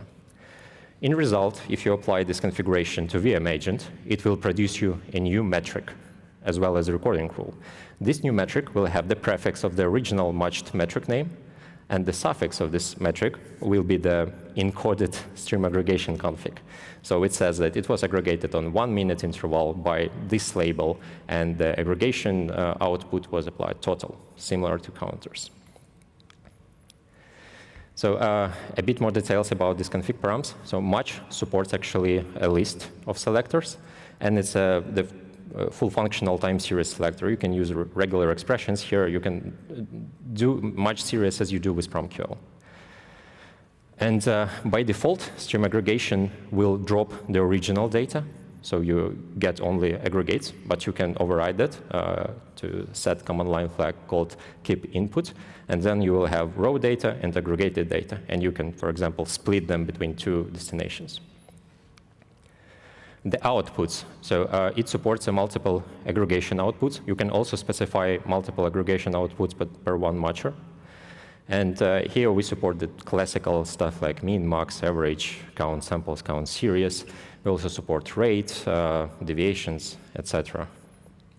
On our documentation, you can find examples how each this output can be translated to typical PromQL metrics QL query. And then you have these ways to aggregate data. So you can aggregate by time, and you can aggregate by labels or exclude some labels from aggregating. So here you can control this churn rate. If you aggregate by specific label that you know you need and you trust, all the extra labels will be summed up or aggregated in the runtime. So what opportunities this stream aggregation config on the metrics collector gives us? Well, the first is reducing cardinality, and most important feature from my perspective. So to do a little experiment, I go to the playground, which is basically sandbox, Victormetrics sandbox, publicly available. Everyone can try it. And I found the most expensive metrics that we have right now in terms of series. This metric is by, for some reason, is a histogram, of course. And this histogram takes 15K unique time series per day, and it's about 7% of the total value of series that are stored on the playground. So what I can do with that? Well, I can write this stream aggregation config, so I can match this specific time series. I can define that I need 5 minutes aggregation interval, and I want to use rate. And to dimensions, my dimensions will be resource, verb, and of course, bucket label. This will be transformed in the following metric name. And then, on query time, I can do this. So here we have comparison of the row query, which uses the row samples. It's a first query, which calculates histogram quantile 19th percentile, whatever, over this metric. And the second query also calculates the same, but it doesn't do the sum rate. It uses the result of stream aggregation. The results on the plotted results are very similar. It will be enough for my alerting rules. It will be enough for my dashboards. But the difference in execution time is almost 8 times. So the first query that uses raw data executes 11 seconds, and second query takes 1.5 seconds. What else I can do with stream aggregation? Well, I can downsample my data. So I can simply match every counter that goes through my VM agent according to Prometheus naming convention. Everything that ends on the total or bucket suffixes is a counter. So I can match that. And I can say that I would like to downsample it on 5-minute interval, and I want to calculate mean, max, count samples, and sum samples. In result, I will get this downsampled series that I can decide what to do next after that. This will not reduce the cardinality, but you can combine it with grouping by labels. What else? Deduplication. So the common pattern right now in observability is that every target needs to be scraped twice, at least for high availability purposes, which means that there is a duplication of the data that you send to some remote storage. VM Agent supports the duplication interval, where it can pick only last sample on specified interval for every unique time series. So in order to reduce the pressure on your time series database, you can simply add this command line flag and set that, hey, I want to deduplicate everything on scrape interval, for example. If you scrape at 30 seconds, then you need to deduplicate on 30-second interval. And this will reduce twice your data flow. What else?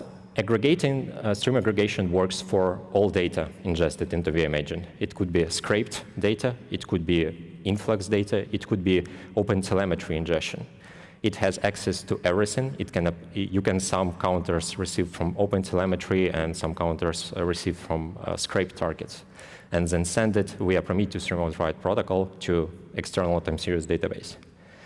And what is cool about this is that you can send it to Prometheus as well. You can send it to Thanos, you can send it to Mimir, to Victormetrics, because it's the same protocol.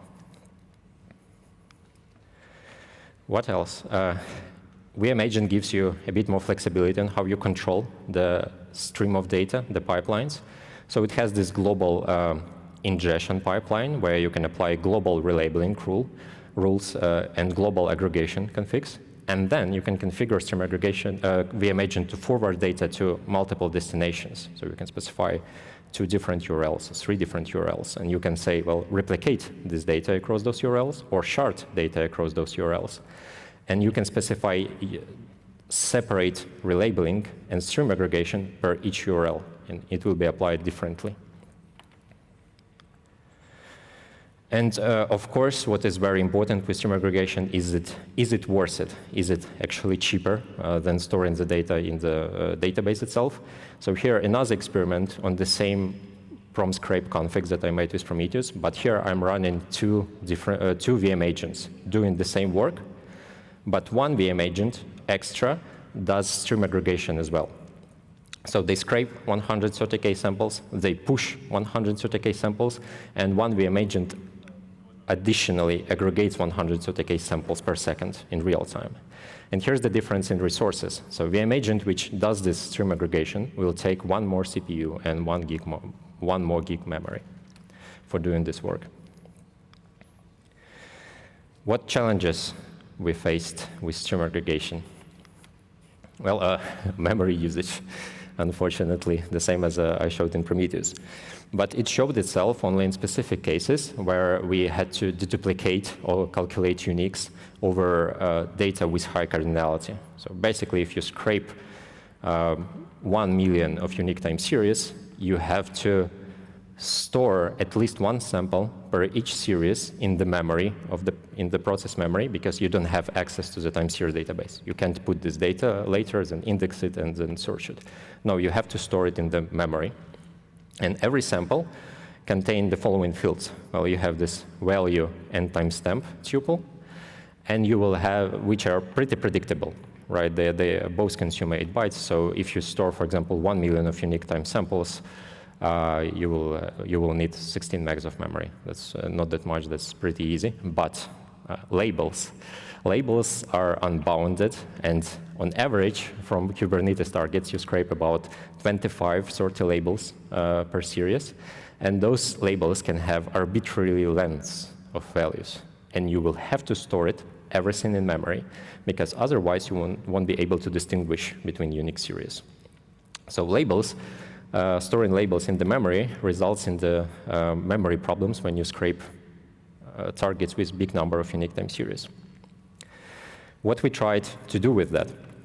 Well, we tried to store not slices, but concatenated string, which didn't show much benefit. We tried to use hashing to make it predictable, so big labels will be hashed to the limited label size, but that's a bad idea, because you can't unhash it back, and you will need to unhash it back when you push to remote write protocol. And it also can result into collisions, because no hash is collision-free. We also tried to compress this in the memory using that standard, and it wasn't efficient, so I tried to train a custom dictionary based on Kubernetes metrics and node exporter metrics and cAdvisor metrics. It improved compression, but still the CPU cost of compressing everything and decompressing everything was too high, so it wasn't worth it. So we decided to do some custom compression, and it's very simple. It's similar to string and turning, but a bit different. So as you know, every time series is unique because of the unique combination of label value pairs. So what we do, we maintain a compress table. Every time we see a unique label value pair, we encode it with the after incremental index. So we basically maintain some index given to each unique label value pair, and we stored it in the table. Encoding this time series would mean that the time series you see on the screen will be just expressed as 0, 1, 2, 3, the 4 Uint64 digits. Using variant encoding, we're reducing it on average by twice, so 16 bytes per this time series. When we see a new time series, we add to the compressed table only that label value pair that we didn't see before, and we encode it as 0, 1, 2, 4, so very similar. But the cool thing about time series is that most of your labels are usually constant. Labels like job or instant, they do not change that much. They will likely with you for days, weeks, months. But there is only 1 or 2 small labels like pod label, which makes this high cardinality problem, which changes on every deployment every day, which produces all these high cardinality problems. So storing only this compressed table, using this compressed table, we can store only this. It will grow really slowly. That's what I'm trying to say, because you will record only those labels which never seen before. And the compression also looks very simple. You just decode it and read 8 bytes, look up in the table, return the result. Simple. Here's how it looks in the code. So we maintain 2 sync maps, one matching label to index, which we use for encoding, and the second map matching indexes to labels. That's a reverse table, because we need to decompress this time series before pushing to a remote write. And also index generator, which contains this auto-incrementing stuff. So here's how compress flow looks like. We received a bunch of labels that we need to compress. We go one by one. We do a lookup in the compressed table. If we find entry, that's the fast pass, we just return this entry, attach it to the slice. If no, we need to increment the counter and we register it again. And this counter here is pretty important, because when we start this counter from 0 to something like that, that's the most efficient for variant encoding, because all these counters, they're condensed next to 0, and this is when variant encoding is very efficient. The compress is also simple. We loop through the labels. We make a lookup. So after we added this label compressor to the VM agent, we reduce memory by up to 5 times at the worst cases. That's on production data.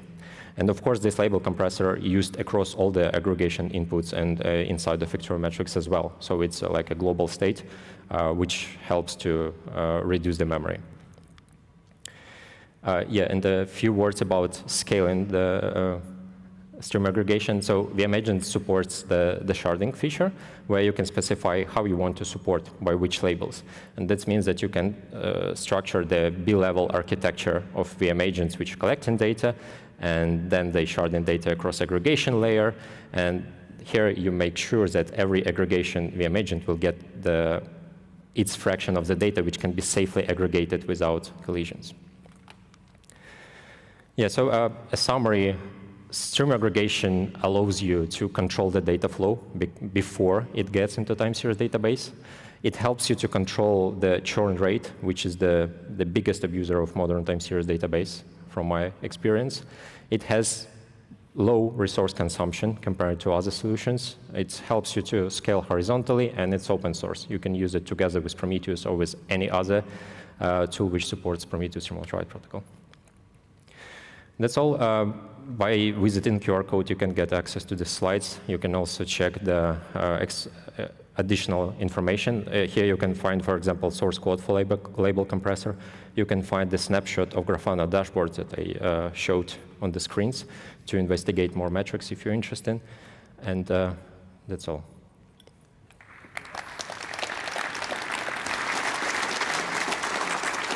Thanks. Small gift for you, and who has some questions? Amazing.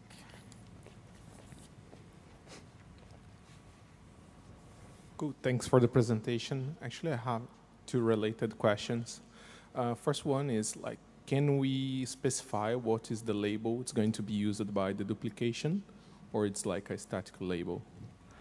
No, because it won't be a deduplication. Actually, it's a different. I know that Prometheus does deduplication on specified labels, but in Victoria metrics, duplicates are identical time series. You don't need to specify anything. It just, if it sees the conflicting samples, it will deduplicate it. Okay.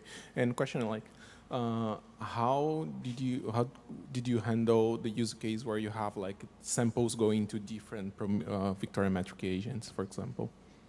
How do I aggregate them correctly? Well, by duplicate in this case, like for example, imagine you're scraping, you have a high available agent, they are scraping, and they are multi-writing to another agent doing the duplication. How did you ensure that the samples are going to the same?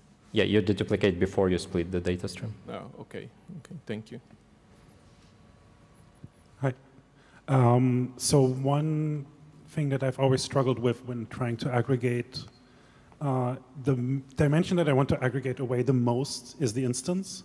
But if I'm aggregating counters across multiple instances, they all reset at different times. How are you handling that? Tell me your magic. Well, every unique counter that you see is maintaining counter reset function individually.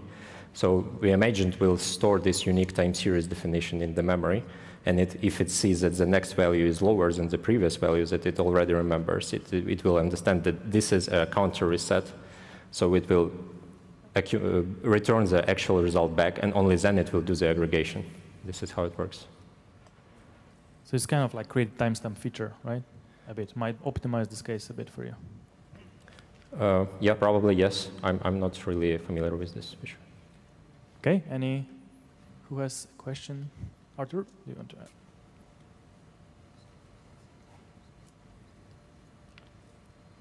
Thank you.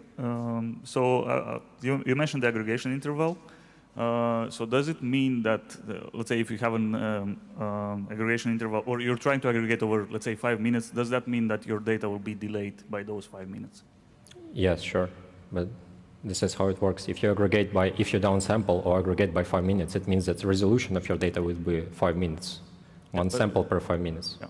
And second question, is the downsampling feature also available in the open source version? Yeah, everything that I showed is open source. Thanks. Arthur, you have someone behind as well?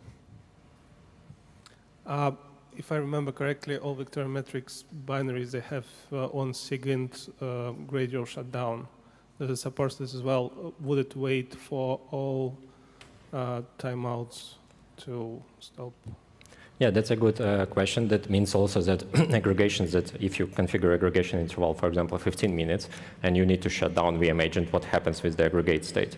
So we have a feature request which will eventually will allow VM agent to dump the data on the disk when you want to shut down it, and on the start it will reread it and restore the state. So far, you have two options on the aggregation right now, either to drop data or send it as it is. Send it as it is works okay for aggregations like max, for example. So you're calculating the max value on the interval, you can send it right away.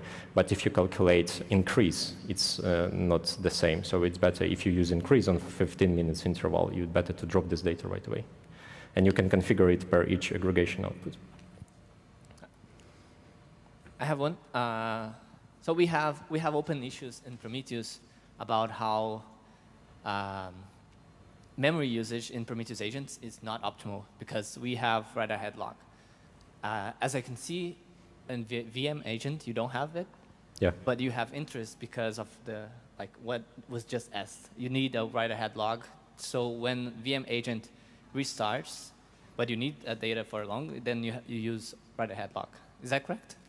No, it is not completely correct because write-ahead lock records every distinct operation, and we don't need this. We need to just dump the current aggregate state, which will contain, very likely will contain much less samples. So it will be different to write-ahead lock. It will consume less disk space. All right, thank you. Okay, one more, Arthur. This map, how much it grows, you don't clean it, right? Yeah, actually, that's a very good question. We tried to clean it. So those maps, they never cleaned. And it was a pretty big concern. I was thinking about how to atomically clean this map because you have two sync maps that you need to atomically clean. And later, there was a good idea to not clean it and see what happens. So what happens that at max, we've seen on production rate of ingesting 1 million samples per second via VM agent. After 1 week of data, it was consuming like 20 megs of data. So it was a very simple solution, just do nothing. Okay, we are unfortunately out of time. It's time for our quiz. So thank you so much for amazing ideas. Thank you. I really hope this will trigger some discussion in Prometheus, right? To iterate on this as well. Right, but it's time for trivia, right? So yeah, I will let Matthias and Gautam to explain the details. But are you saying you don't know the details? Yeah. You know what app? What was the call of the mobile app that you have to use? No, you don't need a mobile app. Oh, it's a website. Okay. Yeah, it's a website. Yeah. Yep. Everyone, get your phones out because you need to scan a QR code. And yes, you have to do this. And it's mandatory. Yeah. There are penalties if you don't. Yeah, you can't go to the social. No beer for you. It's true. Are there any prizes? Winner gets a speaker bottle gift. So yes. Okay, so I don't know if any of this works. Okay, yes. Click. Don't click. No, I know. I need to test the clicker. Okay. I have a pointer. Nope.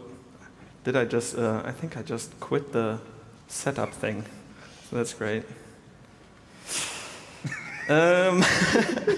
Insert joke about 2 engineers figuring out computer stuff. You're a director now, and I'm a PM. So. No more engineers on this stage.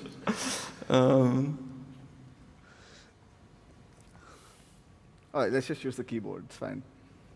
No, I want to over-engineer this. They can see the questions. Come on. Yes. Repeat the number? Yeah. Yeah, the QR code. Yeah. Okay. Does it work?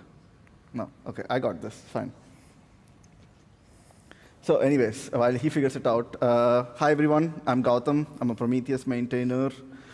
And I moved to product management, and somehow this quiz feels like the PM thing to do, and I'm feeling really bad about it. And yeah, I'm Matthias Leubel. You've seen me on stage. I'm a director of engineering or something, so I don't know, like, yeah, whatever. I'm also a Prometheus maintainer, so that's why I guess I'm up here as well.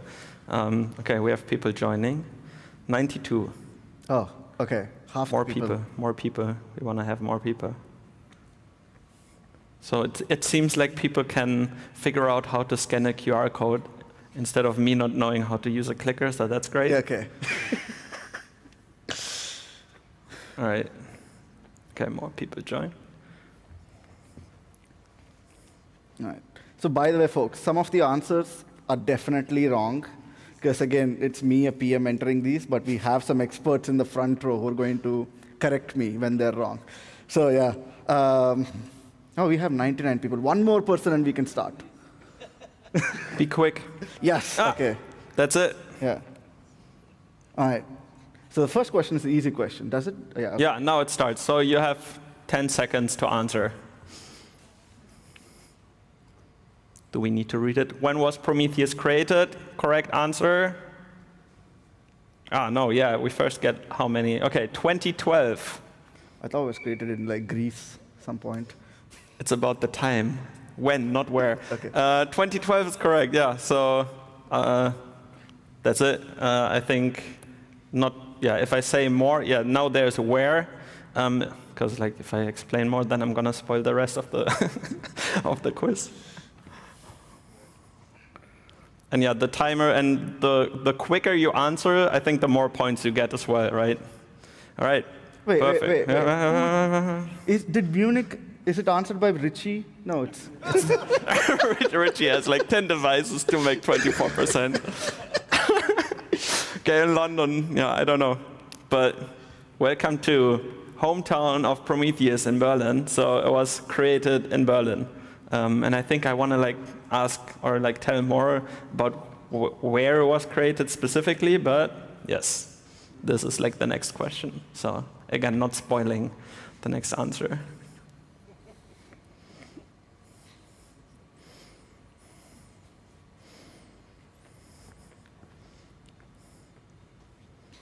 Okay. That seems pretty good. I think Bartek. Bartek answered Grafana. All right. Yeah, perfect. So Berlin 2012, SoundCloud is where Prometheus was created. Now I can like tell you the whole thing without spoiling anything. Moving on. Which year did Prometheus join the CNCF? So remember, 2012 it was created. How long did it take to donate or get Prometheus into the CNCF? Who remembers? I remember the blog post. I remember. I just started contributing. Yeah, same. Yeah. All right. It was 2016. Actually, so, yeah? I thought it was 2017, so I didn't remember. That's why you're the PM now. Insert PM joke. No, yeah, 2016. What was I gonna say? Yeah, Kubernetes was the first one, I think, and Prometheus was the second one. So it was super early. Why is the Prometheus logo orange? But it's not red. Okay. Depends on the print. Okay. But usually it should be orange.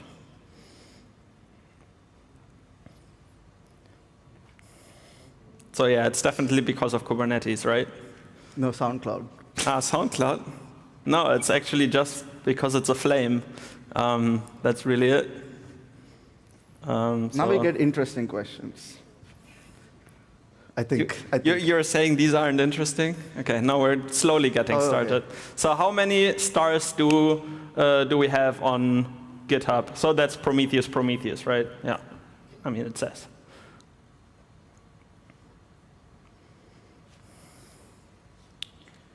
All right, nice. I want to say if all of you go to GitHub and star it, the answer would be correct.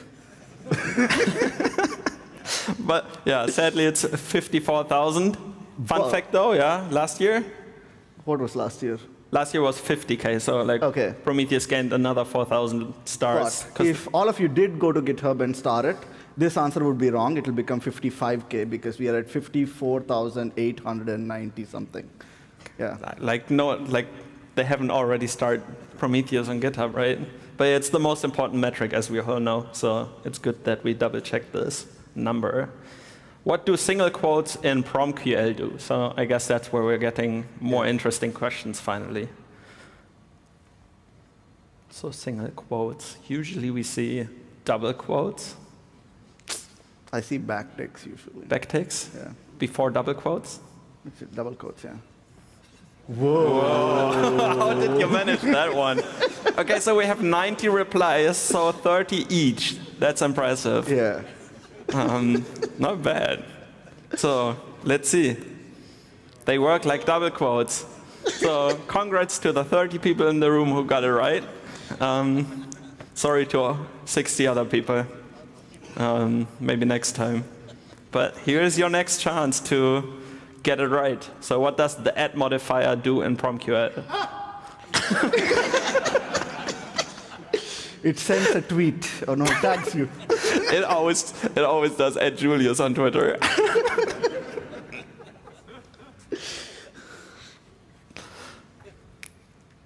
Okay.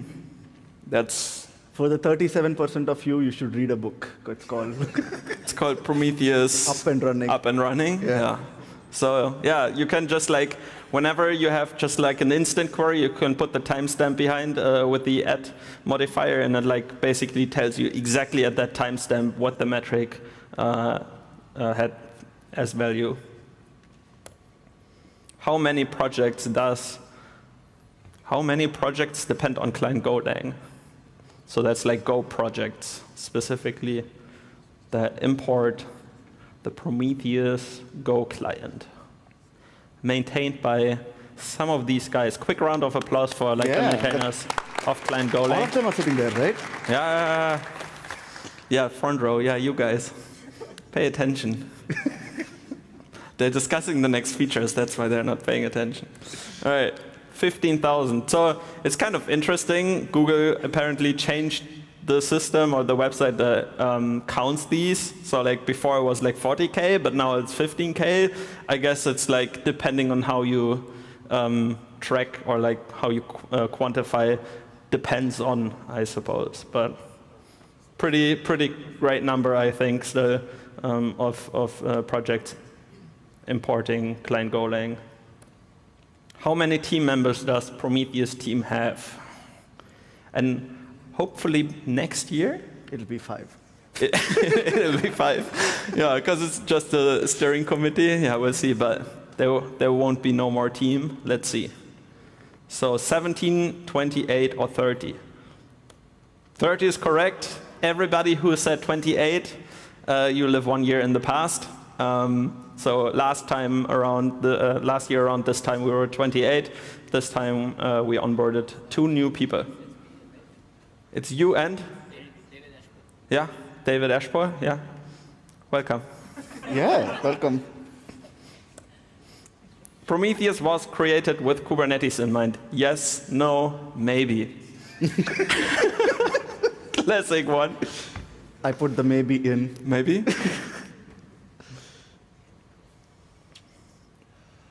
Well, that's a strong no. Yeah. Gonna go in the corner and cry. I mean, at least Kubernetes maintainers might. But yeah, the strong no is correct. Prometheus, I think, was created for dynamic environments. Looking at you, Julius, I guess. Dynamic environments, containers coming and going, or like processes coming and going. And there was actually no Kubernetes around when Prometheus was started. So that's why it couldn't be created for Kubernetes, right? But it's kind of like a perfect match made in heaven. And they go along very well, so that's why you usually see them come together. I think it's time for the difficult questions. Yeah, definitely. Yeah. This is you can get it wrong. Yeah. Actually, you can have multiple options that you can pick here. They can be like, yeah. No, you gave it away. No, actually, no. No? Okay. You'll see. Okay.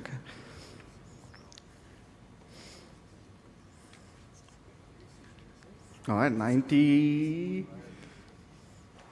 Okay, so never ingested when scraping, right? So JSON, protobuf, and the other ones are correct. So CSV files were never ingested, and OTLP? Never while scraping. Only when being pushed to. Yeah. Right. Yeah, so kind of trick questions. But yeah, CSV file was like super obvious, and yeah, the other one, now you know. All right, so this changed in the past year, and I think most of you were here this morning. So what does the dot operator do in PromQL?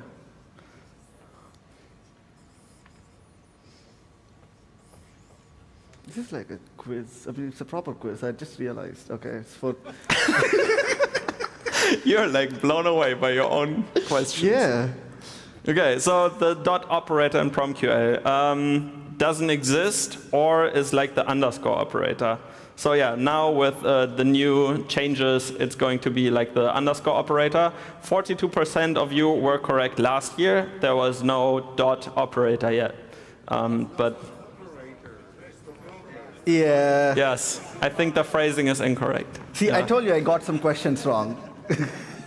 I think that was actually a mistake from last year, and we just kept it. Yeah. Yeah. So separator, yeah, fair enough. Yeah. So should you run Prometheus 3.0 in production? You have to get this right. Come yes, on. no, yes, or yes. Strong yes. Ooh. I don't know. I mean, you can wait, but the idea is yes, you can, and you should, and you tell us about your bugs, and you should report them. Yes, but you shouldn't just run 3.0. Yes. Like just run a third replica with Prometheus 3.0 just to measure performance and find bugs for us. 2.0, you mean? Third replica of 3.0. Okay, third rep. Okay. Yeah. Now I'm learning something. Yeah. Or you can run the second replica as 3.0, but don't run just Prometheus 3.0. That's run Prometheus 3.0. Yes.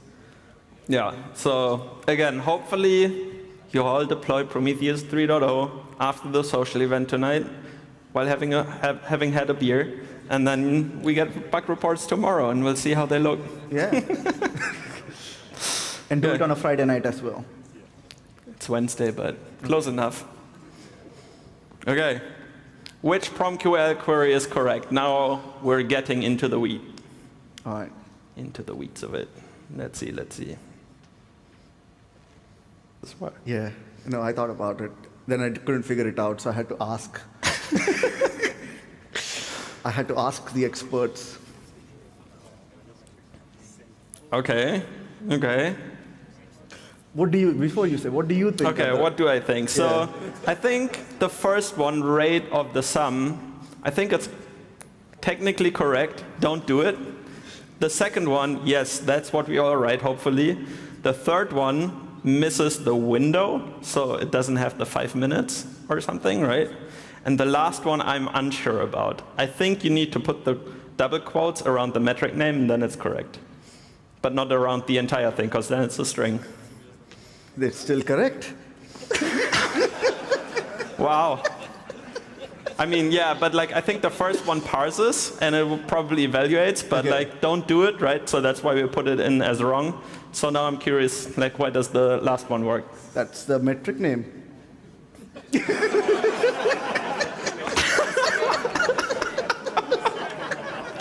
I don't want to work with you. Okay, yeah, see, we have an expert. So I asked him if it was correct. He told me. Yes, it's a query that returns a string of that text. Okay, it's a string. I don't know what to do with strings in Prometheus, but it can do that. Yeah, okay, see. Yeah, it's going to get wilder from Oh here. my God. There you go.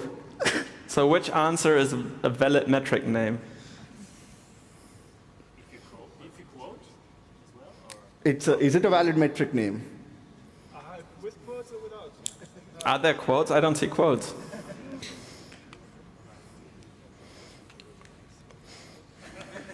They're all valid metric names. I mean, with quotes, yes, but.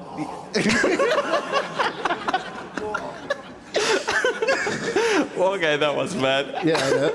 So I actually had to check. Is this chart emoji part of UTF-8?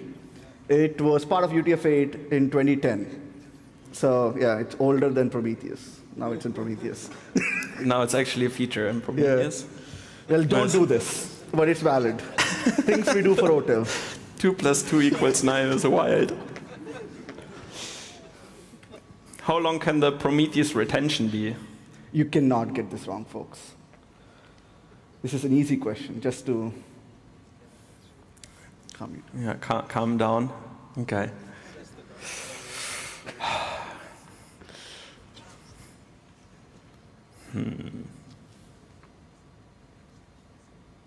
I'm curious now. Okay. Wow. That's really good. So yeah, by default, I think it's 15 days, and that the configuration comes with. Usually people set it to like 33 days if they just want a month of retention, but have like some extra time after the month. And then, yeah, you can do whatever, right? You can put like infinite storage for your Prometheus, and then set it to like 100 years, and it'll just append new time series as you go. You can also do size-based. So if you give it a large enough disk, you can say, I want 60 terabytes of Prometheus storage, and it probably, your grandkids can query it now. Which of these CLI arguments don't exist in the current Prometheus version? Yeah, we got grammar wrong. Oh. Which of these? Yeah, don't. Okay. Well, good thing we're Prometheus maintainers and not like teachers of English teachers and stuff. Okay, yes, this is an easy one, yeah. We're not Java. We're not Java. We're a Go shop. Okay, yeah. Yeah, don't exist, right? The other ones exist. Are native histograms always better to use than fixed bucket histograms? Yes, no, maybe. Let's see if there's a strong no again. We should have given it more time. Yeah, I agree. The answer's no. If you know the shape of your data and if you kind of know the exact questions that you want to ask, things like what percentage of my requests are slower than 1% or 1 second, using 1 second as the bucket boundary makes a lot of sense. However, for most use cases where you don't have these types of questions that you want to ask and you don't really understand the shape of your data, use native histograms. Yeah, so if you're migrating from your existing histograms to native histograms, just take a look at your queries and look if you're using the exact bucket value somewhere. Like the LE equals 1 for 1 second specifically, right? Yeah. So actually I have a bunch of these cases sometimes. In all my SLOs, I think. Exactly, SLOs are super common for that. Right? The native histogram with bucketing is represented by the schema number -53 because. It's the best question.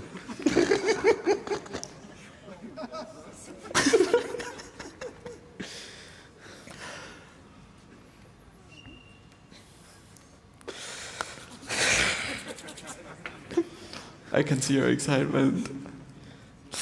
Because it's always DNS, sure. Because it compresses well with the chunks gorilla compression, so that's what we use inside of TSDB. Because it's some hexadecimal value, because it's Bjorn's age. See, that part's true. That's oddly specific, but good to know. -53. And because Bartek was born on March 5th. I don't know if that's even true. I don't think so. Just doxed him. So yeah, it's because it's CB for custom bucketing, I think. Which you all should be familiar with. I wasn't an hour ago, but yeah, me neither. The more you know. So see, I was like, this cannot be the reason. But it is. Easter eggs. Yeah. Yeah. So thanks for the question, Bartek. Should we support SQL instead of PromQL? Or on top of PromQL, I suppose.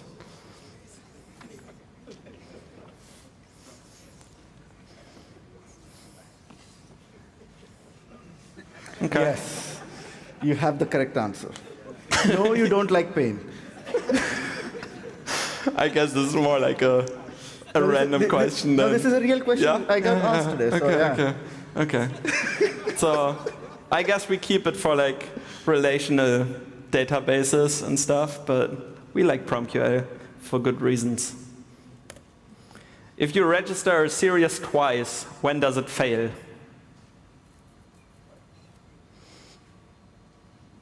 I haven't seen this question. What? You're a client Go maintainer. Yeah, you should know, the three of you.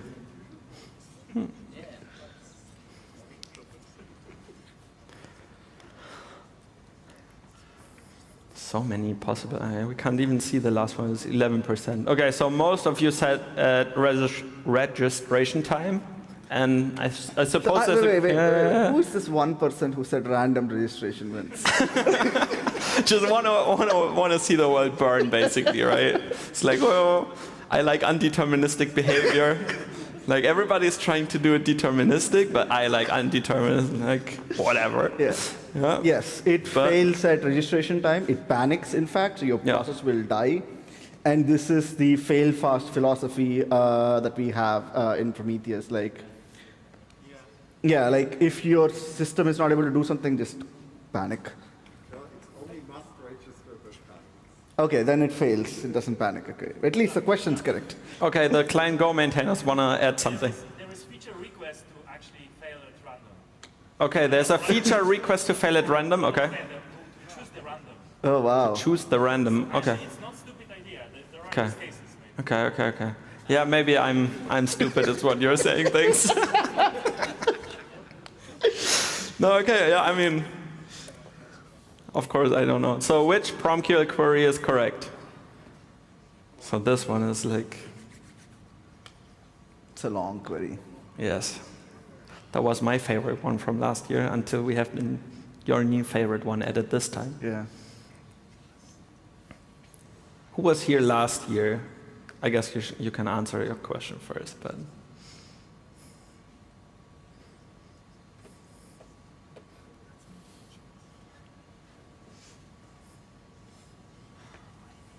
Okay. So who was here last year?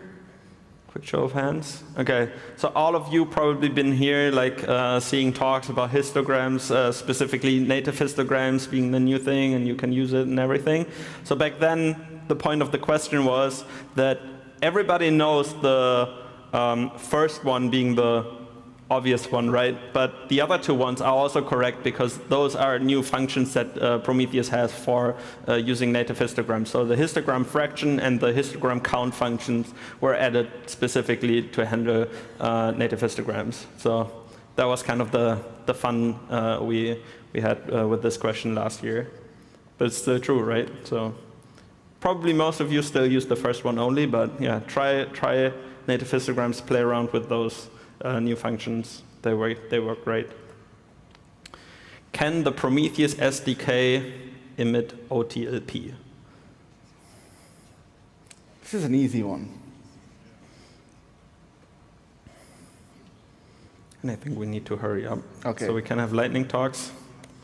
The answer is no. But can the OpenTelemetry SDK emit Prometheus? Java can. See, this is why we have experts. But the second question is the more important question.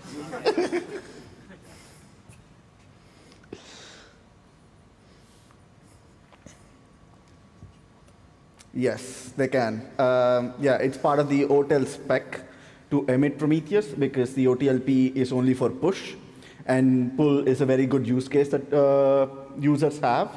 So they didn't want to reinvent the world for pull, so the OTel SDKs can emit Prometheus metrics, and you can scrape them with Prometheus, and you have up metric and all of that goodness already available to you.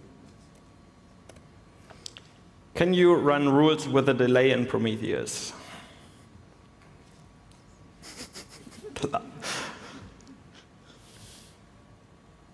What are these questions, Gautam? I know.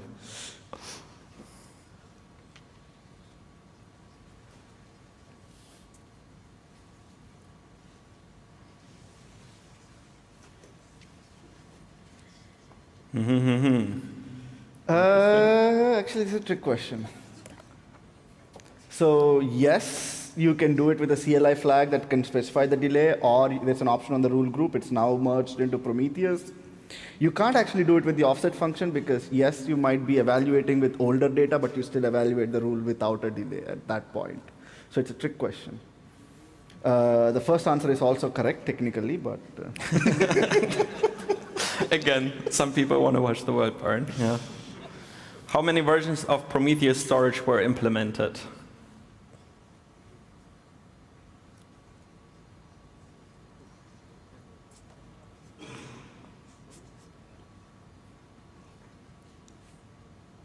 Interesting. So same as last year. Yeah, we have Prometheus 1 and 2. But in, I think, Prometheus version 2.0, there was like some small bug, and instantly we had to kind of like bump it to version 3 in Prometheus 2. So that's why there are 3 versions, if I remember correctly. And then for Prometheus 3, there is no change in the storage versioning so far. I guess there won't be, because it should be stable for Prometheus 3 once we have that release, and we do. Is Prometheus good for monitoring embedded systems? Yes or no? Somebody said yes. All right, let's see. Good for you, yeah. But yes. Seems Yeah, the correct. answer is yes, because I have a air quality monitor that I just plugged in, and on port 80/metrics, there were Prometheus metrics. And it's an ESP-based air quality monitor. If you want to see the dashboard and the monitor, it's on the Grafana booth. But yes, turns out you can. You just need to find the IP, which was the painful part. So once you have the IP, everything, like with Prometheus, is like totally simple. I mean, as a maintainer, right? Yeah. Sure. But yeah, it's great that we can just like get metrics from /metrics endpoint for various systems. So that's cool. How many service discoveries do we have in Prometheus? Another one of those questions. And that's like almost the last question now. Yeah. So you're almost done with what feels like school. All right, 27. Yeah, I think the number didn't really change since last year, but I think yeah. You know what would be nice? I forgot, is it Bonjour or something, like multicast? If I had that, I didn't need the IP. That was for the previous question. Now I get it. Yeah. Perfect. But yeah, like the service discovery didn't change. When was the first PromCon? 14, 15, 16. Is this the 10th PromCon? Yes. Okay, interesting. I didn't know that. So 2016. So yeah, like it's kind of a trick question because like on the website it says it's the 9th conference, and 2016 was kind of the first open one, but there were Julius, Björn, Fish, and I think Brian Brezel who did like an unofficial first PromCon. Was it that group? It was the 0th. Exactly. And that was in 2015. So yeah, if anyone else wanted to attend, 2016 would have been the first one. So anyone? Okay, never mind. Yeah. Yeah. So final question, software engineering. What's the CAP theorem again? But yeah, is it CA, AP, or CP? So alert manager.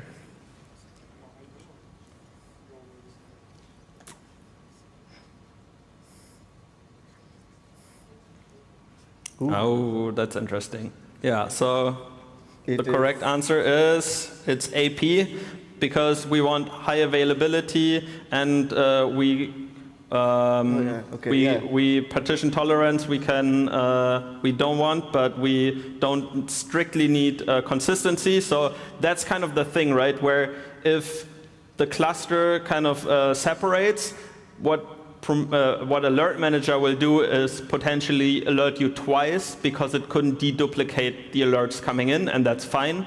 You'd rather have 2 alerts being sent to whatever system you're using behind Alert Manager rather than not being alerted at all because it can't like figure out if this was sent or not, right? So instead, you want to like rather send the alert twice. So that's why we don't care about consistency here. All right. So that was like the quiz. We had and Björn, great, disqualified, and Bartek and Brian, and all the people we know are on top. So wait, who's Pubel? Pubel, yeah, that's a good question. All the way back there, amazing. So I'm just gonna say that we disqualify the team for getting the speaker gift. And you can come to the stage and get your Prometheus bottle for the speakers. Thanks for participating. That was the hardest question with the delay. Yeah, that's good to know. That was Josh's question. Good job, Josh. So we're on to lightning talks. And Julius knows he's the first one. And we're going to go right in because we took 10 minutes more. Do it with the microphone? Yes, we are going to give you a handheld. Oh, I will hold you your mic if necessary. And this might take a second because if you need to type, put it on the bumper here so it comes. All right. Where's the adapter? Yeah, here. So this might take a second to synchronize because I tested it earlier and it took like a minute for it to detect the.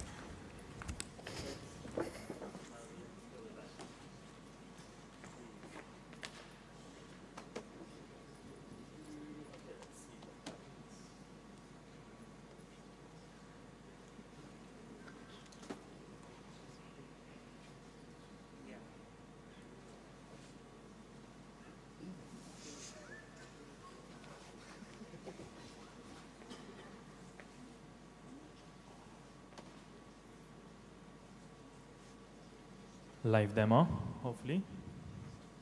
any live demo?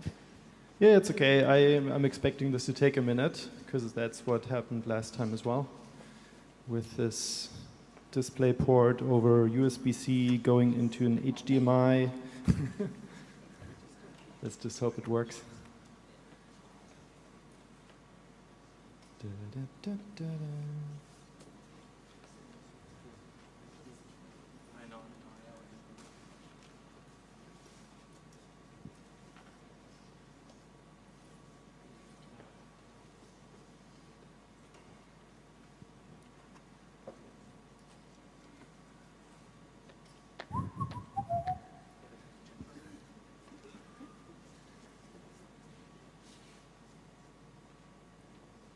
Come on, you can do it.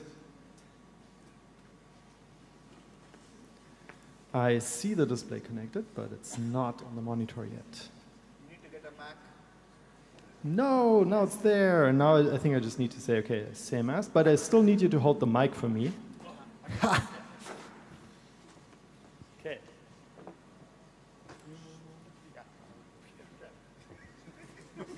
Nice, thank you very much. So, okay, and I think Metal Matze granted me an exceptional 7 minutes. Let's see how long I take. Do I see the time anywhere?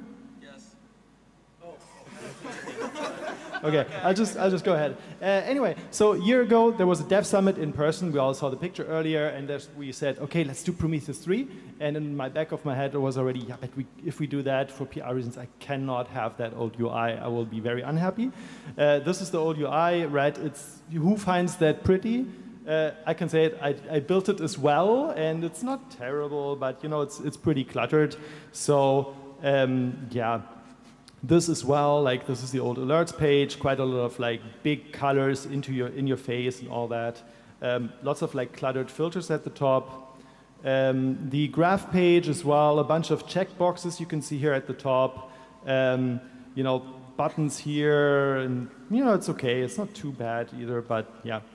This is the new UI, and the whole idea here is the following with the new UI.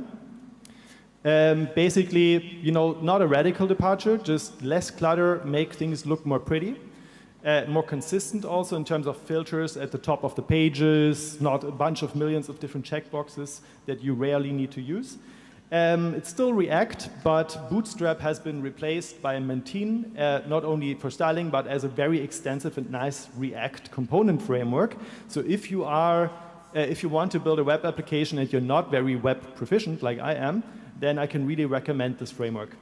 uplot is replacing the old and unmaintained flot for charts, which also means that not all features like heat map for histograms and so on are supported yet, but hopefully will come.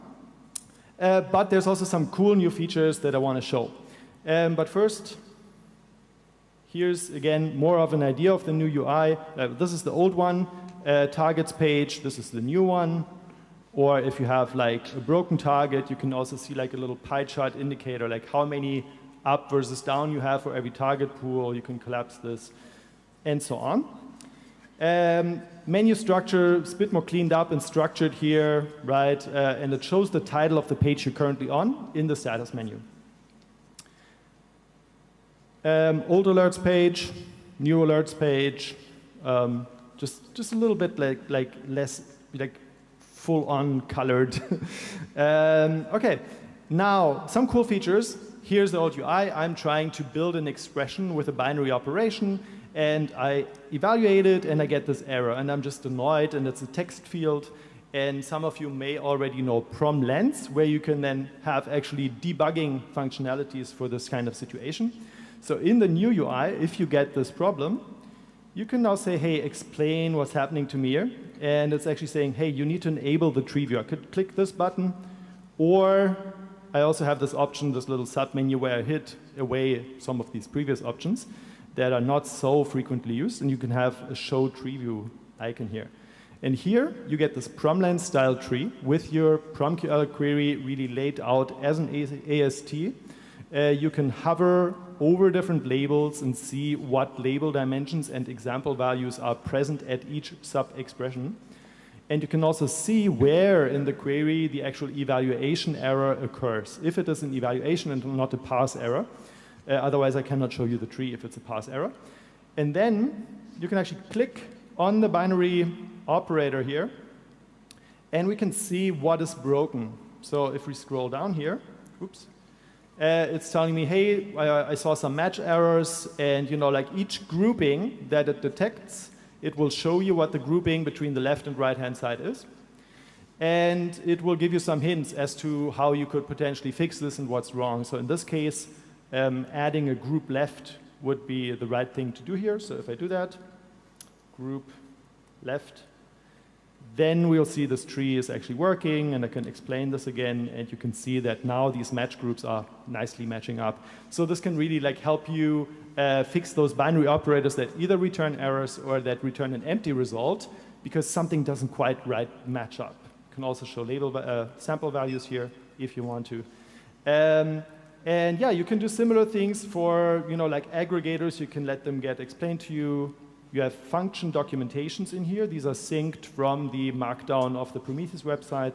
And yeah, so that's the tree view for you. It's really cool. It's just a really cool way to get kind of an insight of what data you have at which sub-expression.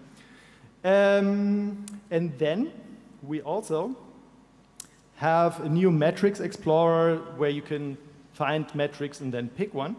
So again, hidden in this submenu, explore metrics.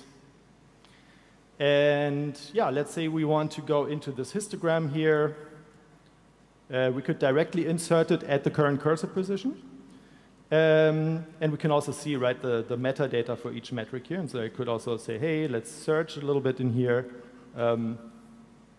like for this one.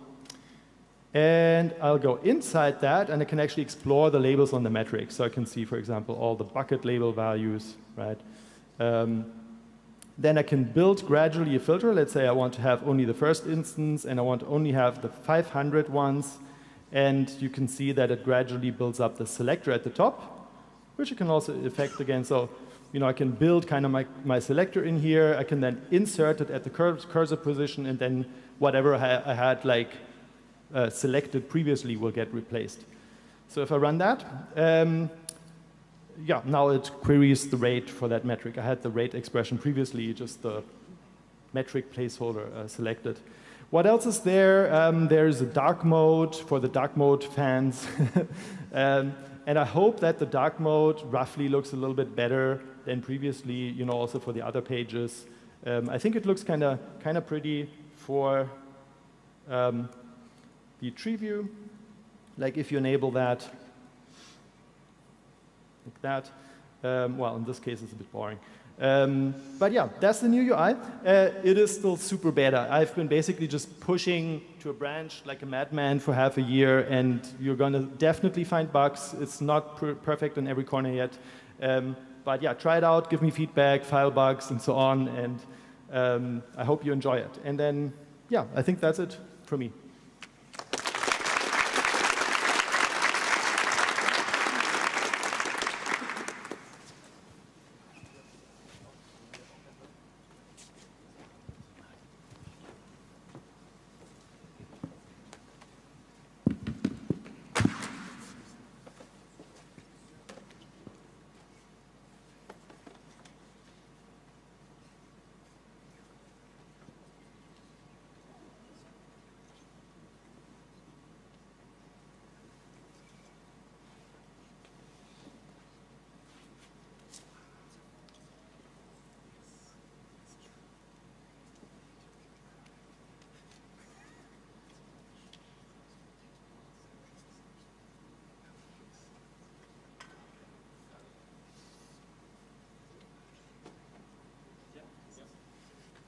Hello everyone, my name is Augustin, I'm a Prometheus maintainer and a PSS founder, and I'm working for Amadeus as a principal engineer.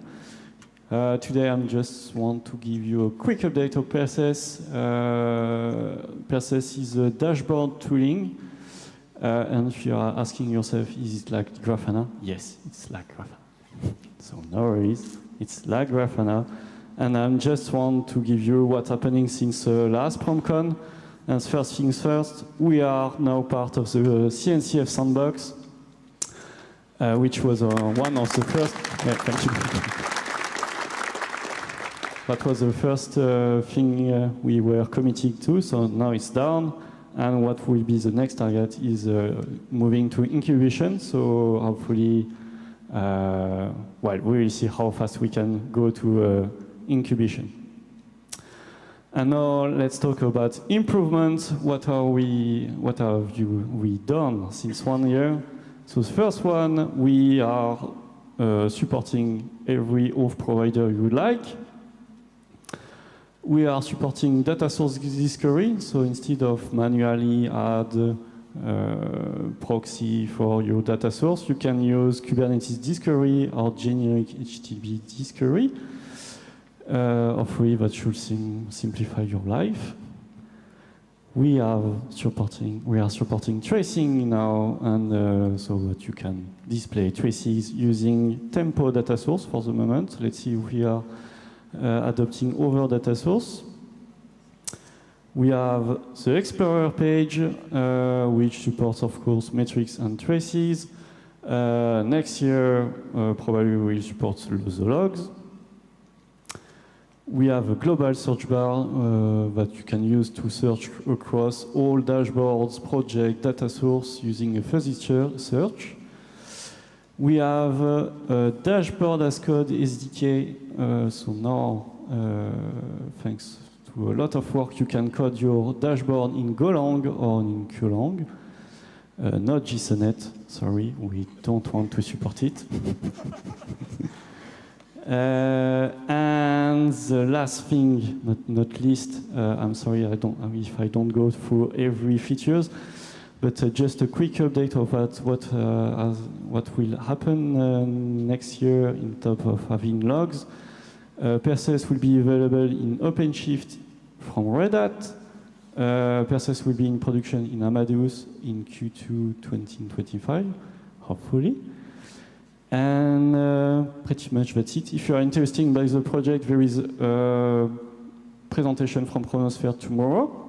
It will be longer, and it will explain more what is Perses. If you want to follow us, we are on LinkedIn and Twitter. You can follow us on GitHub as well. And now we have a Slack channel if you want to talk about the development of Perses. Thank you very much.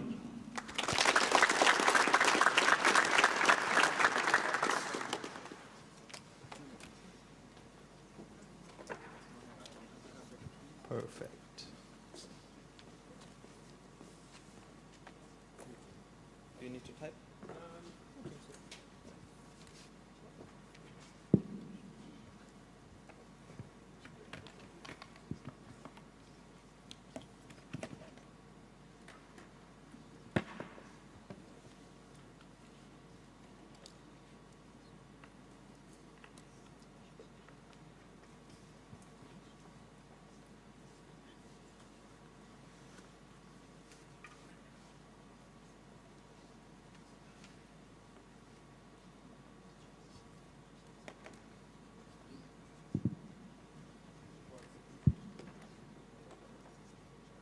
For me, it just took like 90 seconds or something, right, until it actually worked. So it might just take a while. Okay, cool. Hello, everyone. Just want to show you, share with you a new cool feature in the Prometheus operator. We have been getting requests to adding the ability to having common configurations on scrape targets. Like, for example, you want to have a common relabelling config across your pod monitors, FC monitors, and so on. Or, like, for example, the ones that's using Istio, like you need to inject like TLS configuration in every scrape job config that you have. So we, like, beginning of this year, we just implemented the scrape class in Prometheus operator. You can just have a configuration like that. For example, you can have on the Prometheus object scrape class, and you can define the name, and you can also choose if it's a default scrape class or not. And for example, here we are adding a common relabeling config. Okay.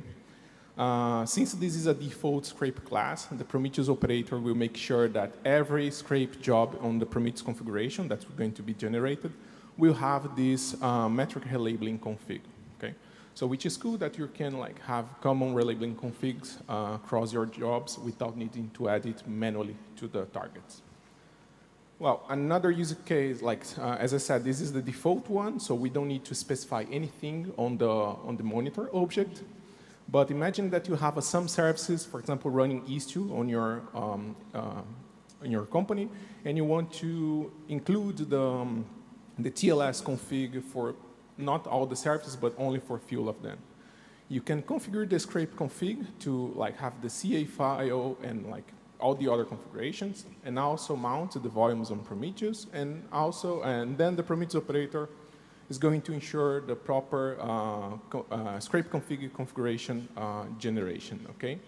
Since this is not default scrape class, everyone that would like to use the scrape class needs to strictly specify the scrape class name on the service monitor object, pod monitor, or any other monitor object that we have on the Prometheus operator. So it's almost everything. Like we are working now to have other common configurations that we might have on the scrape configs, like limits, and any other configuration. So this is everything for me.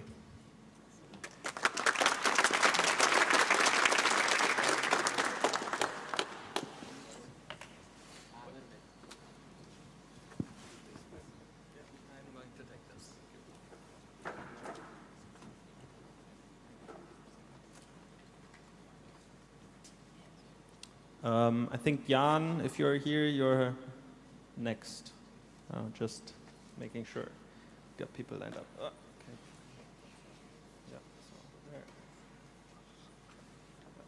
Perfect. Do you need to type anything? Okay. All right. Hello, everyone. So this is not much of a talk as much as it is just me introducing myself. So hi, my name is Manik, and I'm an intern, student, web developer, not in that order. And about 6 to 7 months ago, I started contributing to Prometheus. And down the line, Bartek, Daniel, and Arthur thought it would be a good idea to mentor me as well. And so I'm going to talk about some of the things I've been doing. And yeah, this slide is irrelevant now. So the first thing that I did, which was outside my mentorship, was work on native histogram rendering. So before, if people remember, there was none of this. It was just a bunch of strings. It was just a really long string and really hard to understand what it was. So I picked up this issue and made 2 PRs. One of them was the one that you see on screen called Update Histogram Math. And as you can see, it got pretty long. There was a lot of discussion going on, a lot of commits too. And for this, all this just for a not very huge change in lines of code. Most of this discussion was with Bjorn, who helped me out with the math and getting everything correct. Because it's pretty trivial to place buckets or bins of a histogram on a canvas. It gets a little bit tricky when you're trying to scale them for exponential axes. So we could always use a plug-and-play solution, any recharts or whatever, but we chose to use HTML, CSS, and JS, mostly because Julius had given me some starter code, and I thought it couldn't get too hard. But yeah, it took 4 months, so. Anyway, some of the issues that we encountered were consistent bucket scaling. If you look at the first image, that's the 0 bucket, and everything else is flat. At the very bottom, it'll be green, not black, so yeah. Another issue that we encountered, the second image, was that buckets started overlapping. So negative buckets are overlapping with the positive buckets. It's not very clear here, and then some buckets would also start to overflow. Luckily, that's fixed. And finally, the biggest pain point was handling the 0 bucket. So for example, if you have conditions where you may have only positive buckets, but plus the 0 bucket, and sometimes the math would just break, and you'd see whatever's on screen in the third image, which is nothing. So finally, after months of talking to Bjorn, we finally got this, which is a beautiful feature, and I hope you guys utilize it. This will be important soon. Now the next bit is the meat and the bones of whatever I was doing at Prometheus under my mentorship with Bartek, Daniel, and Arthur. And it was essentially to work around CT and OpenMetrics.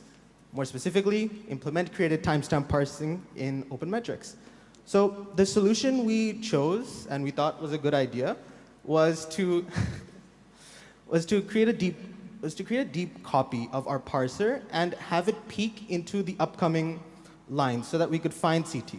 Why did we do this? Because this is what it could look like. So for example, the parser could be on the second line here, which is baz_bucket, and it has to look for the created line, which is at the very bottom.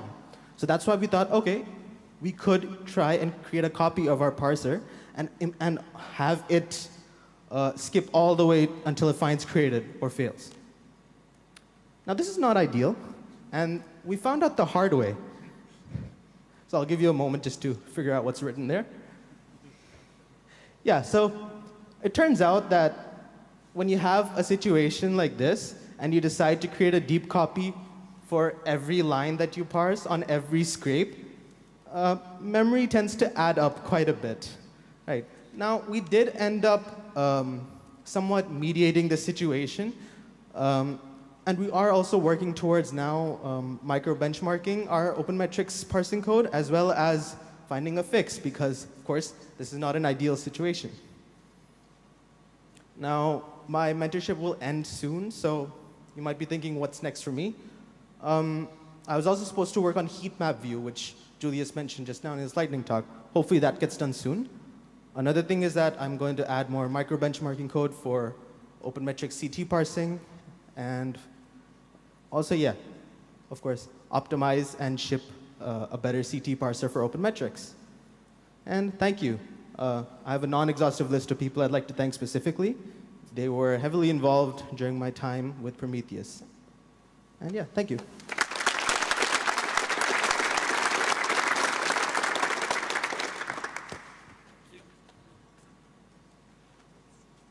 Perfect on time. Yeah? Like 20 seconds or something.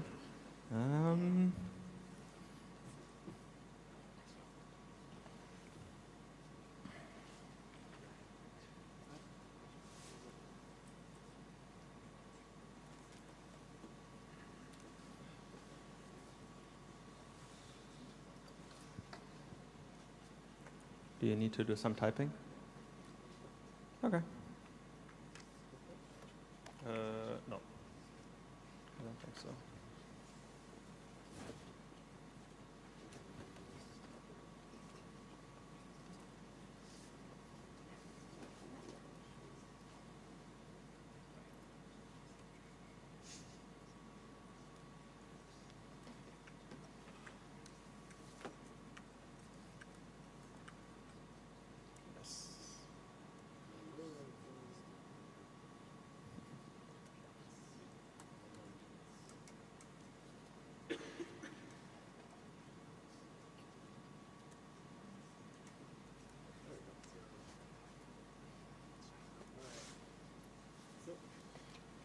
Hello again.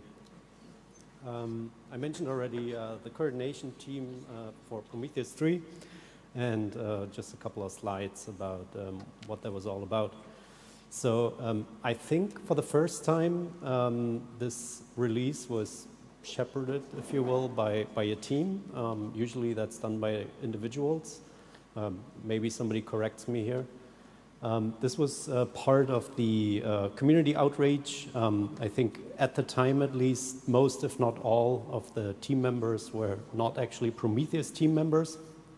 I might be a little off there, but most people weren't. And yeah, the task was, the task was obviously coordinate the relevant work for 3.0, facilitate outreach, prepare the release, talk about it. That's as I'm doing now.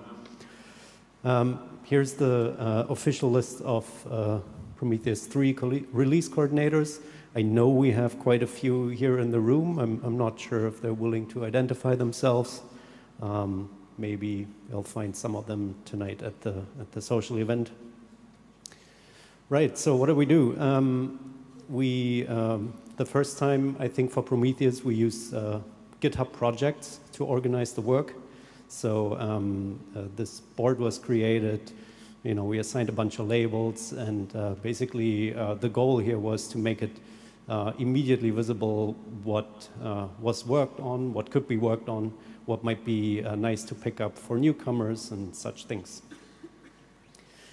Of course, a little maintenance went into it too, so we had the release branch for a while, and that needed regular syncing, and there's always some conflicts and such. Fun times. Obviously, preparing the actual release, this was the PR that added the changelog entries. That's a bit of a manual process. Maybe we should do something about that at some point to actually gather the release notes. And of course, a lot of the coordination team members actually did a lot of work for the release itself, added code, or will add code. I think this PR might still be open. But yeah.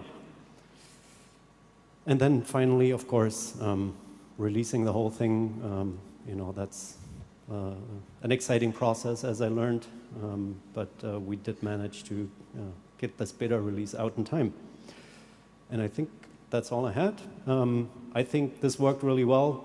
We might discuss whether this sort of team setup for releases is a good idea for the future, or if individuals will do that in the future again. But I enjoyed it, and I hope the other people did too.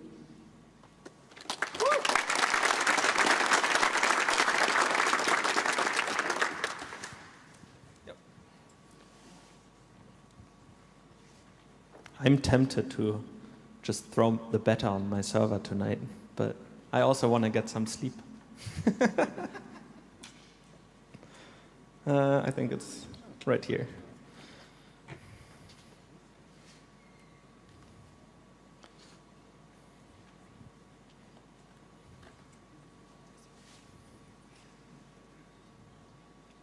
Yep. Yep. You're already live. Do you need to type? No. Okay. Hello. I'm Eric.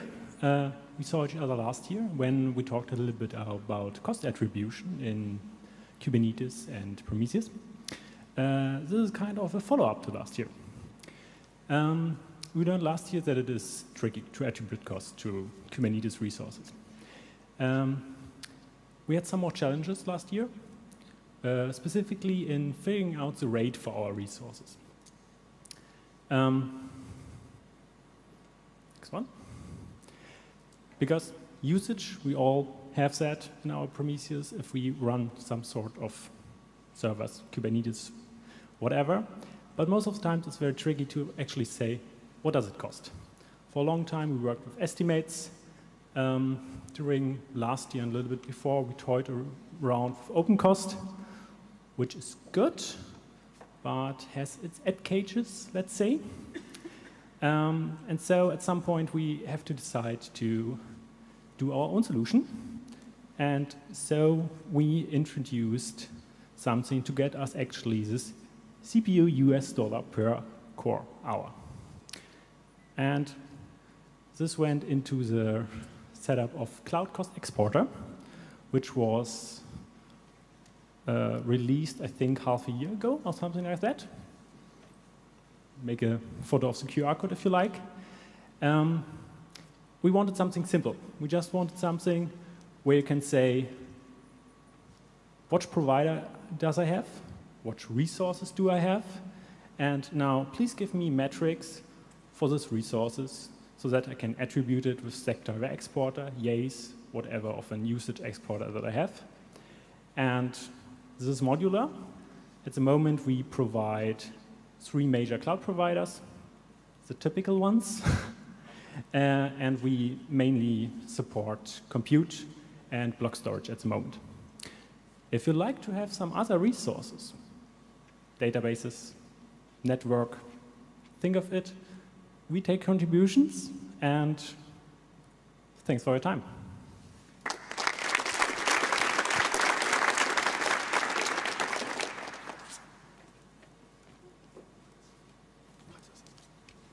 Perfect. Yeah. I think, I don't know. You can also, I don't know, I need to check the schedule. Yeah, then come up. I don't have the schedule just perfectly in mind.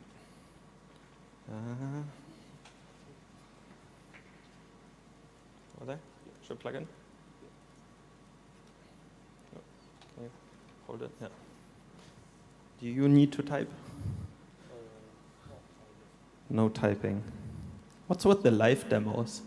So we have lots of spot for tomorrow because people are so quick. Do live demos tomorrow. I want to see some coding.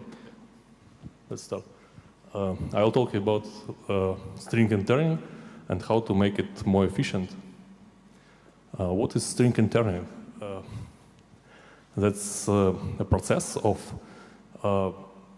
storing the same strings only once in the process and then referring the strings in the process. And the benefit of this is to store memory usage, to reduce memory usage and to reduce CPU usage because garbage collector needs to visit lower number of objects in process.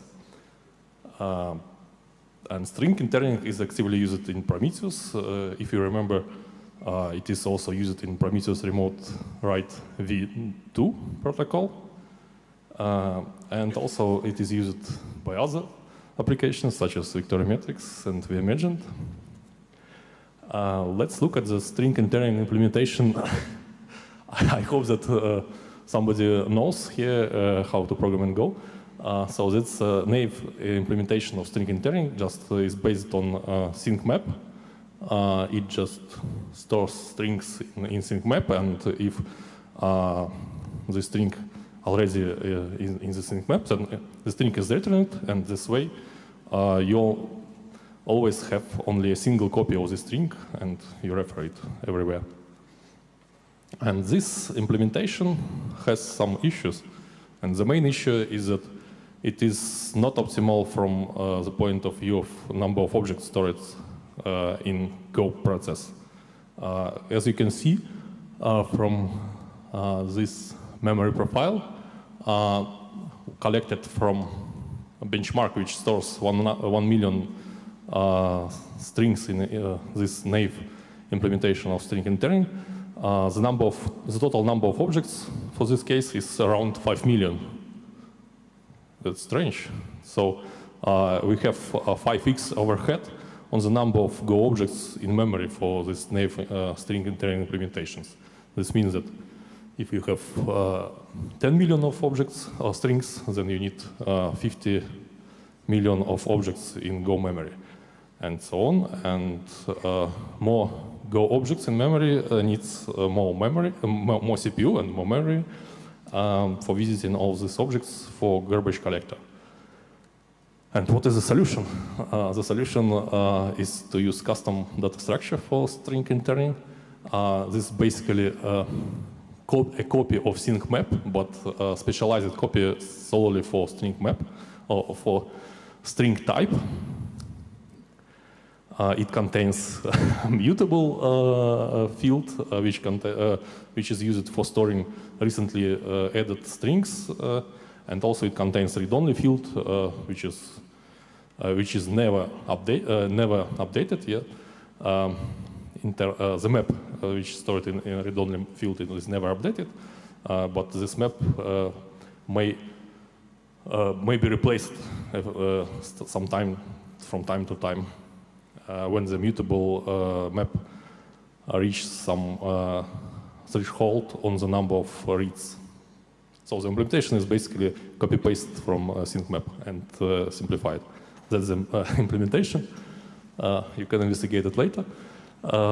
And the result is that this custom string interning implementation reduces the number of objects to store in memory in Go 5 times. So for 1 million of unique strings, you need 1 million of objects in memory, in Go memory. And this gives much smaller garbage collector overhead for high cardinality labels.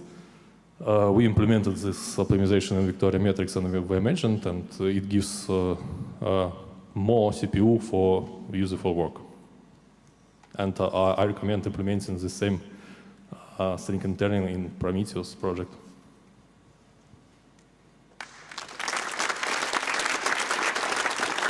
Perfect. I like the performance focus. Yeah, Next one.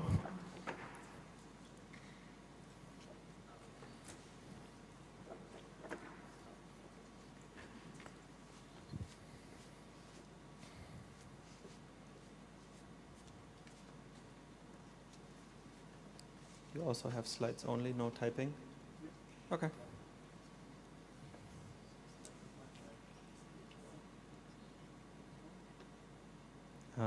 Can you maybe change it to like full HD? That looks pretty much like 4K. If that's possible.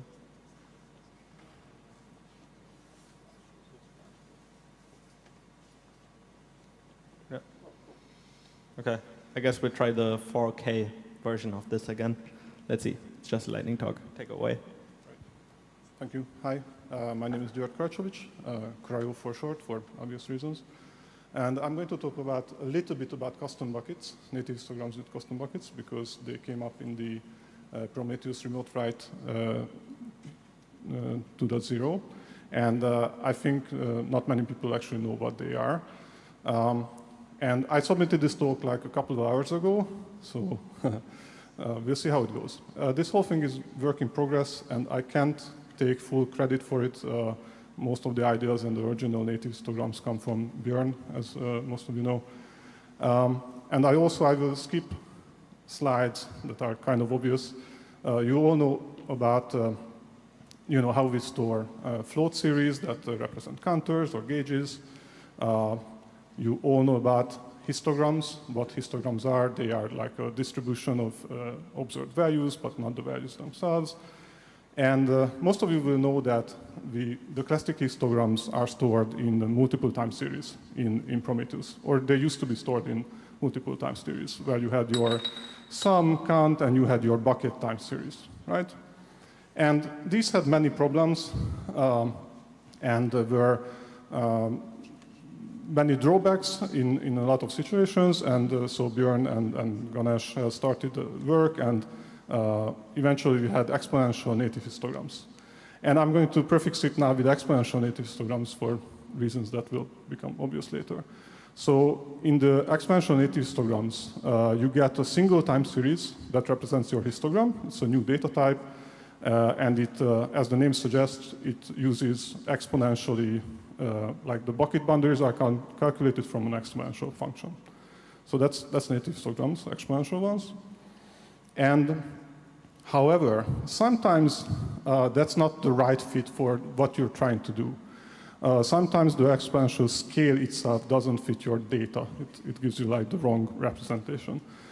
Sometimes you have code that's legacy, that you lost the compiler for or whatever, and you cannot change the instrumentation. Sometimes you would want the benefits of native histograms, like transactionality, like we saw in the Seznam's case. Or the sparse representation, but you don't actually need those exponential buckets. And also, another idea behind this custom bucket is to open up the implementation of native histograms for more exotic bucket types or representations. So what are custom bucket native histograms? Basically, again, we are storing the data of the histogram in a single time series, but instead of exponentially calculated buckets, we also store what are the bucket boundaries. So basically, we are putting your classic histogram at scrape time into a native histogram without losing any information, because we keep the bucket boundaries. So this is not an approximation. This is like an exact representation of the classic histogram. And since this is on scrape time, you don't have to touch your application. And the support for this is, like I said, is work in progress. Some of it is already in Remote Write 2. Some of it is already committed in Prometheus, but nothing is turned on yet. And you can read more about it in the proposals repo. Just to call back again to that in earlier talks. There's a meta issue that you can check out, like what's the progress, where you can help. The huge caveat that I need to make here is that these are native histograms now, so your queries will change.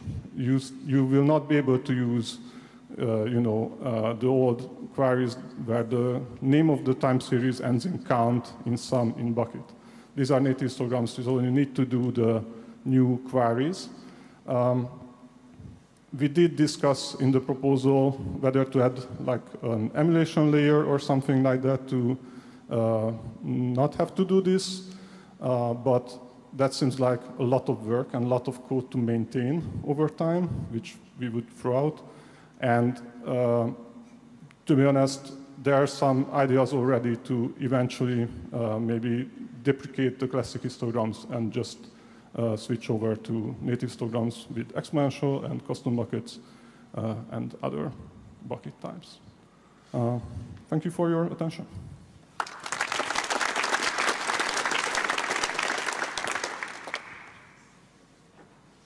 10 seconds, not bad.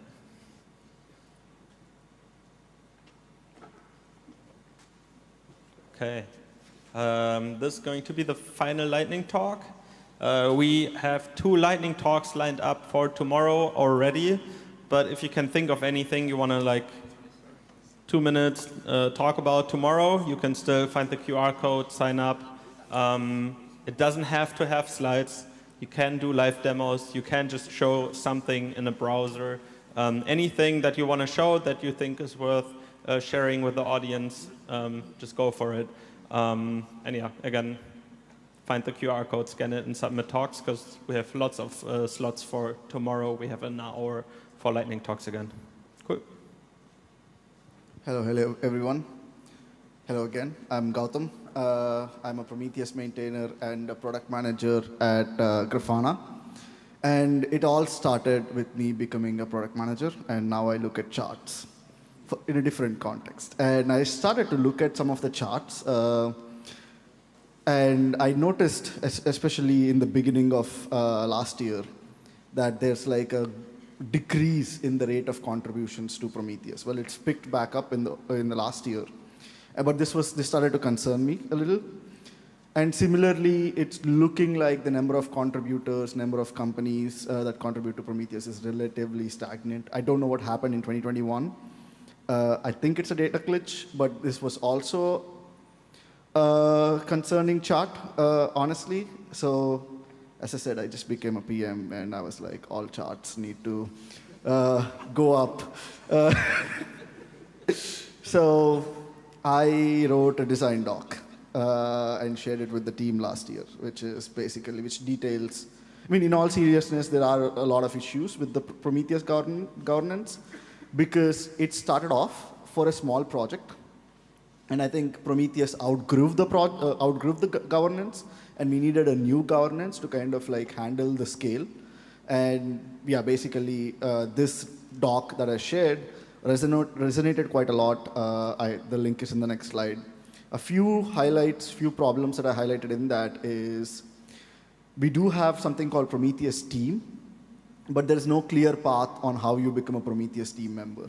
It vaguely says you need X amount, I think it's consistent contributions, which is it enough? Is it not enough? It's not very clear.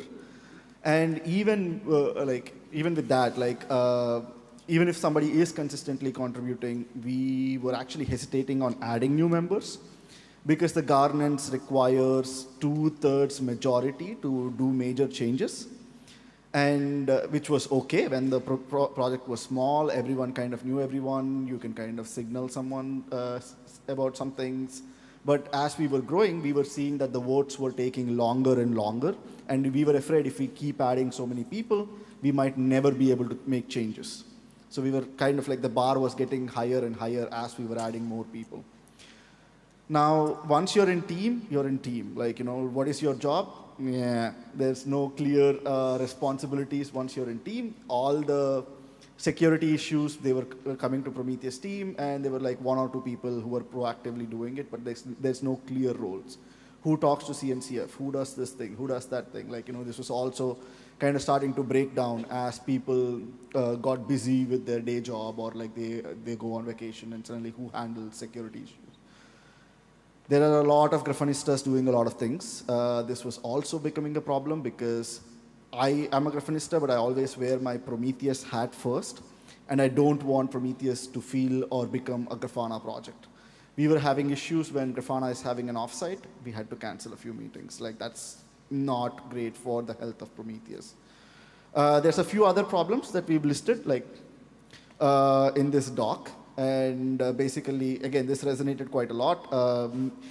And then, foolishly, we had a goal to go from the 30 maintainers that we have now to 300 diverse individuals. Well, Prometheus maintainership or team membership also had a diversity issue that we wanted to tackle. And so me and Matthias, we signed up to do this governance reorg. And we finally have a new governance draft that we've spent basically looking at all the other CNCF projects and also talking to people and existing maintainers, long-time Prometheus maintainers one-on-one to get their ideas of what the next thing should be. And yeah, we don't think it should be this flat structure where everyone is in team and you need to have a super majority to make changes. Like, that's just not scaling. So yeah, I built this presentation in 15 minutes, so I had to rip off Jan's slide here. Thank you, Jan. So this is the proposal. We will have a steering committee of 5 to 7 members. That will be like the active contributors to Prometheus. They will have the time, they will have regular meetings, and they will be able to make the major changes. But most of the work will actually be done by the members and maintainers. And yeah, I'm a PM. I go from 300 to, we want 3 million maintainers. And we want this to scale, this model to scale. We want like a lot of maintainers, and we don't want, like, if there's conflict, that's when you go to the steering committee. The steering committee makes sure that people are getting recognized. Oh, sorry. All right. Yeah, so Prometheus needs you. I'm going to ignore that. There's a lot of work to be done in exporters, SDKs, docs, alert management, everything. We just need a lot of help. And yeah, like we want to make it easier for you to become maintainers yourself. So start contributing. I'm hoping this new change will pass in a year. In this year, and the next year we will spend all our time basically trying to grow this community and making sure there are more and more maintainers. Thank you.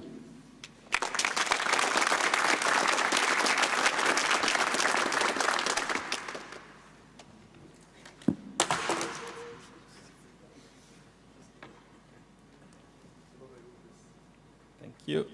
Okay. I am here to tell you that we are leaving and we are going to finally go to the social event.